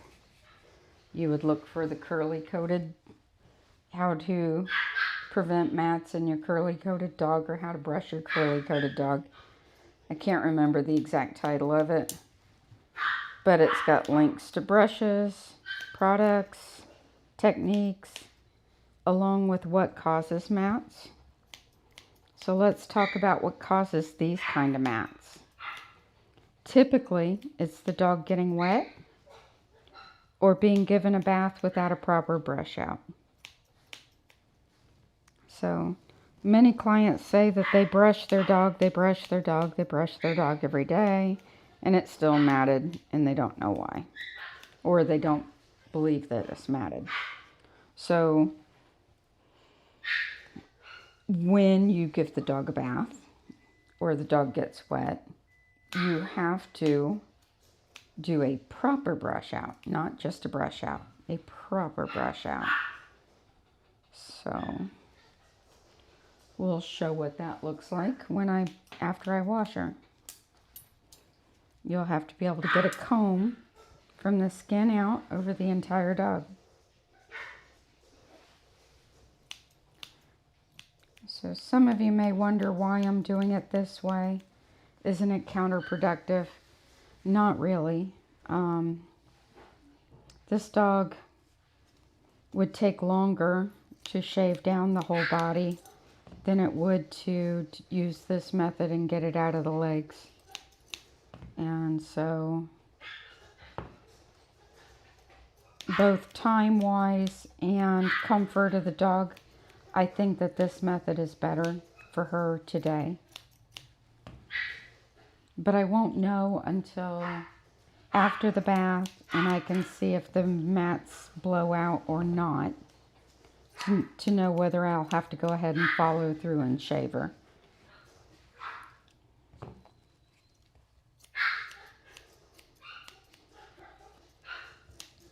We'll see.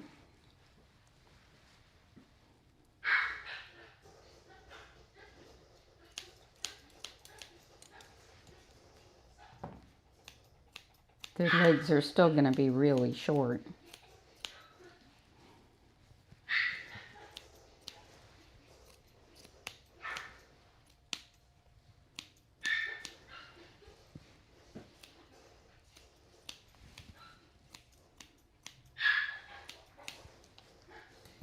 So for the ears, don't try this at home, kids.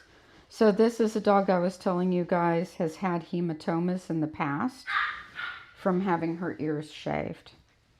So we're not going to shave her ears because I already know she's prone to hematomas. So I'm splicing it. Splicing is risky behavior. If you're not experienced, don't do this. Have a professional do it. An experienced professional.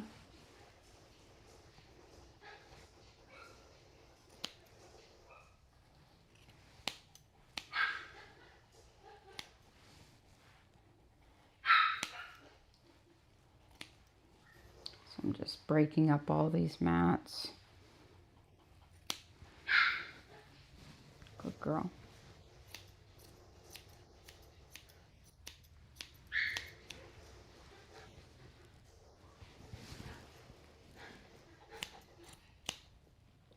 Girl.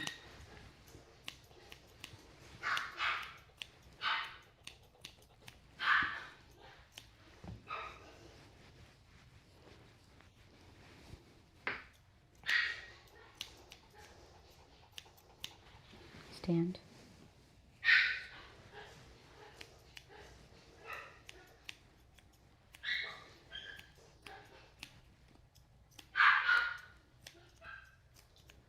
And once you get the top part of those mats off, you can really see them, can't you?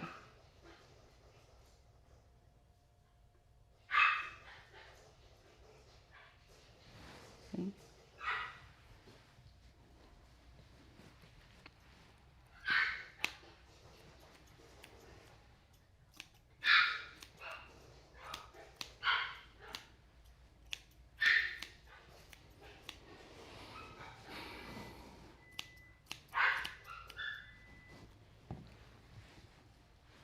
I'm going to splice the ones in her tail.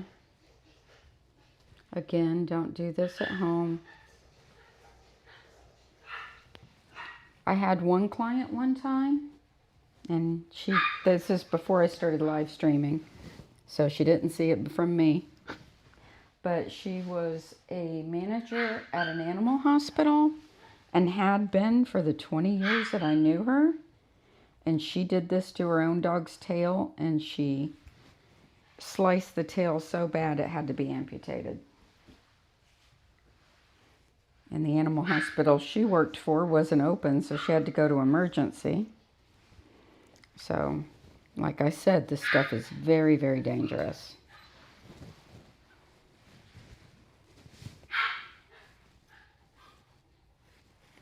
I'm not showing you what to do, I'm just showing you what I do.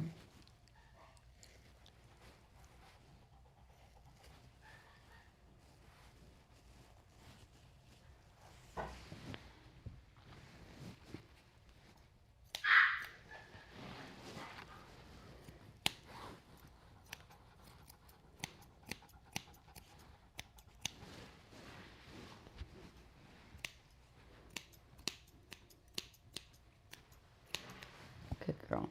So basically this is going to match the legs because the legs were longer than the body. This is going to match the legs to the length of the body.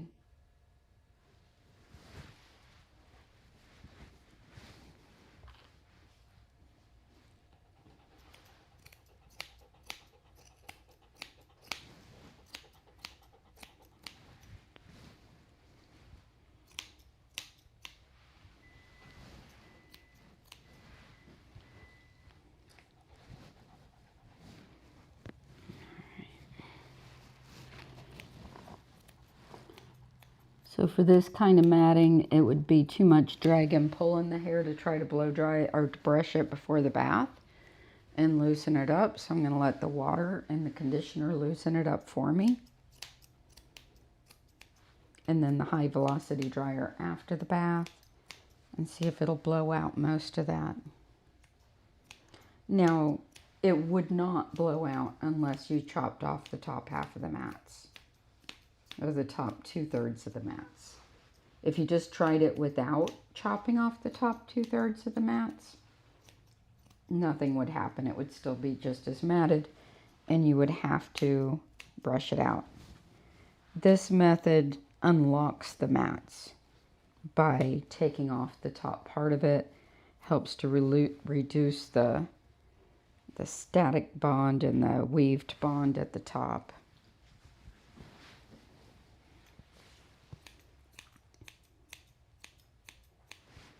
All right, let's put her in the tub.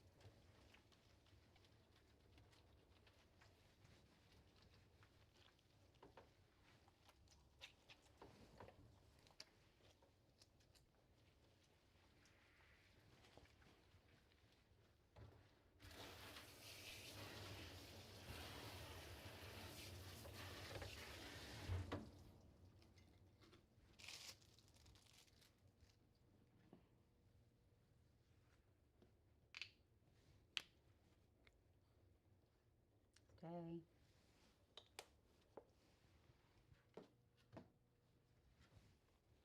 Come over here.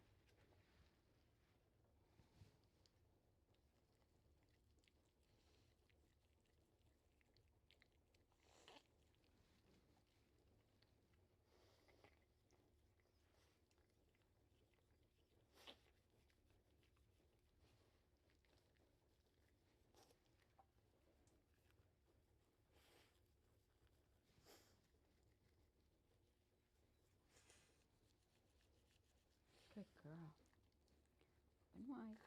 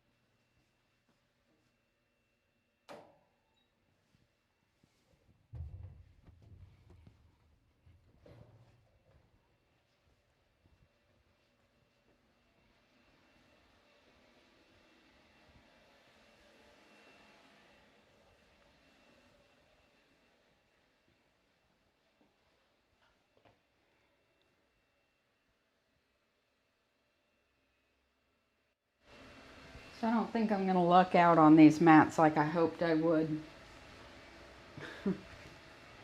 But if you're wanting to know how you can tell if a dog's matted, you can really tell when it's wet. So you can literally see them. See? Those are mats. Not matted. Matted.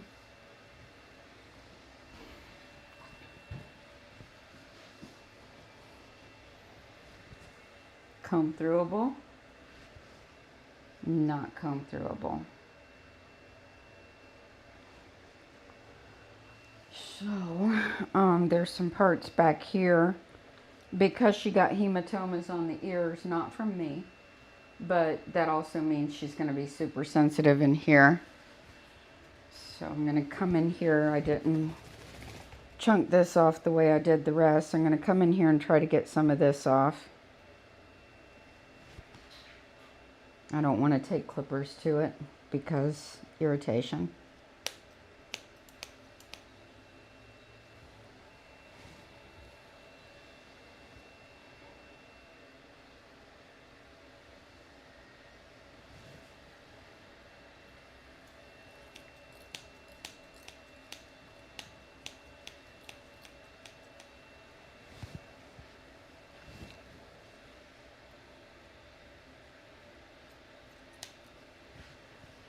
It's right to the skin all the way around these sensitive areas.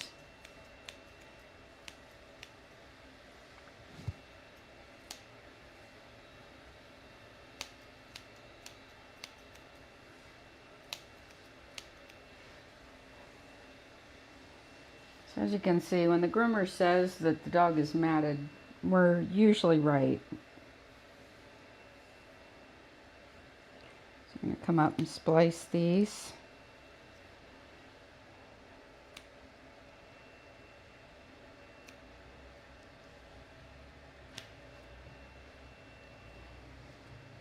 I'm still hoping the high velocity dryer will blow some of this out.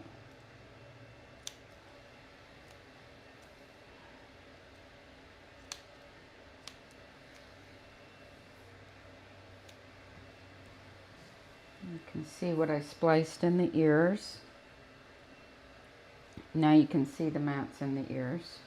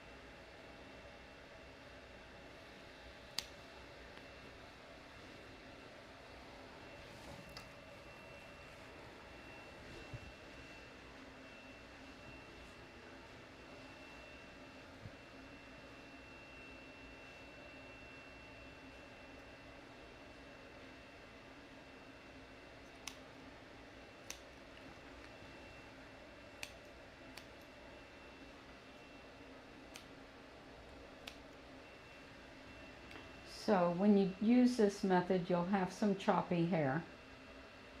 Just saying.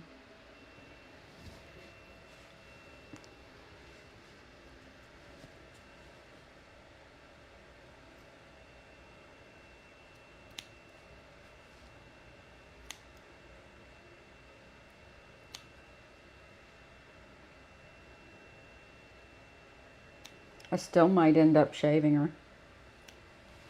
But at least using this method, I can leave a little bit more length.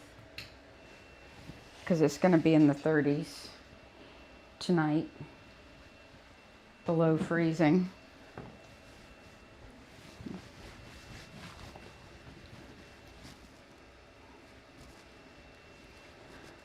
All right, let's see if we can get it to blow out some. Wish me luck.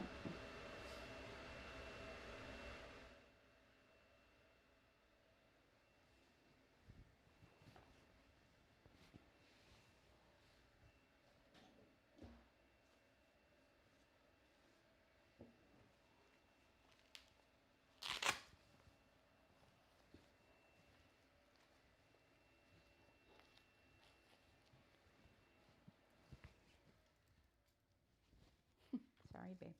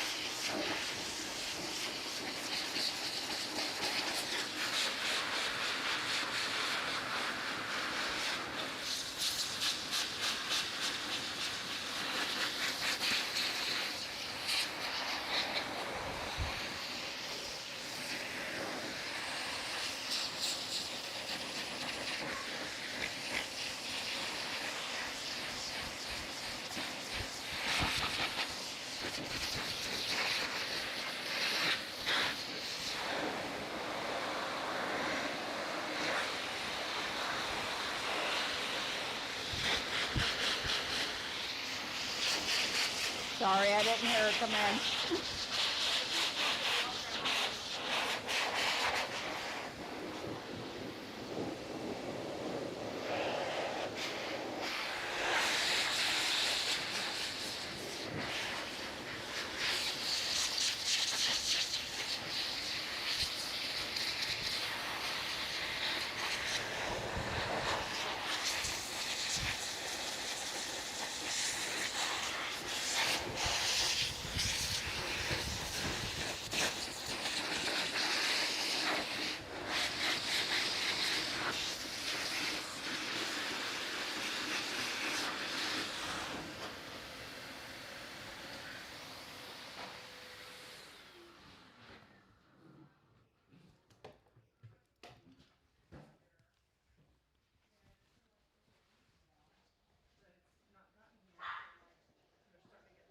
Is it a Norwich?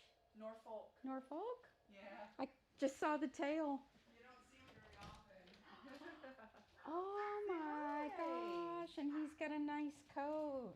He's due to be groomed. I'm going to work Do you on him hand today. strip him? Yeah, I do him myself. Yeah, very so nice. He's going to get some work done on him when we get home. But I was telling her that my grinder broke like a week ago. Yeah. And I ordered a new one. Their nails grow so fast. Yeah. And I've got a dog that's 50 pounds. We walk the same amount every day, and his nails wear down, but not his. I saw that little tail. I've got to come see him. Yeah. We have a little Norwich that we do. Actually, two of them. Oh, really? Yeah. Yeah, usually, but most people always think he's a cairn. They guess he's a cairn or something. They're not No, I with the saw that breed. tail. I knew what it was. Yeah, oh, good for you. Yeah. I didn't see the ears from back there, though. Yeah. Hi. You do a very Wallace? nice job on his coat. Thank you. I'm a newbie. Are He's you? my first Norfolk. If you ever want any tips, that'd Oh, be. do you do hand stripping here?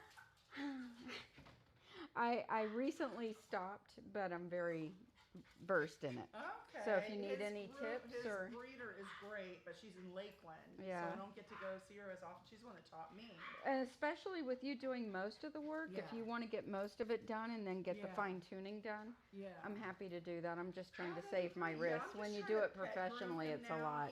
He's a champion. Yeah. And we breed him, well, we haven't bred him yet. He's still young. He's like 2.5. Yeah. But He's gorgeous. thank you.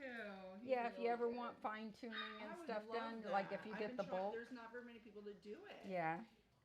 I would love to work on him. Oh, that'd be great. I would love it too. Yeah, yeah. Hi. Yeah, he's gonna get some. I usually have to break it up because as small as ever, you wouldn't think it's that labor intensive, but oh my god! And I'm Oh, starting on to a get good, arthritis yeah, on a in my good, that's thumbs. why I'm taking it easy. So But I on a usually good do, like, day, his it's head 3 one day. hours.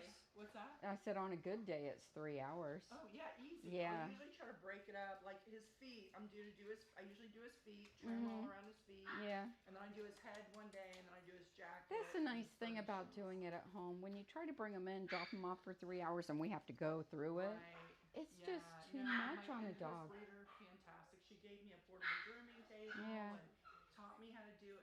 I guess, but we've become friends since I've had him. Oh, I would so love to help you out with him. He's stunning. He's really a good little dog, and he does fake bites every once in a while when I do the sensitive areas. He's like, but he won't. He doesn't actually bite, and I'm like, you don't do biting to me. I know it's ridiculous. He's a good boy. Wallace, can you say hi? He did. Wally, say hi. Hi. Say hi. Aw. That's a good boy. I love him. Bye.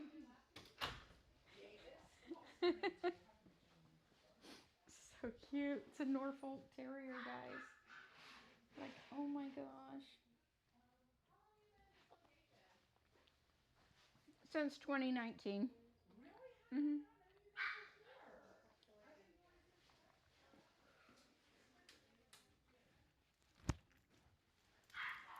So cute.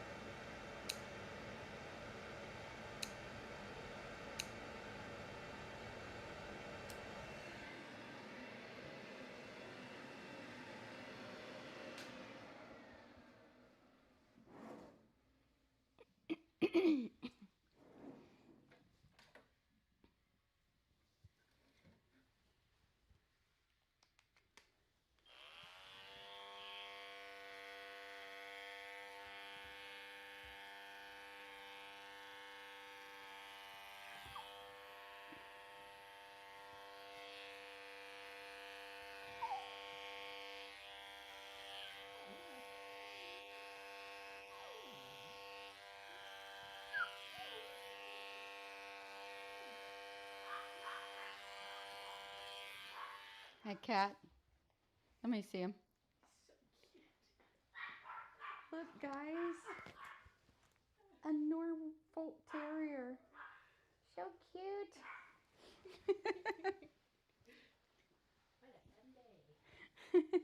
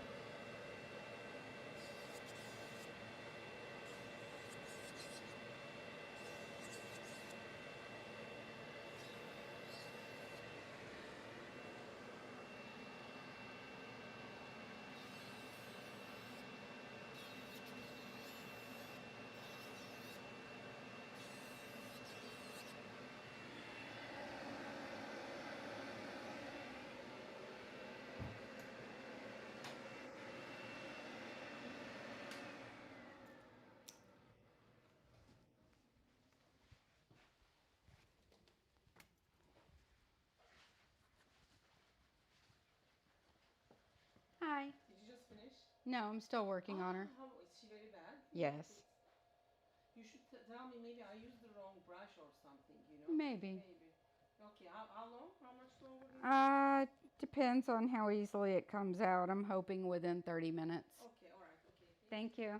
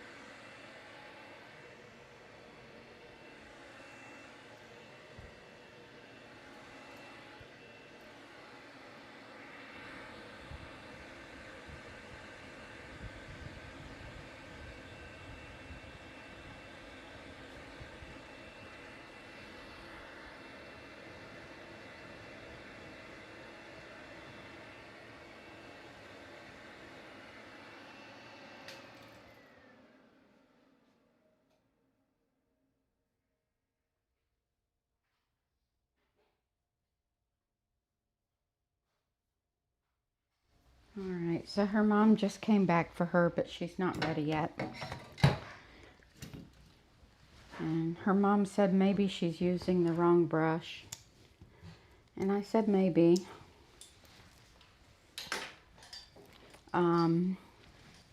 Again, there's a blog on my website on brushing the curly-coated dogs and how to prevent mats. And there's tools links there. Alright, so let's see here. Stay. I'm going to use a snap-on comb on the trunk of the body and knock that down a little bit. My goal during the blow dry was not to demat.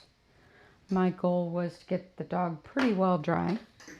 It might look pretty curly, but that's okay because I'm not really worried about a perfect finish right now. What I'm worried about is getting her done and getting these mats off her.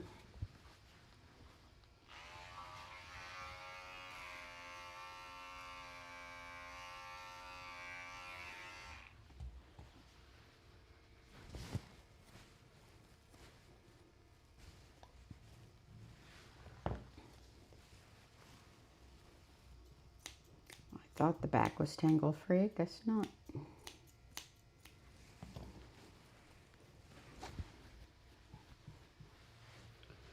There we go.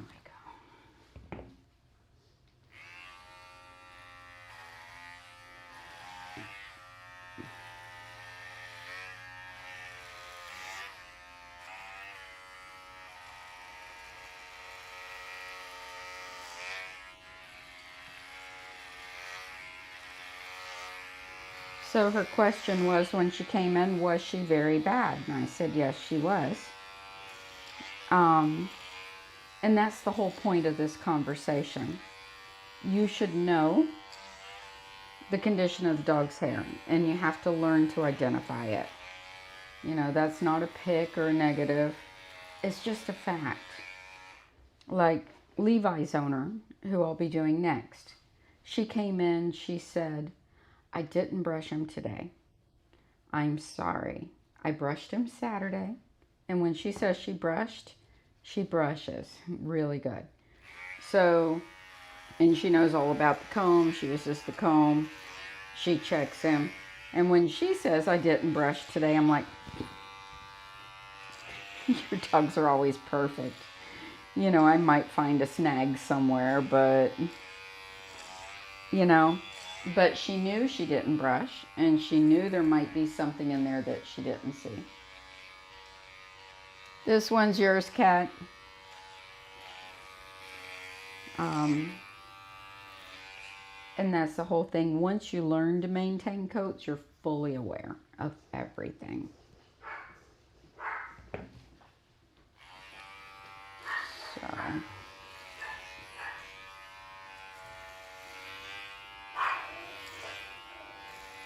So like I said, my goal during the blow dry was not to get her super fluffy, and it was not to get all the knots out. So whatever's still in there is still in there. But I'll show you what I'm going to do about that.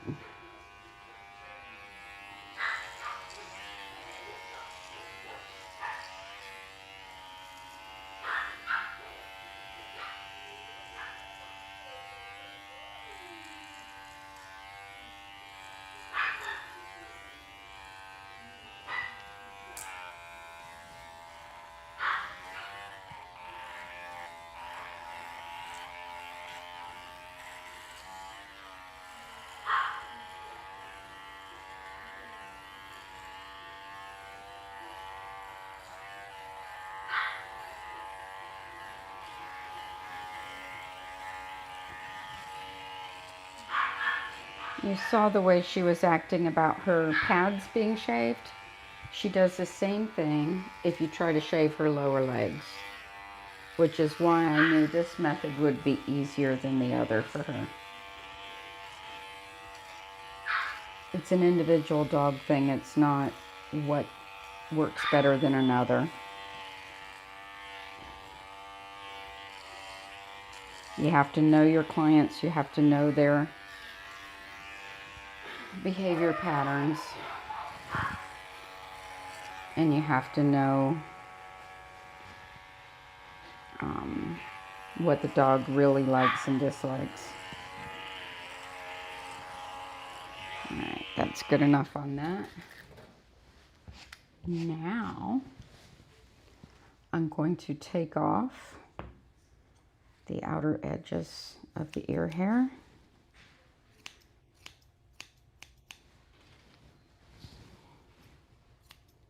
It'll make that easier to get out, what's left. And on the legs,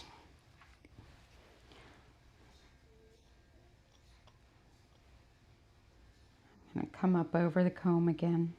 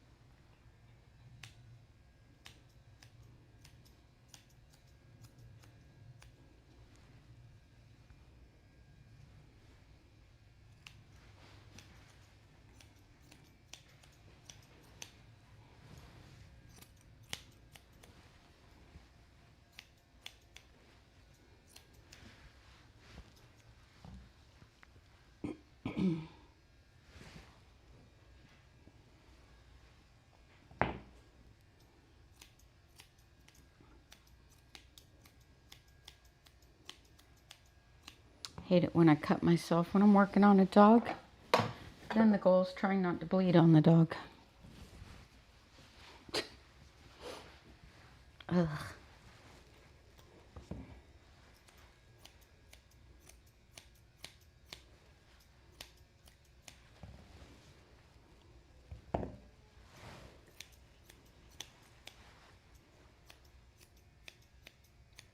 Scissors are sharp. Just saying. Razor sharp.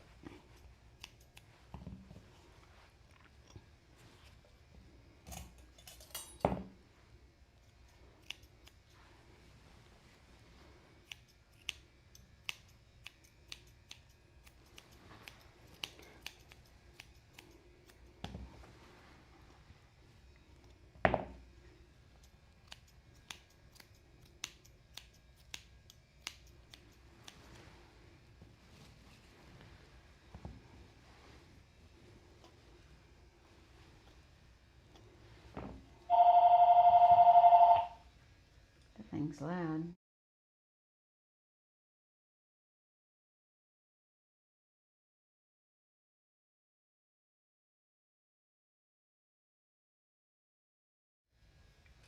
Pick up the phone. I see it's from a company called Magic Paws. And as soon as I pick up the phone, this call is being recorded. Hi, click. Ain't nobody got no time for that. If you start off the conversation with, this call is being recorded, I'm going to hang up on you. Sorry. Not sorry. Stay.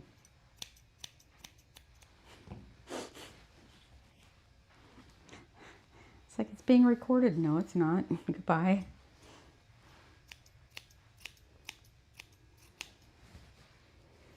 So I'm still whittling the coat down enough to brush it out without any discomfort to the dog.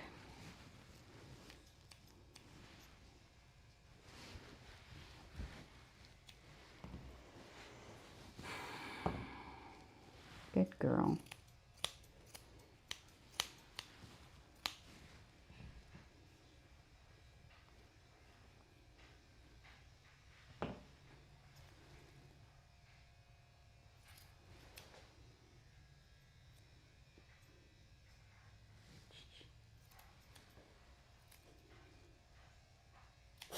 I know you're a good girl. Yes, you are. Yes, you're being good. You thought you were done, didn't you?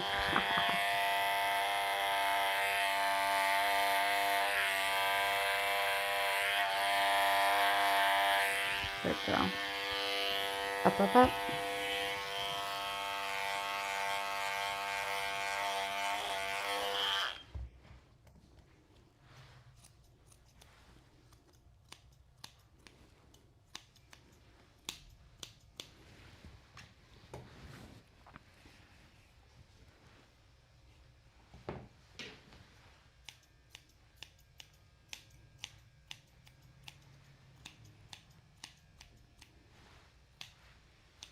Alright, now it's time to brush her out. Actually, I'm going to take some off this tail. I think she likes a really long tail. Never mind.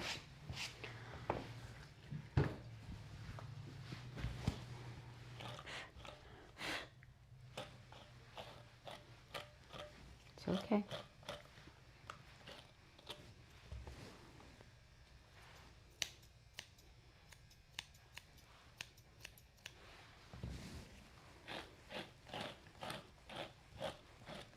It's okay.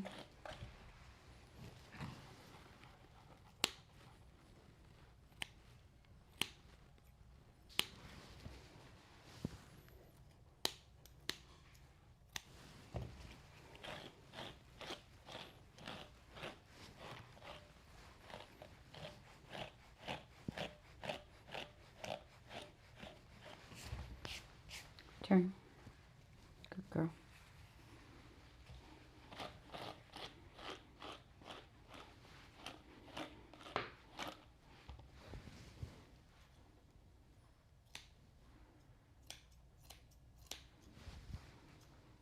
So when you chunk out mats, you end up with uneven hair.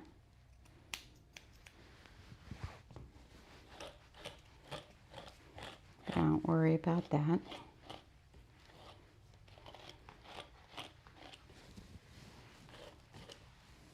I know you don't like your feet done.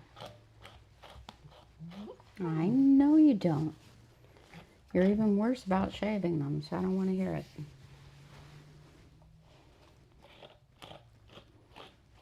I don't want to hear it. Good girl.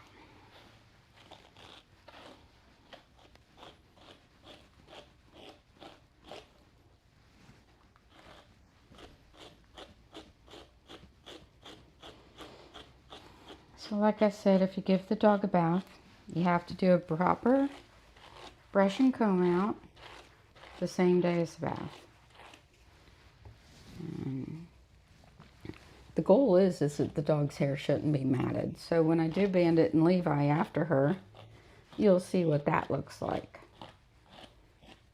That would be a proper bath and blow dry on a properly maintained dog. You shouldn't have to get mats out of your dog because they should never have mats. And if they do, it should only be one or two, like maybe behind the ears or up under the arms or, you know, in a friction area. If you take really good care of your dog, that's going to happen. But, you know, that's not the same as matted. That's getting little mats. It's different. It's just different. I know. You're a good girl. We're almost done.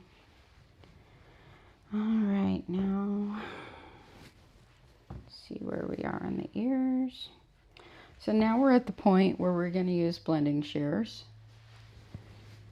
And we're going to come in to each little mat. Now that we've got them all broken down into little itty bitty ones,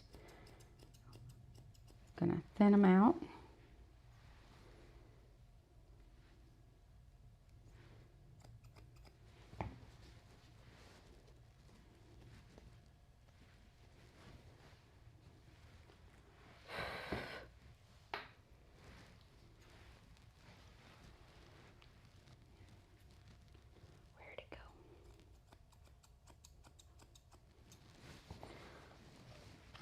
So I saw a big discussion about mats and ears, and 95% of the groomers, and it was a very long thread, like 100 or more comments from groomers, and 99% say you should shave them no matter what.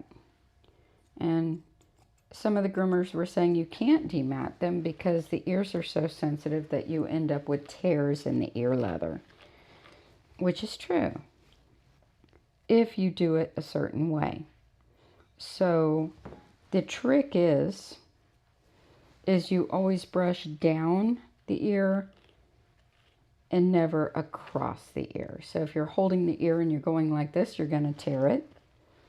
You go center down, center out, never across, and never comb a mat out of an ear.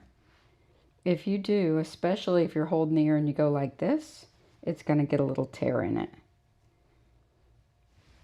And that's not a good thing. So center down, center out, always, no matter what you're doing on an ear.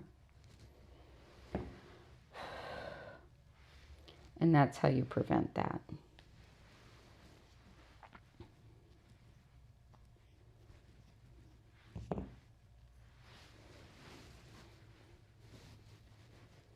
And never pull a mat out of an ear. Get yourself some thinning shears, you're going to need them. Alright, so now we're going to go over the legs, just like we just did the ears. Look for any mats, anything that's left. 1, 2, 3, slide.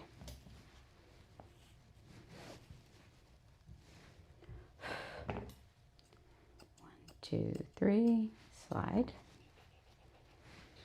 Check this one. This one can get chunked out.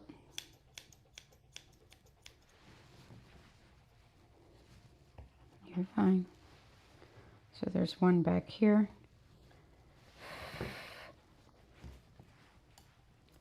One, two, three, slide.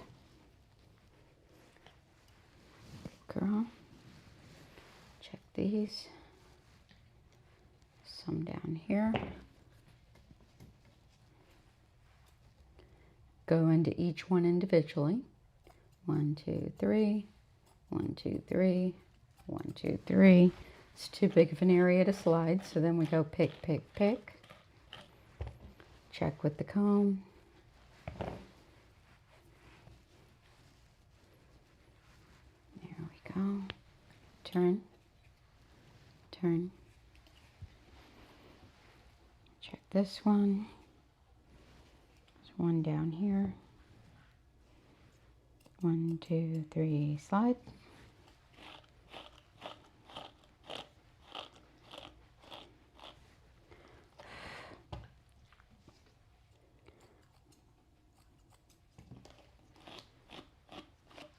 It's okay.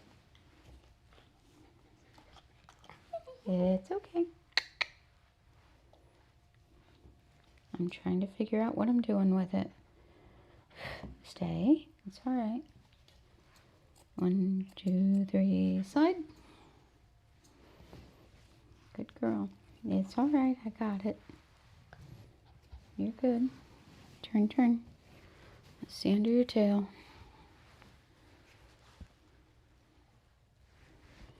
So this is too sensitive to shave. If I do, she'll be sitting down for a week.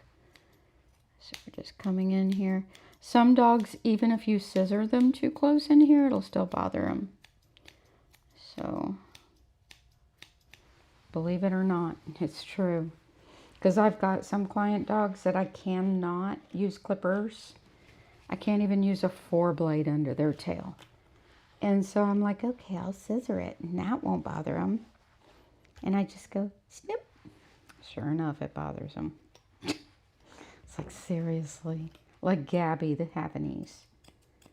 I do one little snip, and she's like, oh, you trimmed me. I gotta sit down now. It's like, seriously, Gabby. I hardly touched it.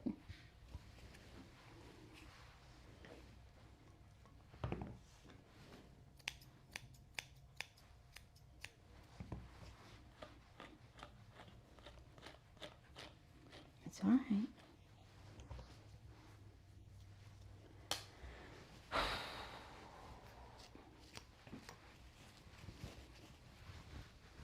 Good girl. By Jove, I think we've got it. Now it's time to scissor for real. Get the fine tooth comb, wherever it may be. The spray and the good scissors. You're a good girl. You did very good. Yes, you did.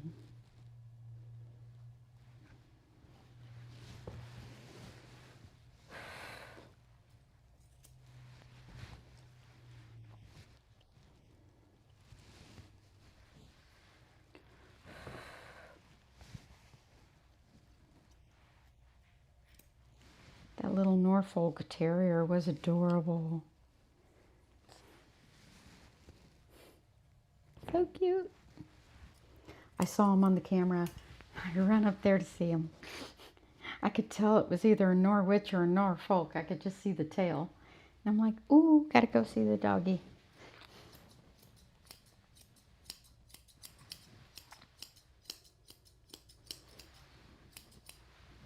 I'm ridiculous. I handle dogs all day long.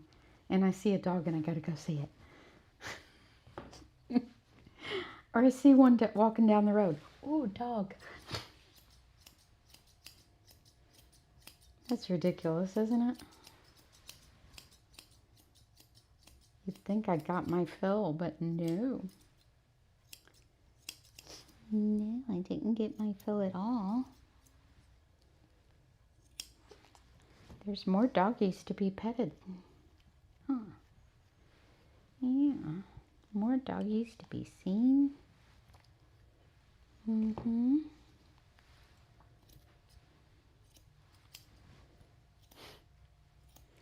I go home, my husband puts on cute dog videos. So we can laugh at the funny dogs.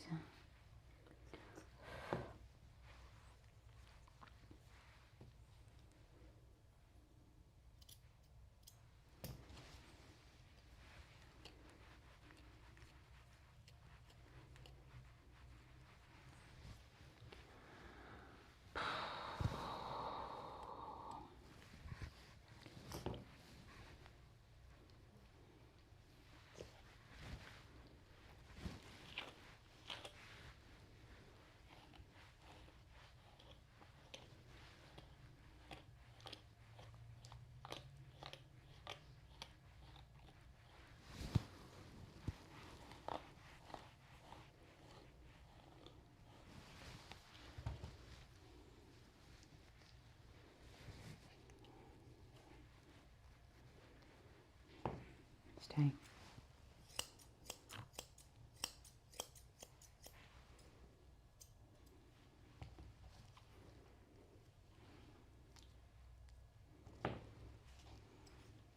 Stay.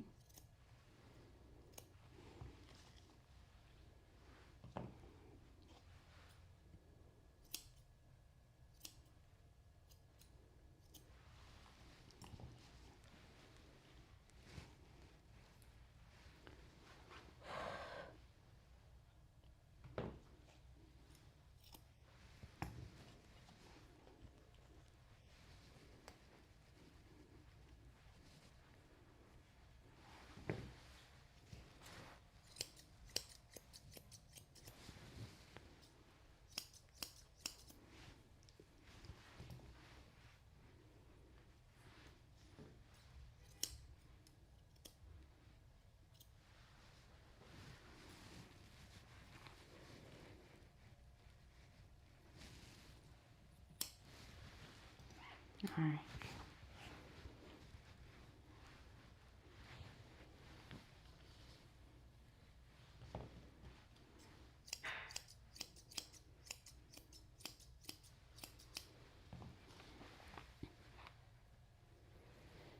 So a dog like this, I recommend being groomed once a month. Don't recommend they go any longer than that.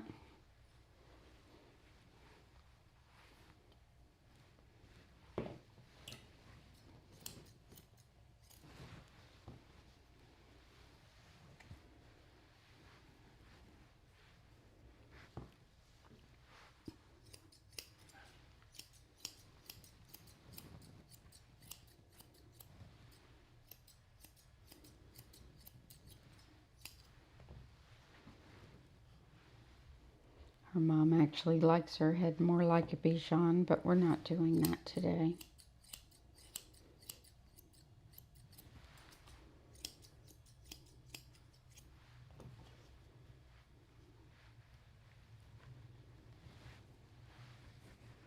Need something a little easier.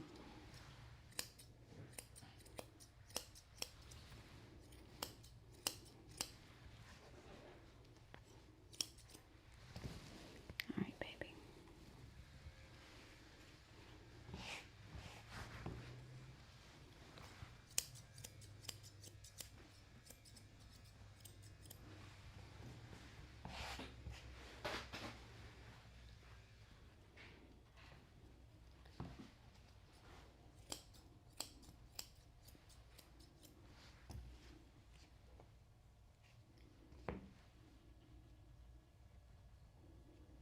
Stay.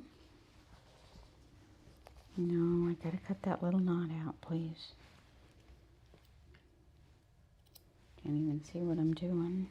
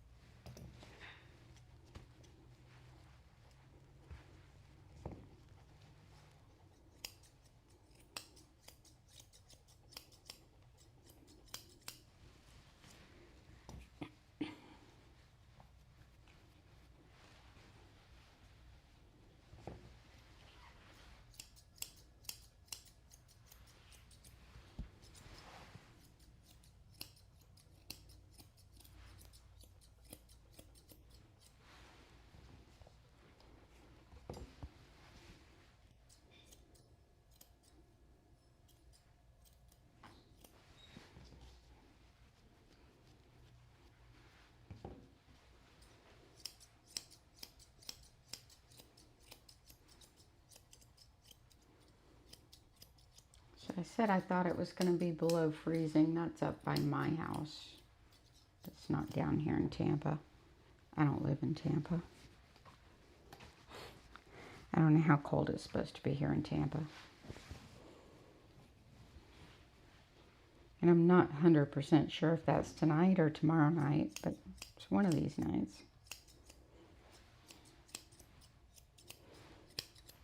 This week.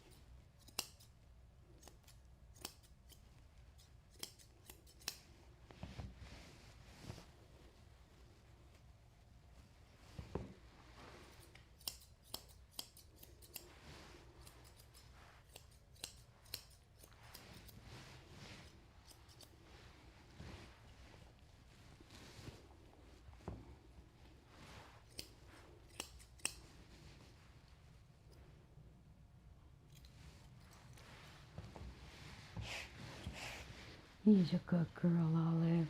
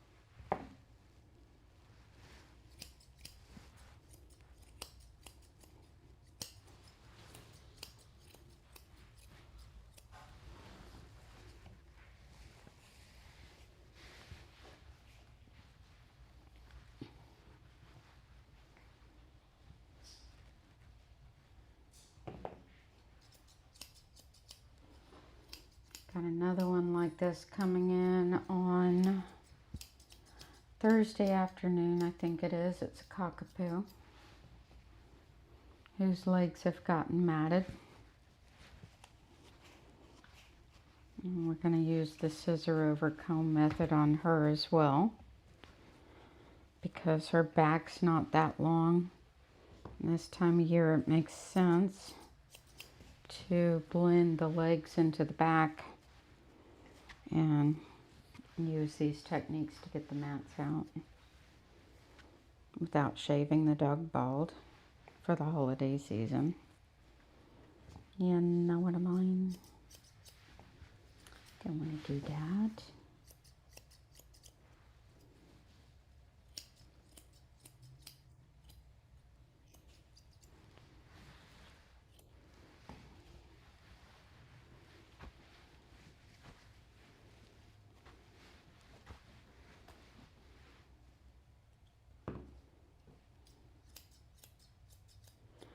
So, when you hear the term humanity over vanity when it comes to this type of grooming, I weigh out what is humane and what is inhumane.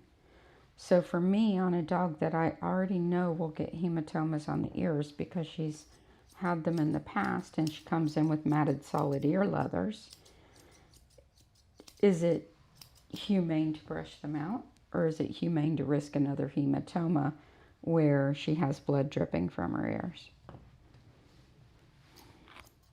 You know?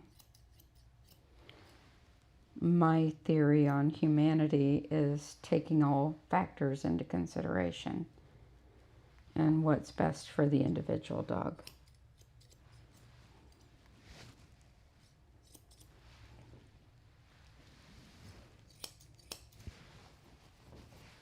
So when I do this, it's not usually for vanity at all.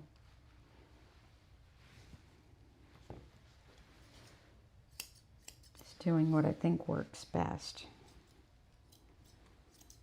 And again, this dog does not like her lower legs being held to shave, so that too. And she gets very irritated on the inner thighs and back legs on the inside and under the tail if she's shaved, just like her ears. So that doesn't make sense, does it?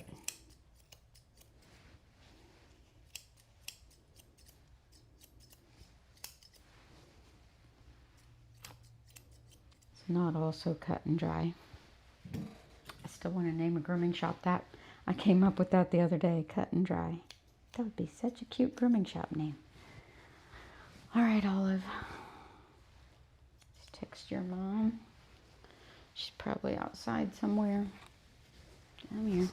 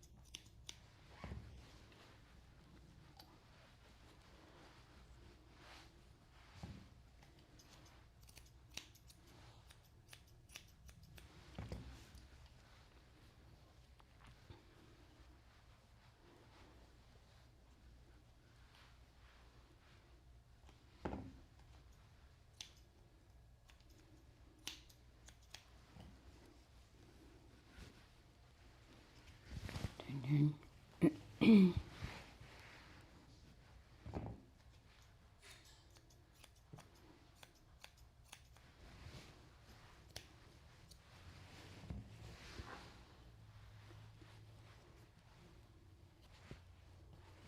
okay, baby.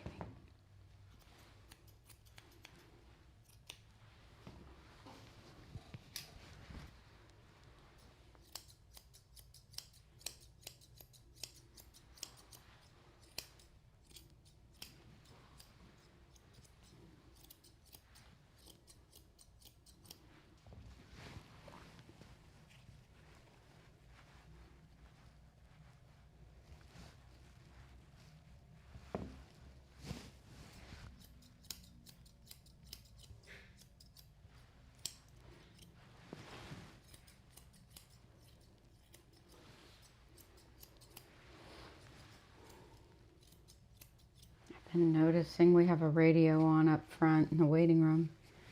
I've been noticing ever since Halloween, they've been playing Christmas music. That's too much. I think even after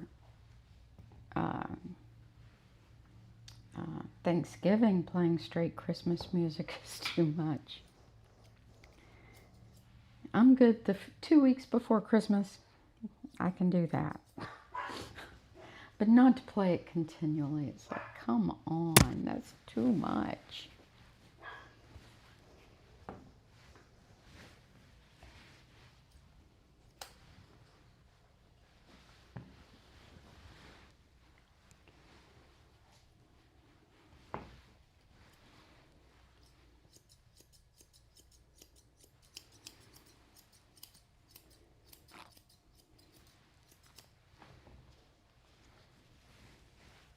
What do you guys think? You think straight Christmas music from Halloween till Christmas is too much?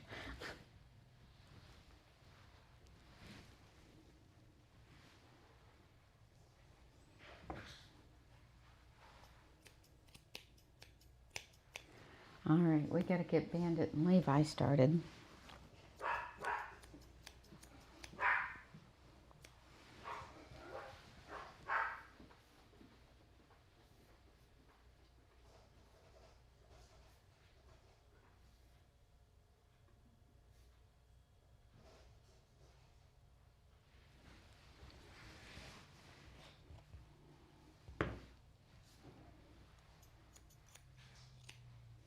You were a good girl. Yes, you were. You did very, very good. Miss Suzanne's very proud of you. How you feel? Feel good? Come here. She's like, don't even think about it, lady. She's like, I got nothing for you. Huh? Nothing for me. No. You got nothing for me. Come on, Olive. Let's go. Come on. Come on. Let's go. She's like, nope. Good girl. Say goodbye, Olive.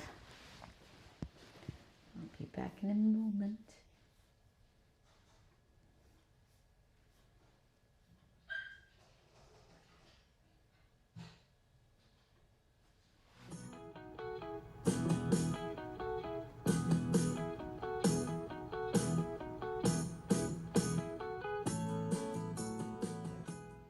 When choosing the best hairstyle for your Shih Tzu, there are many factors that you should consider. Whether you groom your Shih Tzu yourself or hire a professional groomer, you will need to decide which haircut is best. The most important consideration is time. The amount of time needed for the Shih Tzu coat depends greatly on the length of coat that you plan for your Shih Tzu to have. The longer the coat, the more time you will need to maintain it. Dogs who keep full top knots will need their hair done daily to keep the top knot from getting tangled. This is usually done with at least 3 sections so as to prevent the ponytail from falling forward into the eyes.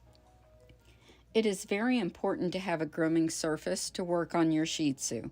A grooming table is best, with a non-slip surface. A ponytail tool can be used to keep the ponytail lying flat without flipping into the pet's eyes.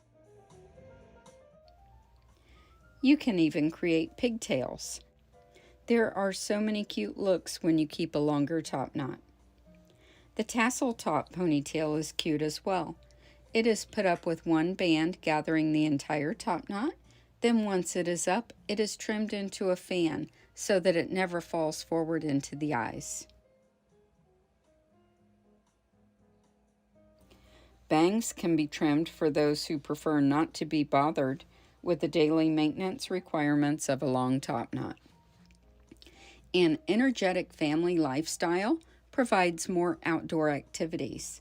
A Shih Tzu in this environment may need a shorter trim. This popular style is easy to maintain. It is short, but not too short.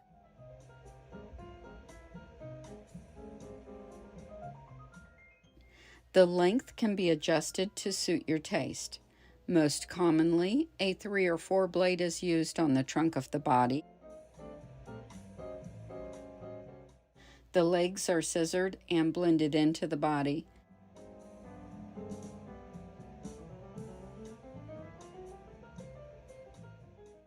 And the face is rounded.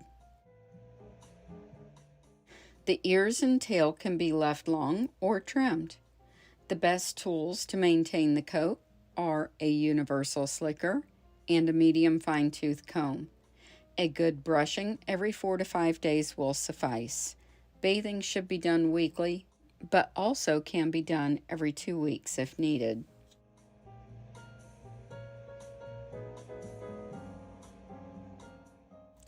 Busy professionals may choose a fun, fashionable style for their Shih Tzu that is easier to maintain than full coat. Each length of coat will require a different set of tools and routines to maintain the hair.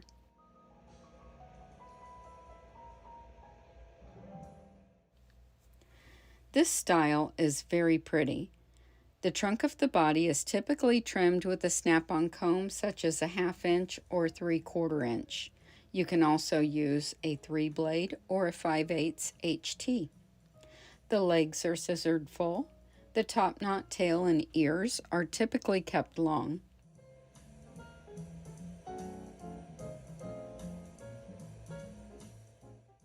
The fuller coat requires daily brushing.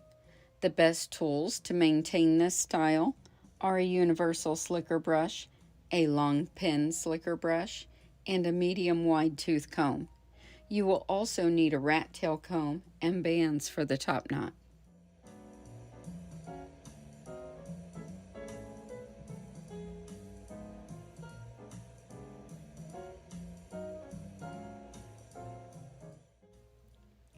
Shih Tzus are amazing little dogs. Their personalities make them an endearing pet. They are incredibly intelligent, which has its pros and cons. The Shih Tzu will need a lifetime of grooming. Shorter styles will need a slicker brush, while the longest styles will require a pin brush.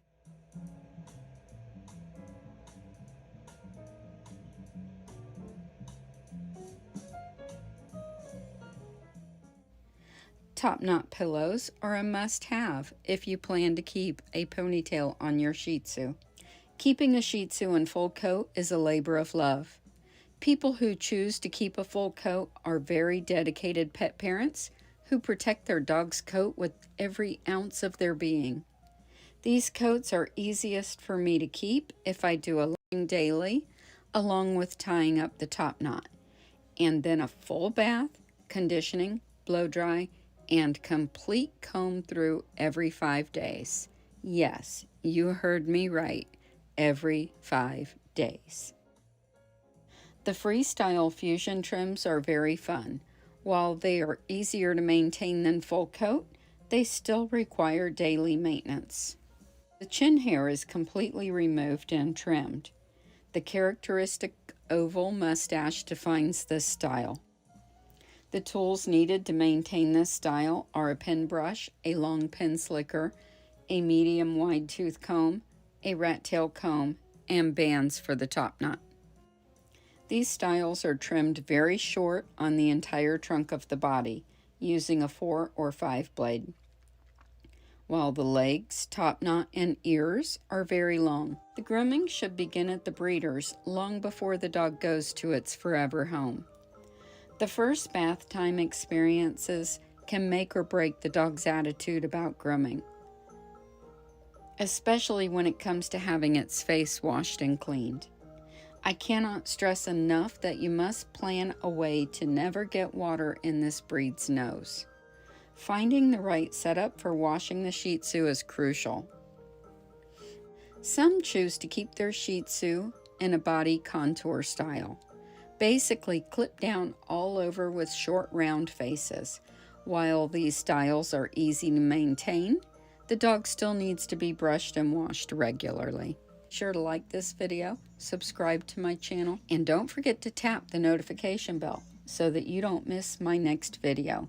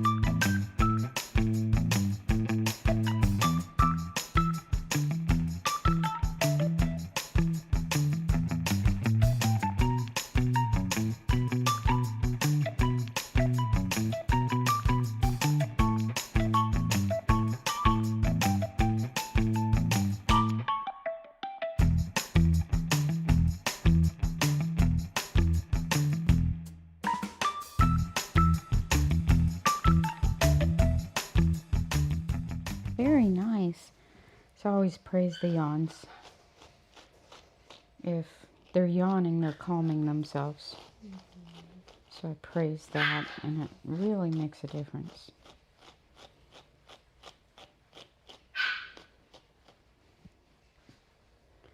Okay, that's pretty good. That's another one.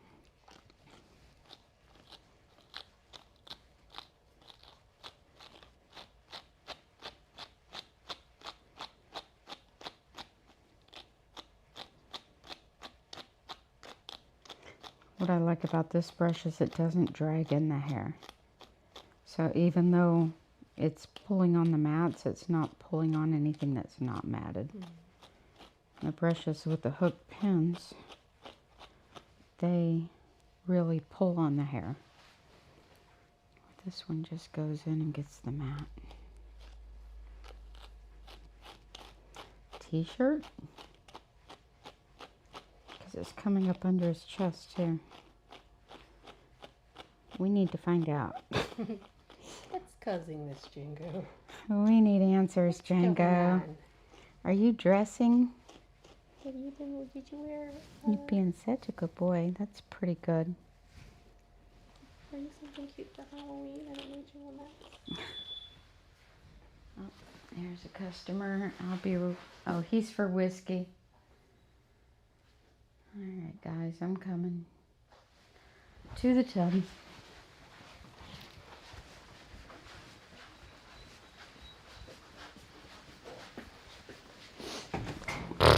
I run into the door. I just walked right into the door. Who's first? You? All right. Bandit's first. Say hi, everybody. It's El Bandito. El Bandito, stay in the tub. I'm going to go find my harness. There it is. It's been here the whole time. Every time I put a dog in, I think I lost my harness. And it's been right there. Come here. Bandito. Bandito. El Bandito. So I'm going to go ahead and wash these two back to back and then work on drying them. El Bandito.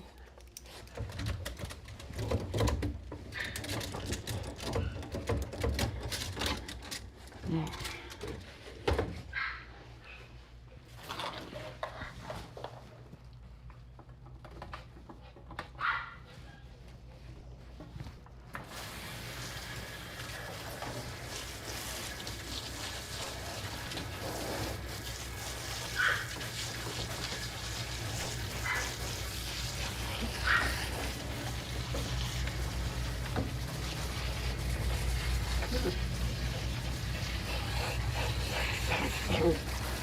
He's a good boy.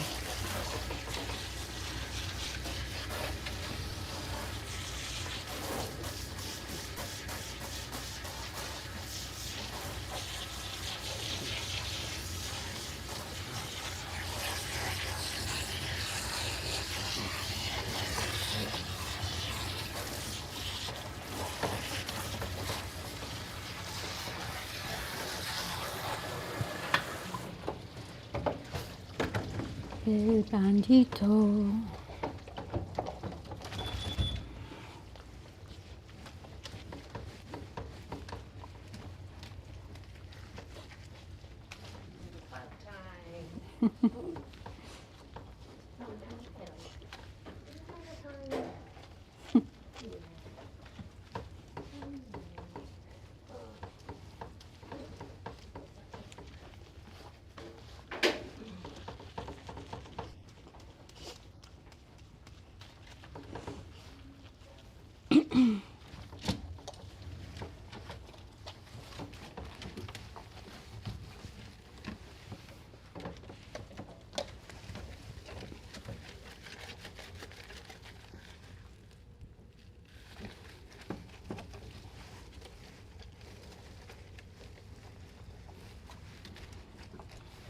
That's my boy.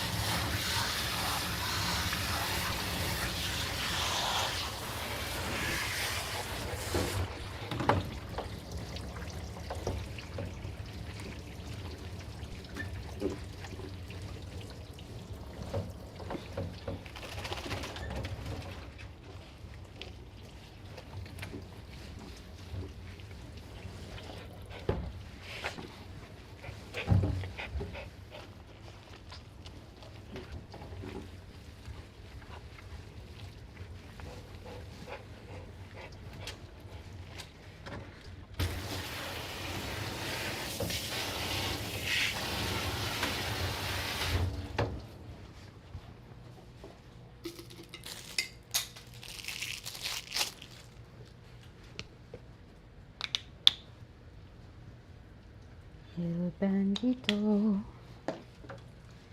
El Bandito.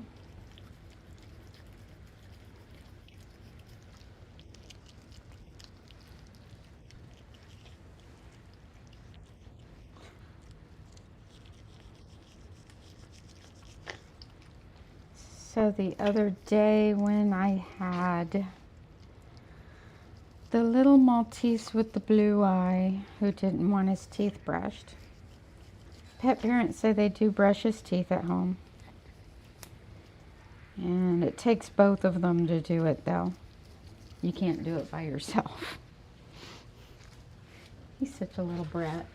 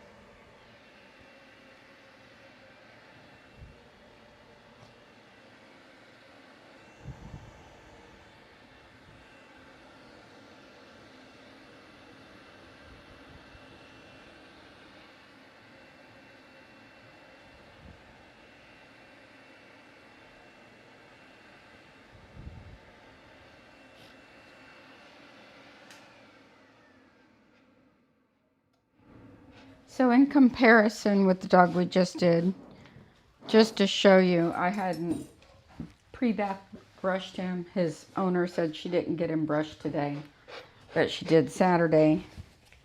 But still, you can get the comb through the legs. So that's the difference. See? He's equal all over his body in his condition. Legs, back, and he's got a thick Coton coat, so you have to use a pick action to get the comb through. And it is best to brush it out first. I'm just doing this for a demo. That with some picking, you can get that comb right through his coat. You know, no matter where you decide to go. Because he's in great shape. And that's how it should be. So on your bath day, it should be equal to any other day where you might have a few snags you got to get out. But you shouldn't have mats, right? If they're properly maintained. If you get behind, yeah. Am I saying it never happens? No. I'm just saying, on average, this is what you should expect if you're doing a proper job.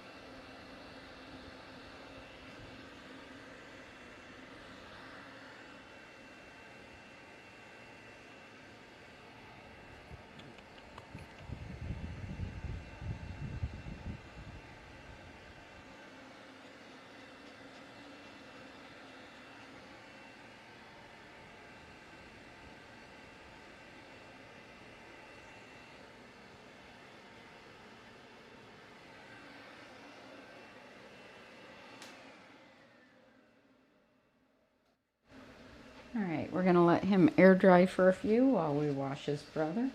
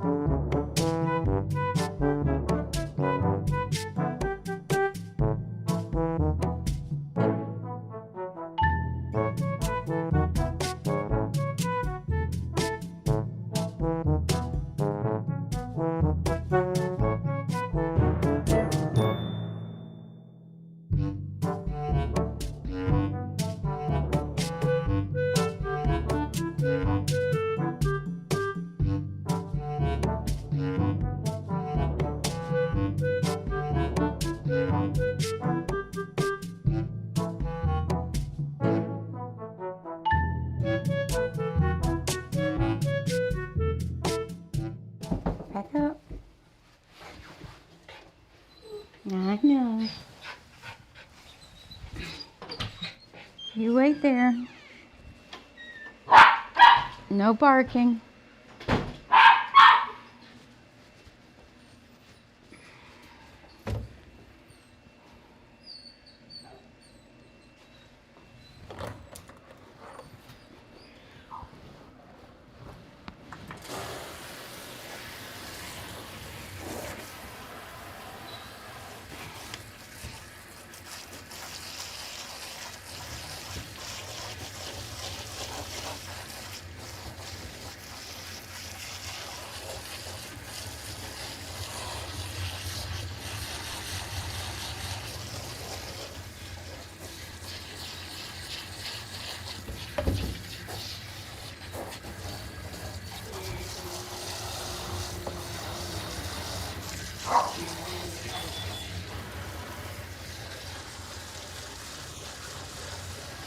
Be right with you.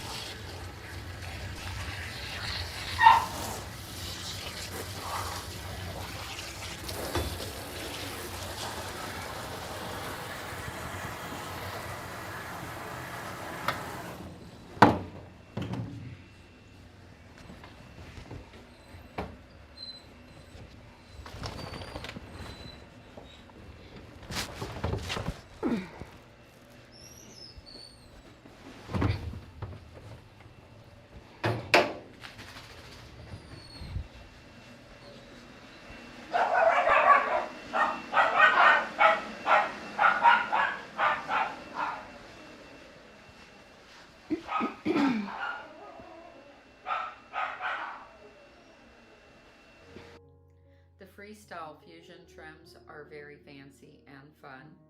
They typically have a fusion style mustache, which is oval shaped.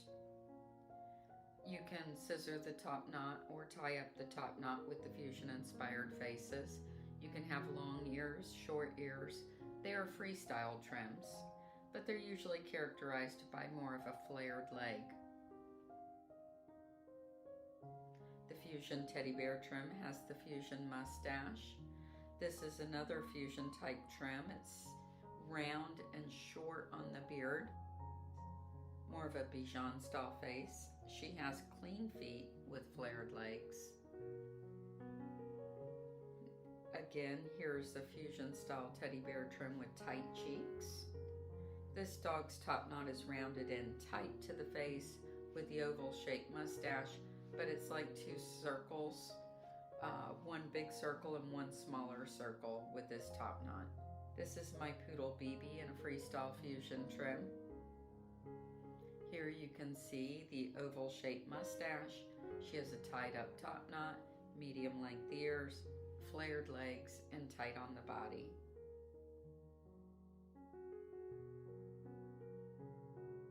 The long-haired dachshund is a flat-coated dog. Flat coats require the carding technique to remove the shedding hair that is in the resting phase. Because this dog's coat is too long, I am starting by raking the coat with a dulled rake. I do not want to cut the coat in this area. Once the undercoat has been removed with the rake, I switch to a carding tool. Hold the carding tool at a 45-degree angle. If the shedding coat is left in place, it grows out of balance as seen here. This excess hair should not be cut, as it would alter the natural color and texture of the coat along the jacket area of the dog. This excess hair is being removed by hand stripping to retain his rich sable color. The hair under the ears and on the throat are clipped. I use a 7F blade here and a 5F blade to blend the cowlick areas. The sides of the neck are thinned and blended into the back coat. The soft coated areas in the pants can be thinned from underneath to help this area lie flat. The feet are trimmed to be full and broad with arched toes. The tail is flag shaped. Thank you for watching. We are grooming safer together.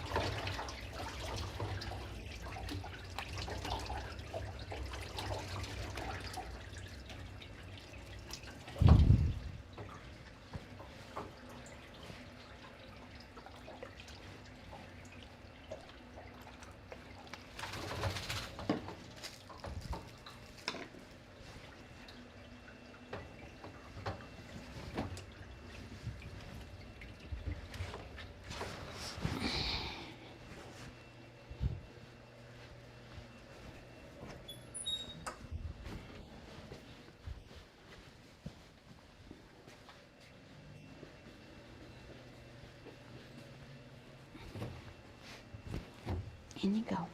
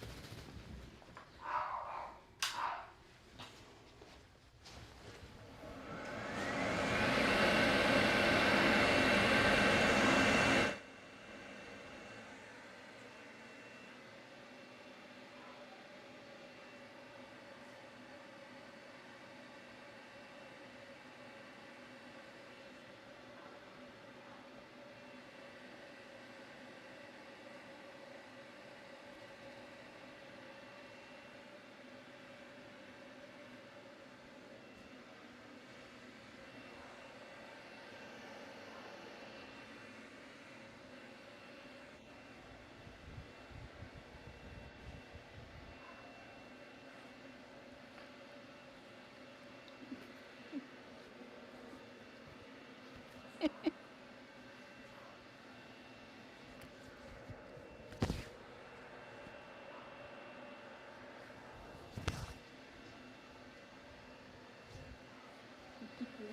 love you. Stop it.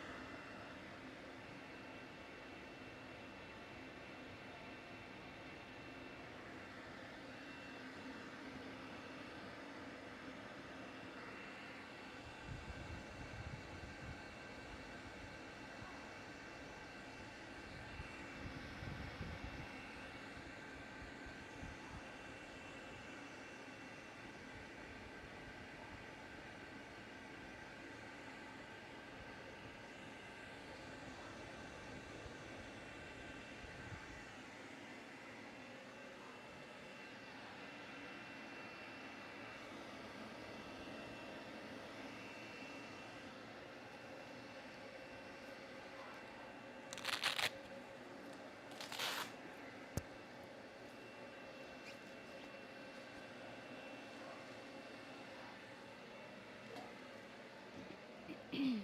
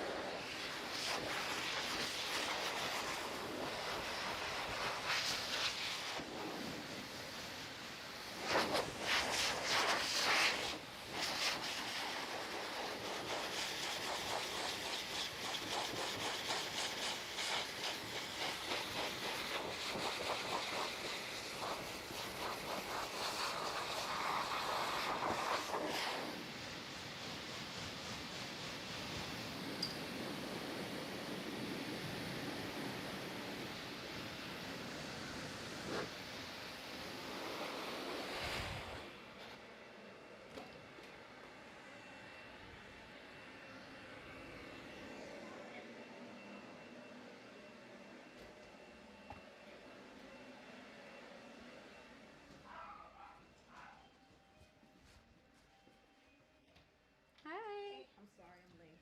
You're fine. Hey, Bubba's. Come on, I see you. He's been everywhere today. Oh, He's been to the vet this morning. no. You see, I had to get my flu shot and my boy to tell him. Oh no, don't mean no. Bring you to the vet and then bring you here. All right, he should be finished close to 6. Okay. Thank you. Come on, Bubba.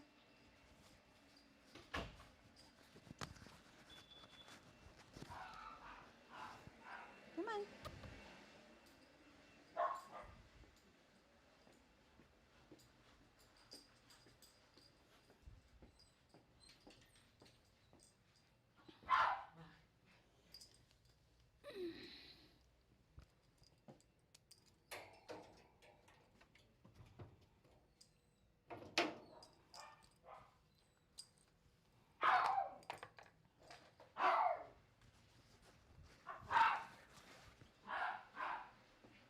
Did the rest of that come out pretty good?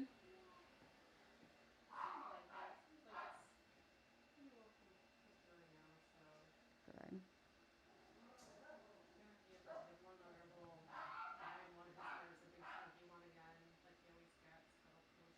I'd just snip those out.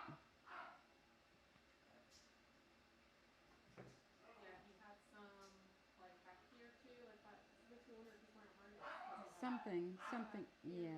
Either a t-shirt or a harness.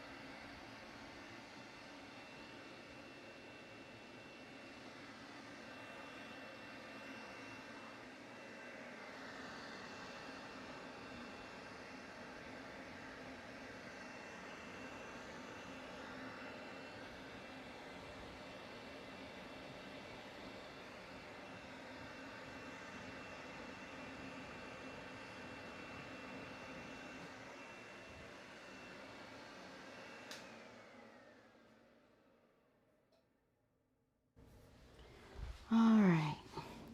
So that's what a proper bath and blow dry looks like for a Coton, which is what Levi here is, a Coton de Tulear.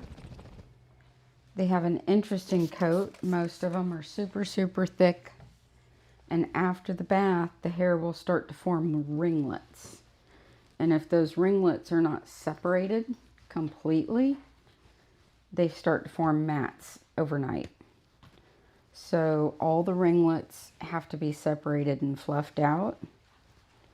And the entire coat has to be completely dry and not damp anywhere, or it'll start to mat, or at least require more brushing once it's dry, at the very least. But if you don't fluff it out, then the ringlets kind of stay in place. And while those may be cute, they're much harder to keep brushed out because they wrap. His coat's super, super thick, so the comb doesn't glide through it. It picks through it. So you pick out to the end. And combing it by lines. That's Django's mom.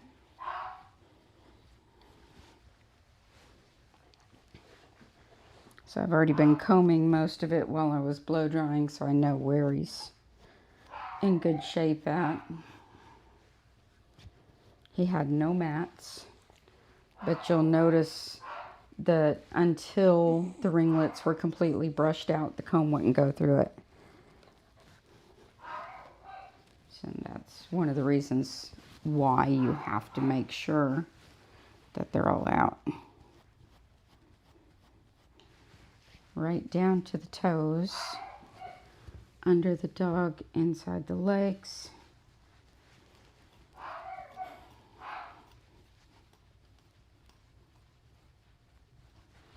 Good boy. And this helps to keep him from one bath to the next by doing this. Say if his pet parents liked his ringlets and wanted to keep them and let his hair be all wrinkled, it would be a lot harder to maintain between baths. But by doing this and making sure it's completely combed, he doesn't need another bath for 2 weeks. She brushes him in between.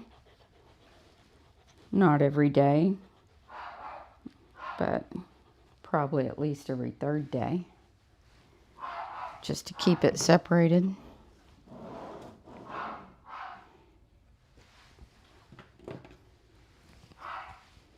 That's a good boy.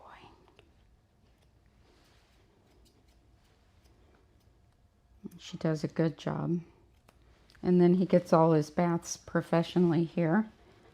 She can do it at home and does a fine job when she has an emergency or has to.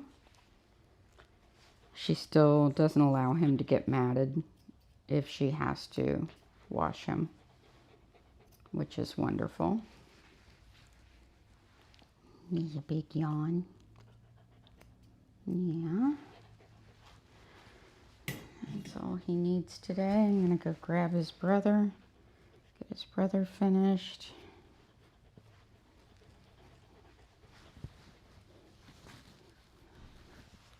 That's a good boy. Wait.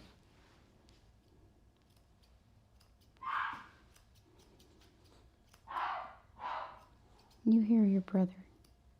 He's being noisy. Yes, he is. All right, come on. Let's go. Say goodbye, Levi.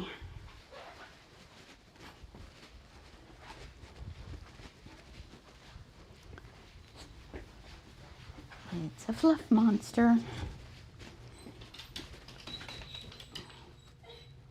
You go in here. Thank you.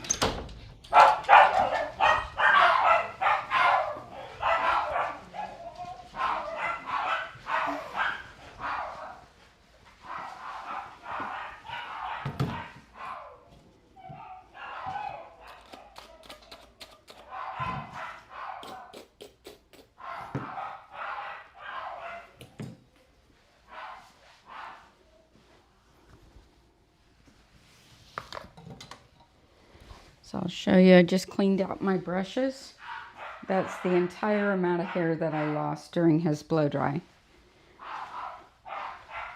The idea of that is that you don't want broken coat, you just want brushed out coat.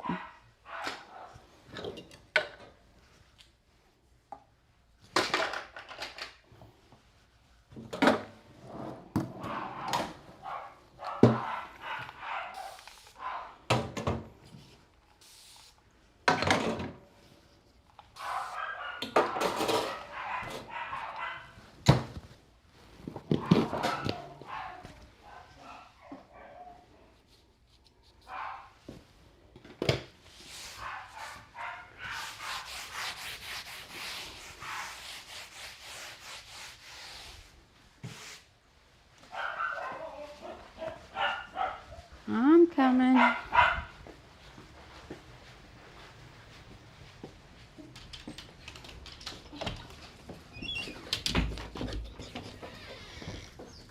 Slow down.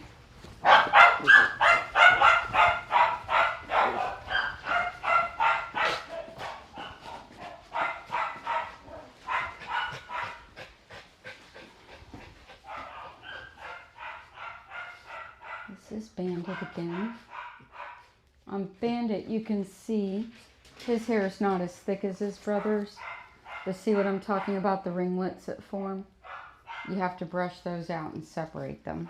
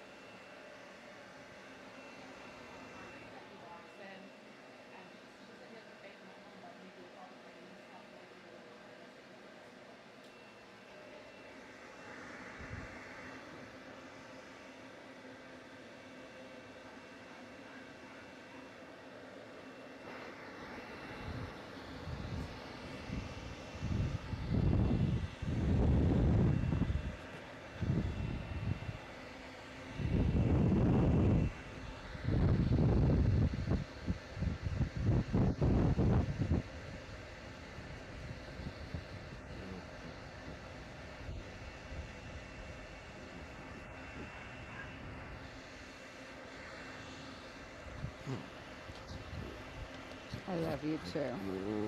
Yes.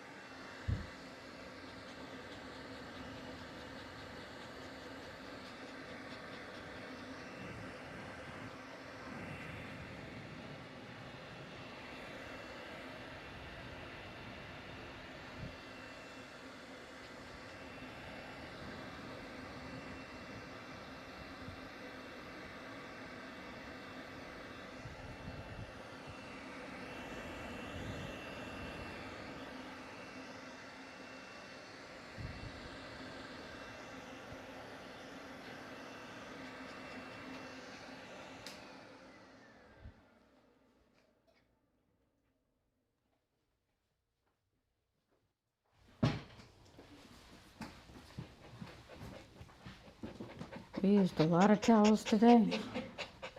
A lot of fluffy dogs.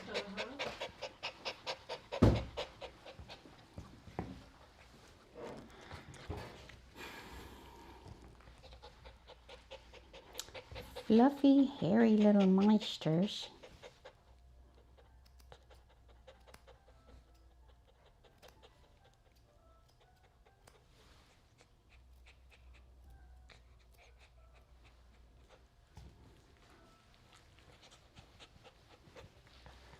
Alright, so all the ringlets are brushed out. Comb from the skin out over the entire dog.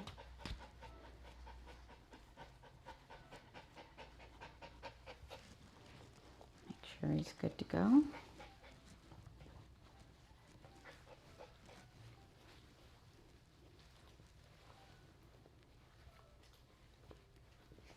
I don't know what that music is.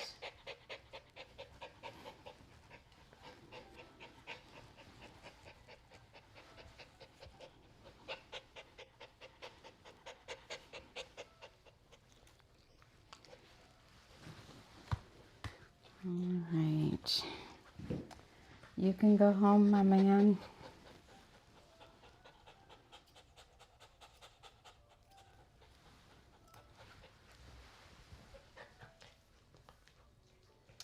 Let's go find my phone.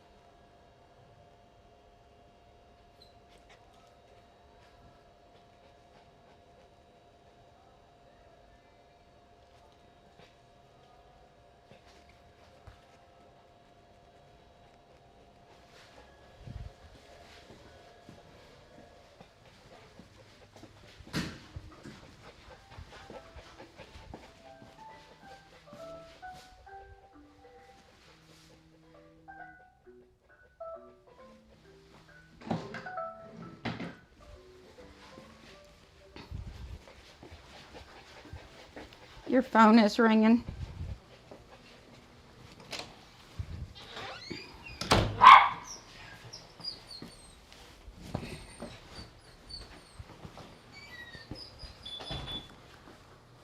Oh, one more doggy.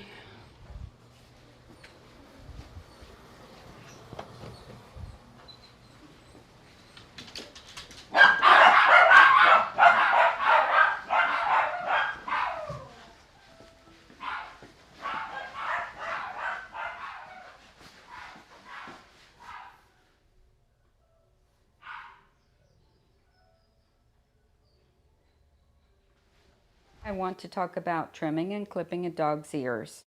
Clipping a dog's ears can be very risky, and certain safety protocols should be followed to accomplish this task. Dogs have a blood vessel that runs along the entire edge of the ear. If the ear is nicked, it bleeds profusely. Dogs also have many nerves and cartilage in the ears, so a thoughtful approach to clipping should be considered. Extreme caution should be taken if the dog has severe matting on the ears. Dogs such as Doodles are prone to hematomas once the mats are shaved off. I prefer to brush out matted ears to prevent hematomas if at all possible. If dematting is not possible, I partially clip and partially brush out the ear. If neither is possible, I refer out to a veterinary practice that offers grooming due to the high-risk nature of the groom. When choosing which blade to use, consider the coat of the dog. Many double coats require a slightly longer blade, while other styles require a very fine blade. Now let's discuss safety. There are several hazardous areas that you must be aware of while clipping the dog's ears. Dogs with pricked ears and cropped ears have a well-developed cartilage at the front of the ear. This is called the spine of helix. This area will have a significant fold of skin and create a dip right behind the fold of skin. Care must be taken in this area to prevent injury to the dog. I will demonstrate this further in the video. At the back of the ear, on the inside of the pinna, you will find the cutaneous marginal pouch. This is the most common area of the ear to nick or cut. I never use a blade longer than a 10 blade in this area. When clipping over the cutaneous marginal pouch, it is extremely important to use the full width of the blade over this area. Place the pouch directly in the center of the blade so the edges of the blade cannot catch the skin flaps. As you can see here, if you bring the clipper blade in at an angle, you are more likely to cut the skin. But when you are careful to clip with the pouch in the center of the blade, the risk is greatly reduced. You should never clip towards the head. This is very dangerous. As I trim this dog with semi-prick ears, I will demonstrate the safety protocols. First, I always trim the ears center out, center up, center out, and never clipper in any other direction on the ears. So here I am demonstrating clipping over the cutaneous marginal pouch using the full width of my clipper across this area. Center out, center up, center out. On this type of ear, I flatten the front edge of the ear by pushing my fingers into the dip at the front edge of the ear to create a flat surface to clip. Notice how my fingers follow the blade as I clip. This gives firmness to the ear. As I clip the underside of the opening of the ear canal, I usually flatten the ear against the head. When clipping the base of the ear, I hold the ear forward as I clipper this area. On the back side of the ear, you will find another hazardous area from the cutaneous marginal pouch that is very easy to catch in the clipper. You can see how easy it would be to catch this flap of skin in the clipper blade. So, just like on the inside of the ear, I clipper this area using the full width of my blade with the flap squarely in the center of the blade so the edges of the blade are less likely to catch skin. I finish this ear type by scissoring the edges of the ears. I carefully hold the ear, allowing my fingers to provide balance to my scissors. Notice how my fingers follow the scissor up the ear as I go. Next, let's talk about cropped ears. Like it or not, they exist, and as groomers, we must clip them. When clipping the inside of cropped ears, I flatten the ear against the head like this. Using the edge of the blade, I use a pick action to clean up the uneven surface at the opening of the ear canal, as I do not pluck ears. I clip the front edge of the ear using my index finger to fill the dip behind the area where the ear folds back. This helps me to have a firm surface to clip. Notice how my hand resembles a claw, keeping the head still with the ability to feel and direct movement from the dog. As I clip the back of the ear, I gently pull the ear forward and have my fingers inside the ear pinna to give some stability. Clipping the outside front edge of the ear, I am using my fingers to steady the ear. Because the ears are cropped, there is no longer a cutaneous marginal pouch, thereby removing this hazardous area on the back side of the ear. I roll the ear over my fingers to flatten it as I work and slide my fingers up the edge of the ear along with the clip. Cropped ears have thicker skin than natural ears.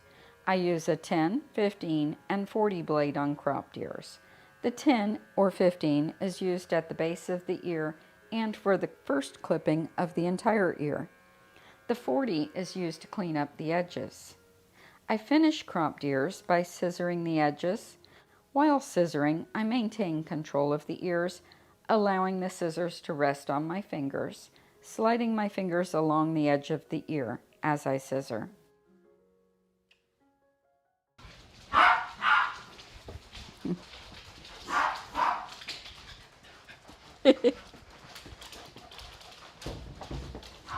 Come here.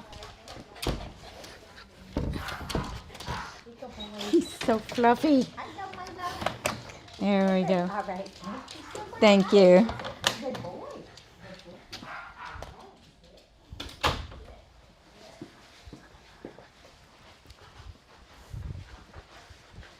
All right, who's next? Bandito. Come on.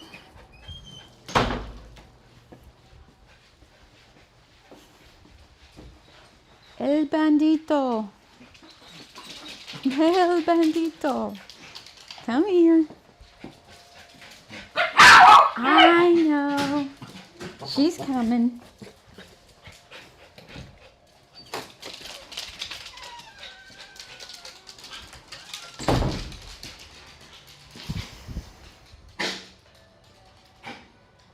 Oh, slow down.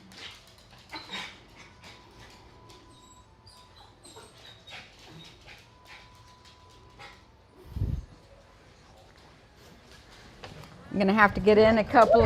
Yeah, it's supposed to be freezing tonight. Yes, yes. We're gonna need tuxedos for them for New Year's. Oh, I see one over there.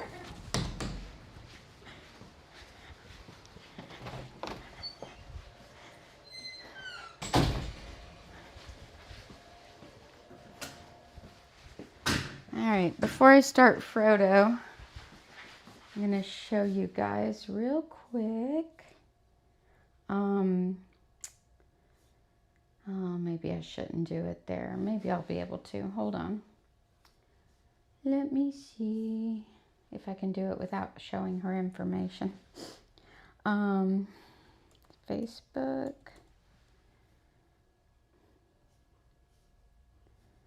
And let's go.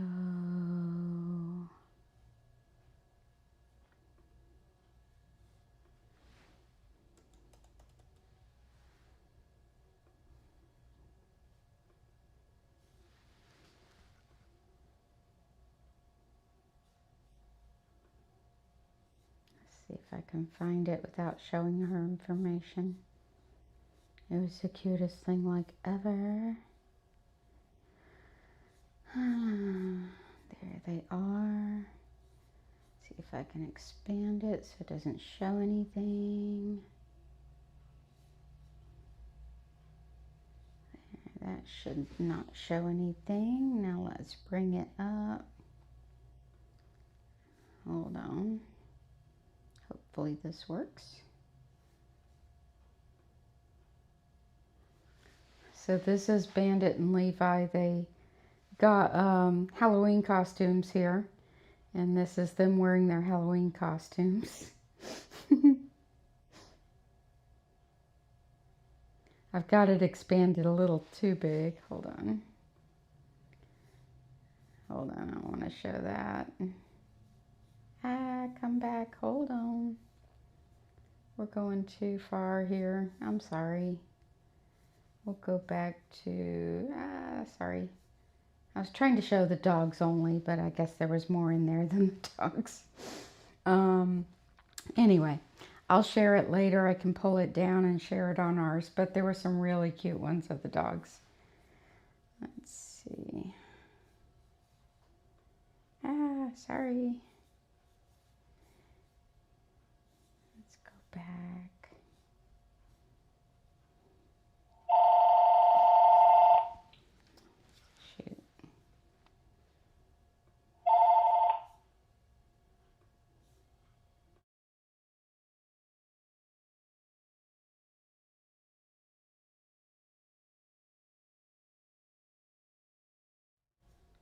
Nobody was there as usual. All right, well, let's get the next dog going. I wanted to show you the beginning of that. It was so cute. Let's go all the way to the beginning. It's not going to show it. Ugh. Ugga bugga. Never mind. Ugga bugga. What a day.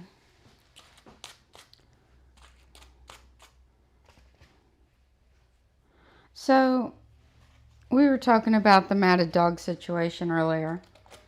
And I'll be completely honest.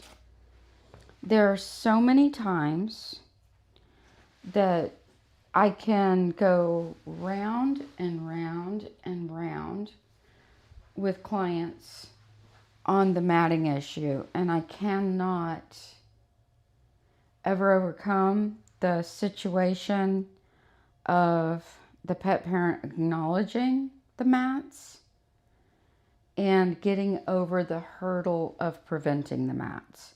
So that's challenging because we have to first admit there's a problem. So, and it's always, well, I tried. Well, I tried. But when there's a complete denial that they exist, that's so hard. And, you know, there's been clients over the years. I used to have a Maltese that I only trimmed the nails on because the pet parent did not trust me to groom her dog. And the dog actually loved me, and they could not do the nails for anything at home. She was naughty, naughty, naughty in more ways than one. Like Knotty. But it got to the point where I would sit there and I would show her the mats, and I'm like, you know, she's really, really matted. You know, you got to really get these out. And, oh, I brush her. I just brushed her. I'll brush her when I get home. I just gave her a bath. And I'm like, so bad. So bad. And it got to the point after 3 years, and I'd sit there with her in my lap while I'm talking to her, brushing her out when she didn't trust me to groom the dog. And she was only there for nails, but I'd sit there and show her, oh, she won't let me do this and she won't let me do that. But she wanted hair this long, you know? And so I'd sit there with the dog on my lap while we're talking. Well, this is how you do it. And you can lay her this way. And this is what it takes. And whenever you give her a bath, you have to do the dog completely from one end to the other. Well, I washed her yesterday. Well, it's today. And if you washed her yesterday and she's matted today, it means you didn't finish. Well, she gets tired. It's like, I know, but you have to finish the job the same day. If you let it go to the next day, the matting's going to be tight and you won't be able to get it out. This went on for 3 years. I refused service on the toenails. I'm like, I'm not doing your dog's toenails anymore. You know why? Because I was aiding and abetting the neglect. Now, this was the most spoiled Maltese in the world. Her feet never hit the floor. She came in every time in a fancy stroller. And she would park right outside the front door, get the stroller out, open up the stroller, put her 4-pound Maltese in the stroller, and wheel her in. You know, she had the best of everything, except a good brush. But I could not continue to do that dog's toenails because it broke my heart every time I picked her up out of the stroller and I touched her. Because I knew not only was she continually matted, but I also knew every time that pet parent laid a brush on her, it hurt. And the only way I was going to make enough of a loud statement is to say, I can't do this. And I don't know whatever happened from there, but that's what I feel like sometimes. I'm aiding and abetting neglect. So, you know, it's kind of ridiculous to have to stop doing a dog's toenails because the pet parent won't brush the dog's hair. But, and I've had many that I've had to lose as clients because I could not break through the wall of getting them over the hurdle. So yes, it's a learning curve, but I try. I try and try and try and try. And there comes a point when I'm hitting such a hard wall that I'm like, enough. You know? Enough. I used to groom these 2 adorable little mega coat schnauzers. And they liked really long hair on them. And the girl, she didn't mat up. Really, not much. But the boy had this super cottony hair and they wanted his hair real long. And it matted so bad. And I kept instructing and telling and educating and helping. And the dog could not handle the dematting. And one time I just scissored him more into a regular Schnauzer trim, trying to knock off the top of the mats and brush it out like I did the dog today. And they were mad. Oh, were they mad? Because I took his hair too short. So I told him 2 more times that they really have to keep his hair brushed if they want. And it was bathed in mats. It wasn't just mats. And the final time I said, no, I'm not doing it anymore. It hurts him and I'm not doing it. And they got mad and they said I should have told them. I never told them. I should have let them know prior to that day. And I'm like, you know. And I love those little dogs, especially the little girl. The little boy was getting more and more and more difficult, but the little girl was just so special. And it's like, oh. So, you know, it's hard. It really is. All right. I wonder if my mic's going to make it for the last dog. I think it will. So I'm not going to change.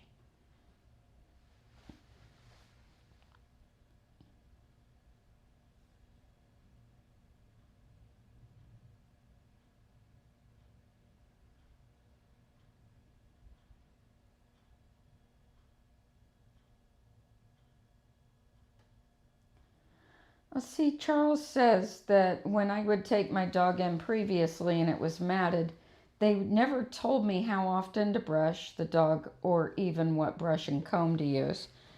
And that's hard because we don't have time. So, and I don't mean that negatively, but when you have a couple of dogs in a row come in matted and you have to take the extra time to work on them, and say you have another kink thrown in your day like I did today or Saturday, we can't stop. And that's the beauty of the live streams. But, you know, it didn't appear that that pet parent watched the live stream because she was in denial when she picked up, saying, you know, that I just took her to a do-it-yourself dog wash and I completely did her. And I even used their brushes and combs. So I'm really surprised that she might have had mats. So, and she was asking me about the brushes and combs. And I didn't have time. I just didn't have time at that point to go over it. But I am going to send her the link to the blog, and that's why I created the blog, so it makes the education easier. And then the videos show what it is, where it is, and what I'm doing. So I'm trying to educate, but in the waiting room for all of you who pick up your dogs and it's like they're not telling me what I need to do. There's reasons for that, and it's hard. So it really is on our end. And the education takes time. And so doing it during the live streams on your actual dog is really helpful. But you got to watch it. Or at least go back and watch it later.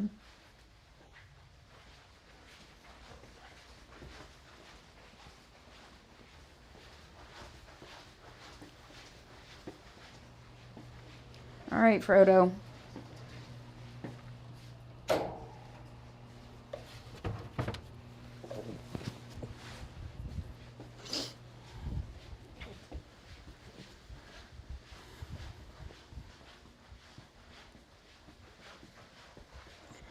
But all in all, I do a really good job educating my clients. Those who I feel I can't educate, I stop at some point and we don't go forward. And that's just honesty. But, you know, most of my clients know and have learned how to maintain their dogs. So, like a dog like him can walk in. I haven't even laid a brush on it yet. I have done nothing with him. And this is how a dog should arrive to the groomer. Like every single dog in the world, when it goes to the grooming shop, should come in ready for a haircut. So, you know, they shouldn't be matted. And I'm not saying your dog should never get mats or tangles. It happens. But when you come to the groomer, you should sit your dog down the night before and give them a good comb out and brush out. And make sure that they're ready for the groomer. And I've had clients tell me, it's your job, groomer. I actually had somebody say it to me like that. When I said you need to brush your dog out before they come in, she says, it's your job, groomer. I'm like, girl, you did not.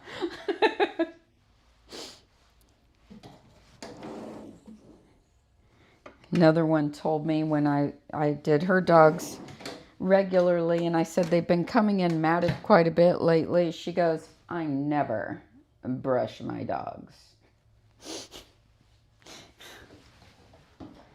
I do not do that. It's like, really? Really? Ugh. Good boy.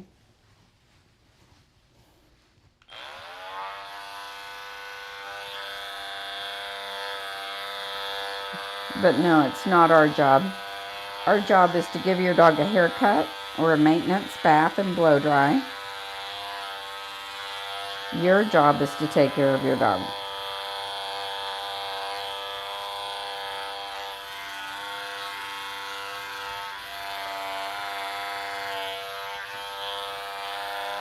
Like you shouldn't send your child to the hairstylist with lice. You shouldn't send your child to the hairstylist with matted hair. That would not be right, would it?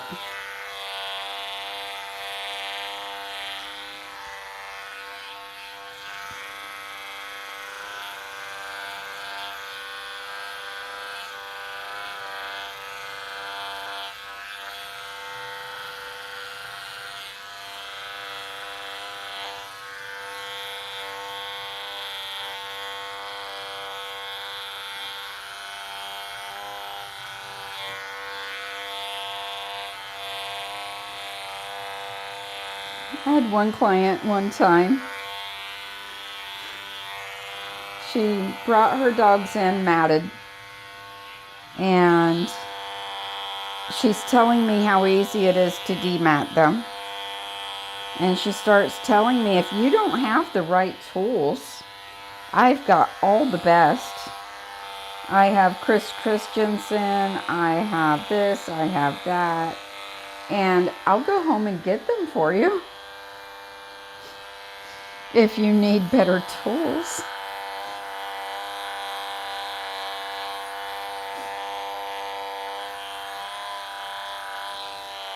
Again, I'm like, girl, you did not. If you have such good tools, how about using them?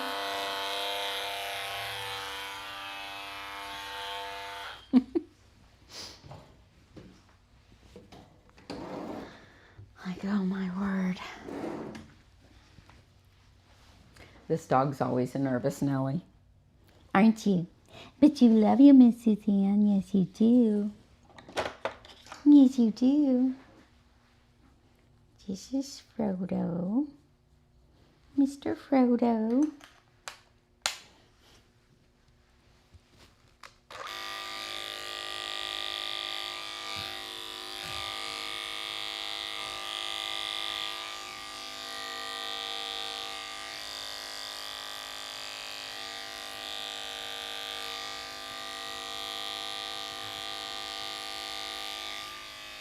And the one who told me she would go home and get her tools that day, guess who didn't groom her dog? I'm like, yeah, no.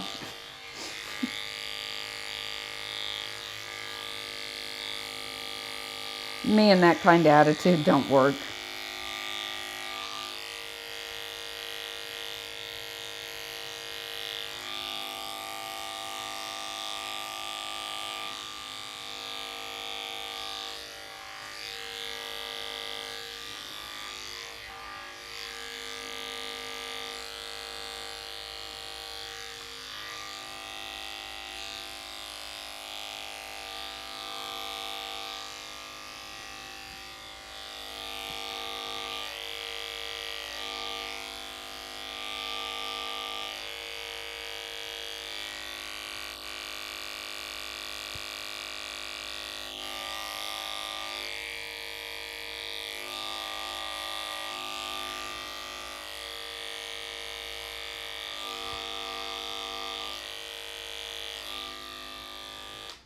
So this little dog gets kind of a mega coat type of style.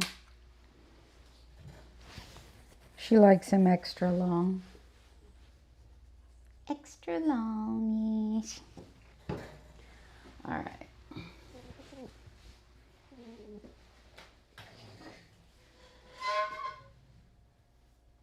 He is very sweet. I love him. He's about 13, 14 years old.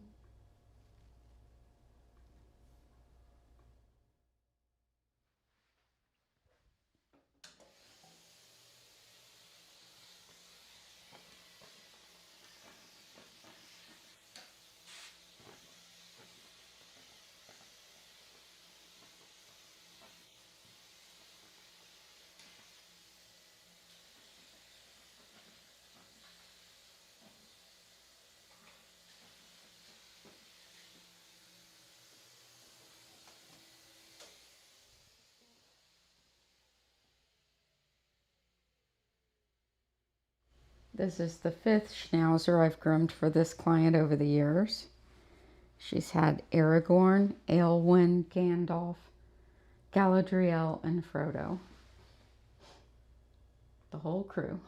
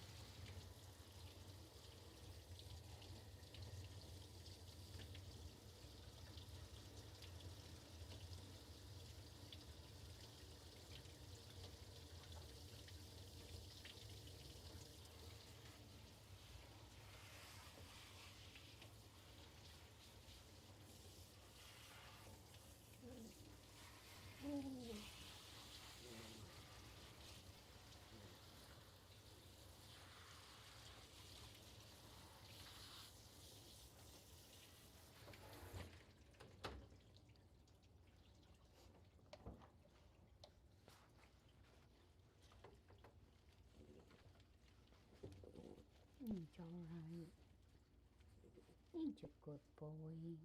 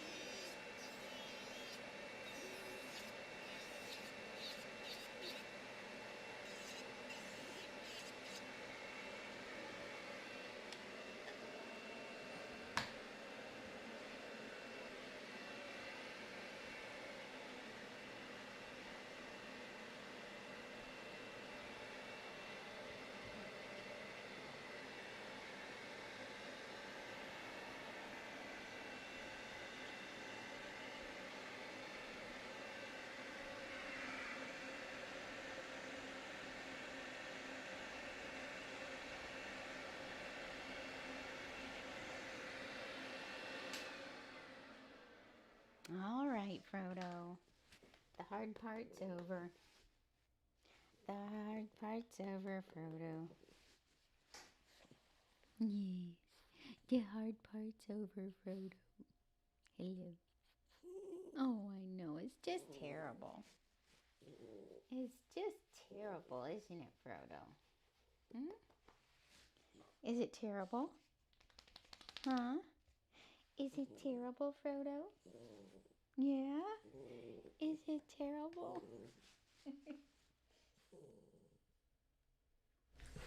He says it's just terrible, y'all. Oh, it's just terrible. Yeah. Poor Frodo.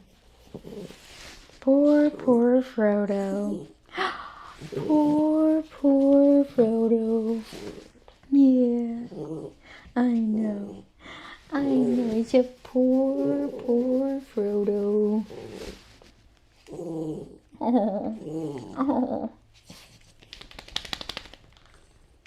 Oh.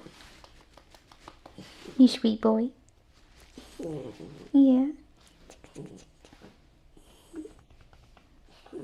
I know. It's just terrible. It's just terrible, Frodo's.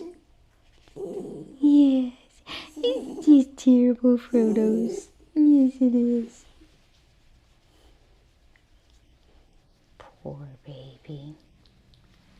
Poor baby had to get a bath. Poor baby had to get a bath.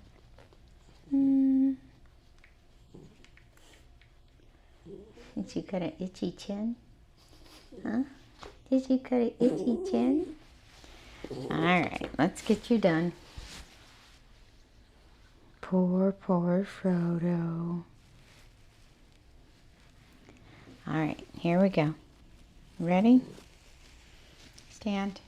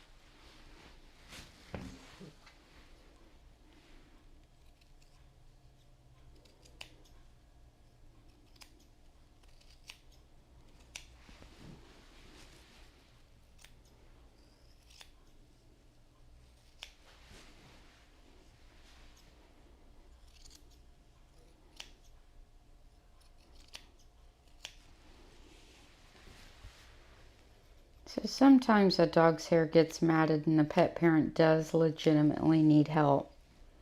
Especially if it's a coat that they've been working on and they do a good job with it. And something happens and they need legitimate assistance. That's different, right? But we need to plan for it, and usually those clients know what's going on. They know the severity of the situation, and we book around it because we understand, right? Nothing's a hard, fast rule around here. It's just basic guidelines, but not rules.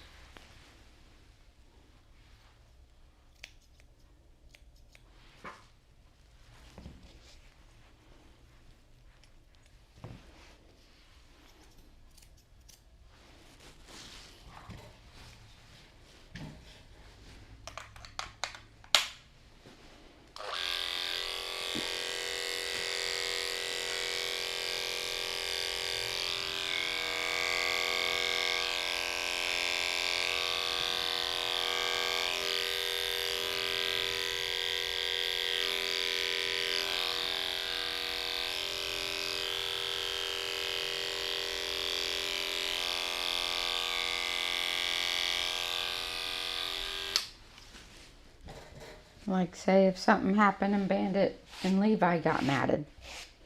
She takes such amazing care of them. Say if it was some sort of circumstance that just totally messed life up. Of course I would help save their hair.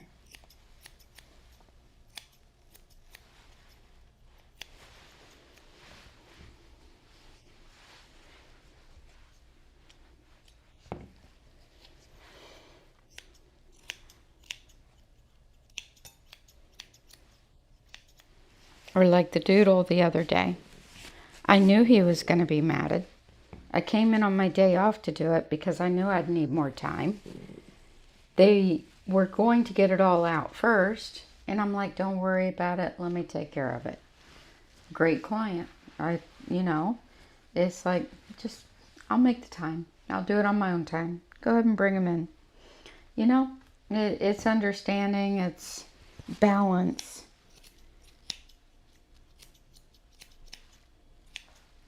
Mainly the ones I talk about are the ones who won't listen to me or won't acknowledge the issue or act like it's no big deal when it is.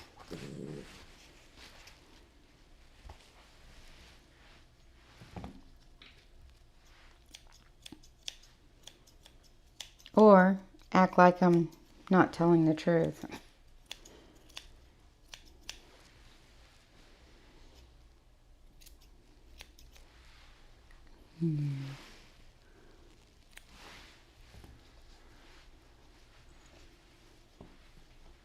So most of the time we leave his furnishings natural. Occasionally I trim them back, but right now they've got so much going on that trimming them back to even them up would make them really, really short. So today's going to be one of those days where I don't trim them up because she likes them long.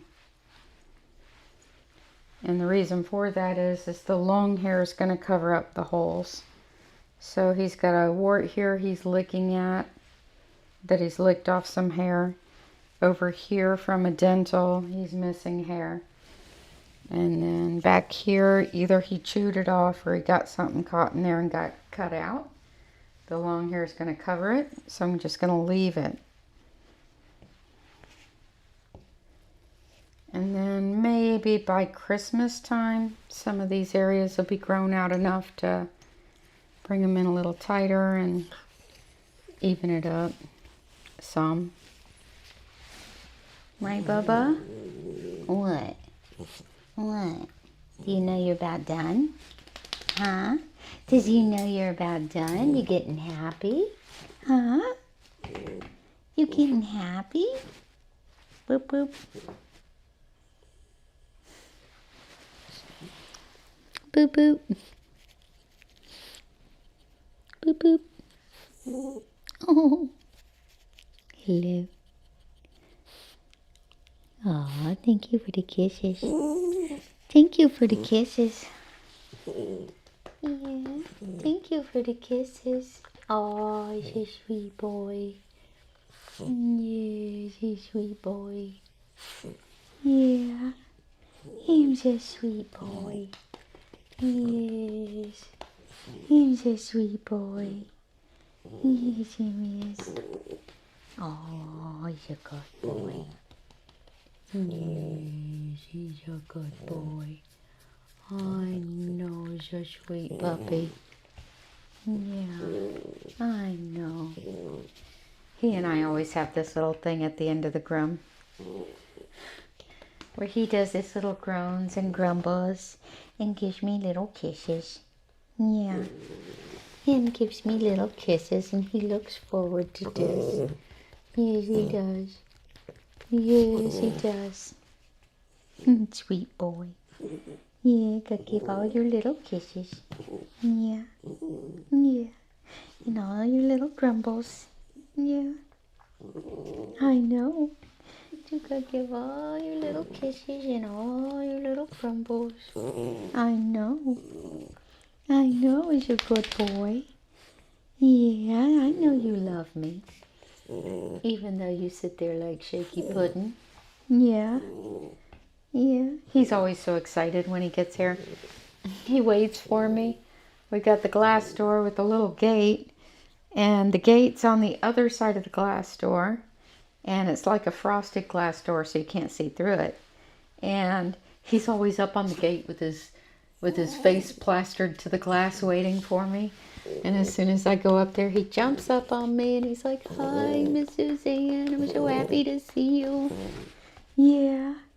You'd never know it with him on the table. But he loves his Miss Suzanne. Yes, he does. First time I saw him, he was about 8 weeks old.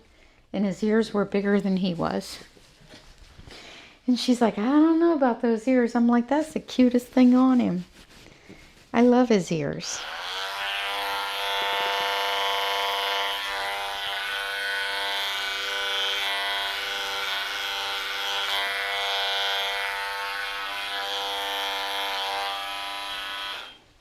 He and Galadriel were litter mates.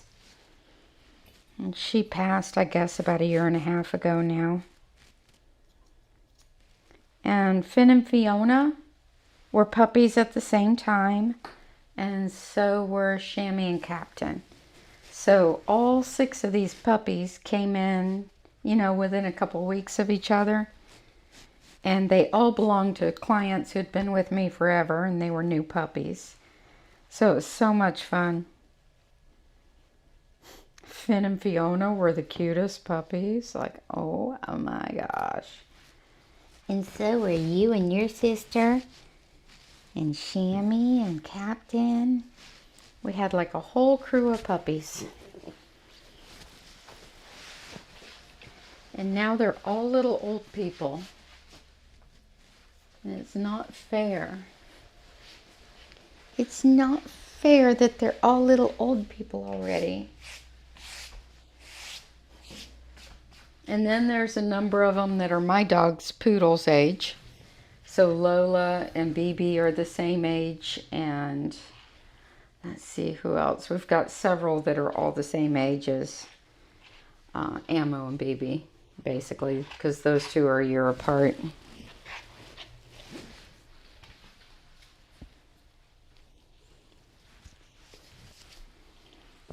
Speaking of that, what is the date? I think next week BB turns 8. Oh, Mia is the same age as BB. So Lola, Mia, BB, they're all the same. Alright guys, this is gonna do it for today. Yes, it's gonna do it for today. So I thank you guys for watching. Be sure to like this video, subscribe to my channel. Don't forget to hit the notification bell so that you don't miss my next upload. And I'm going to go text his mom, let her know he's ready. Where are you going? Where are you going? You can't leave. No, you gotta stay right there. Yes, you gotta stay right there. Yeah.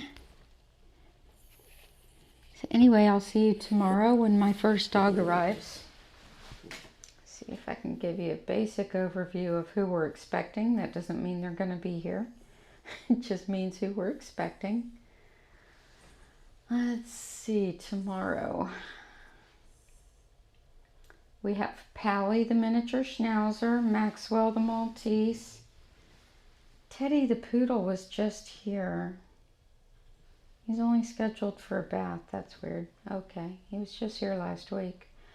And then Snickers the Maltese Shih Tzu, Georgie the Yorkie, Indy the Yorkie, Eddie the Cavapoo, Ryder the Maltese, Daytona the Chinese Crested Powder Puff, and Molly the Senior Maltese.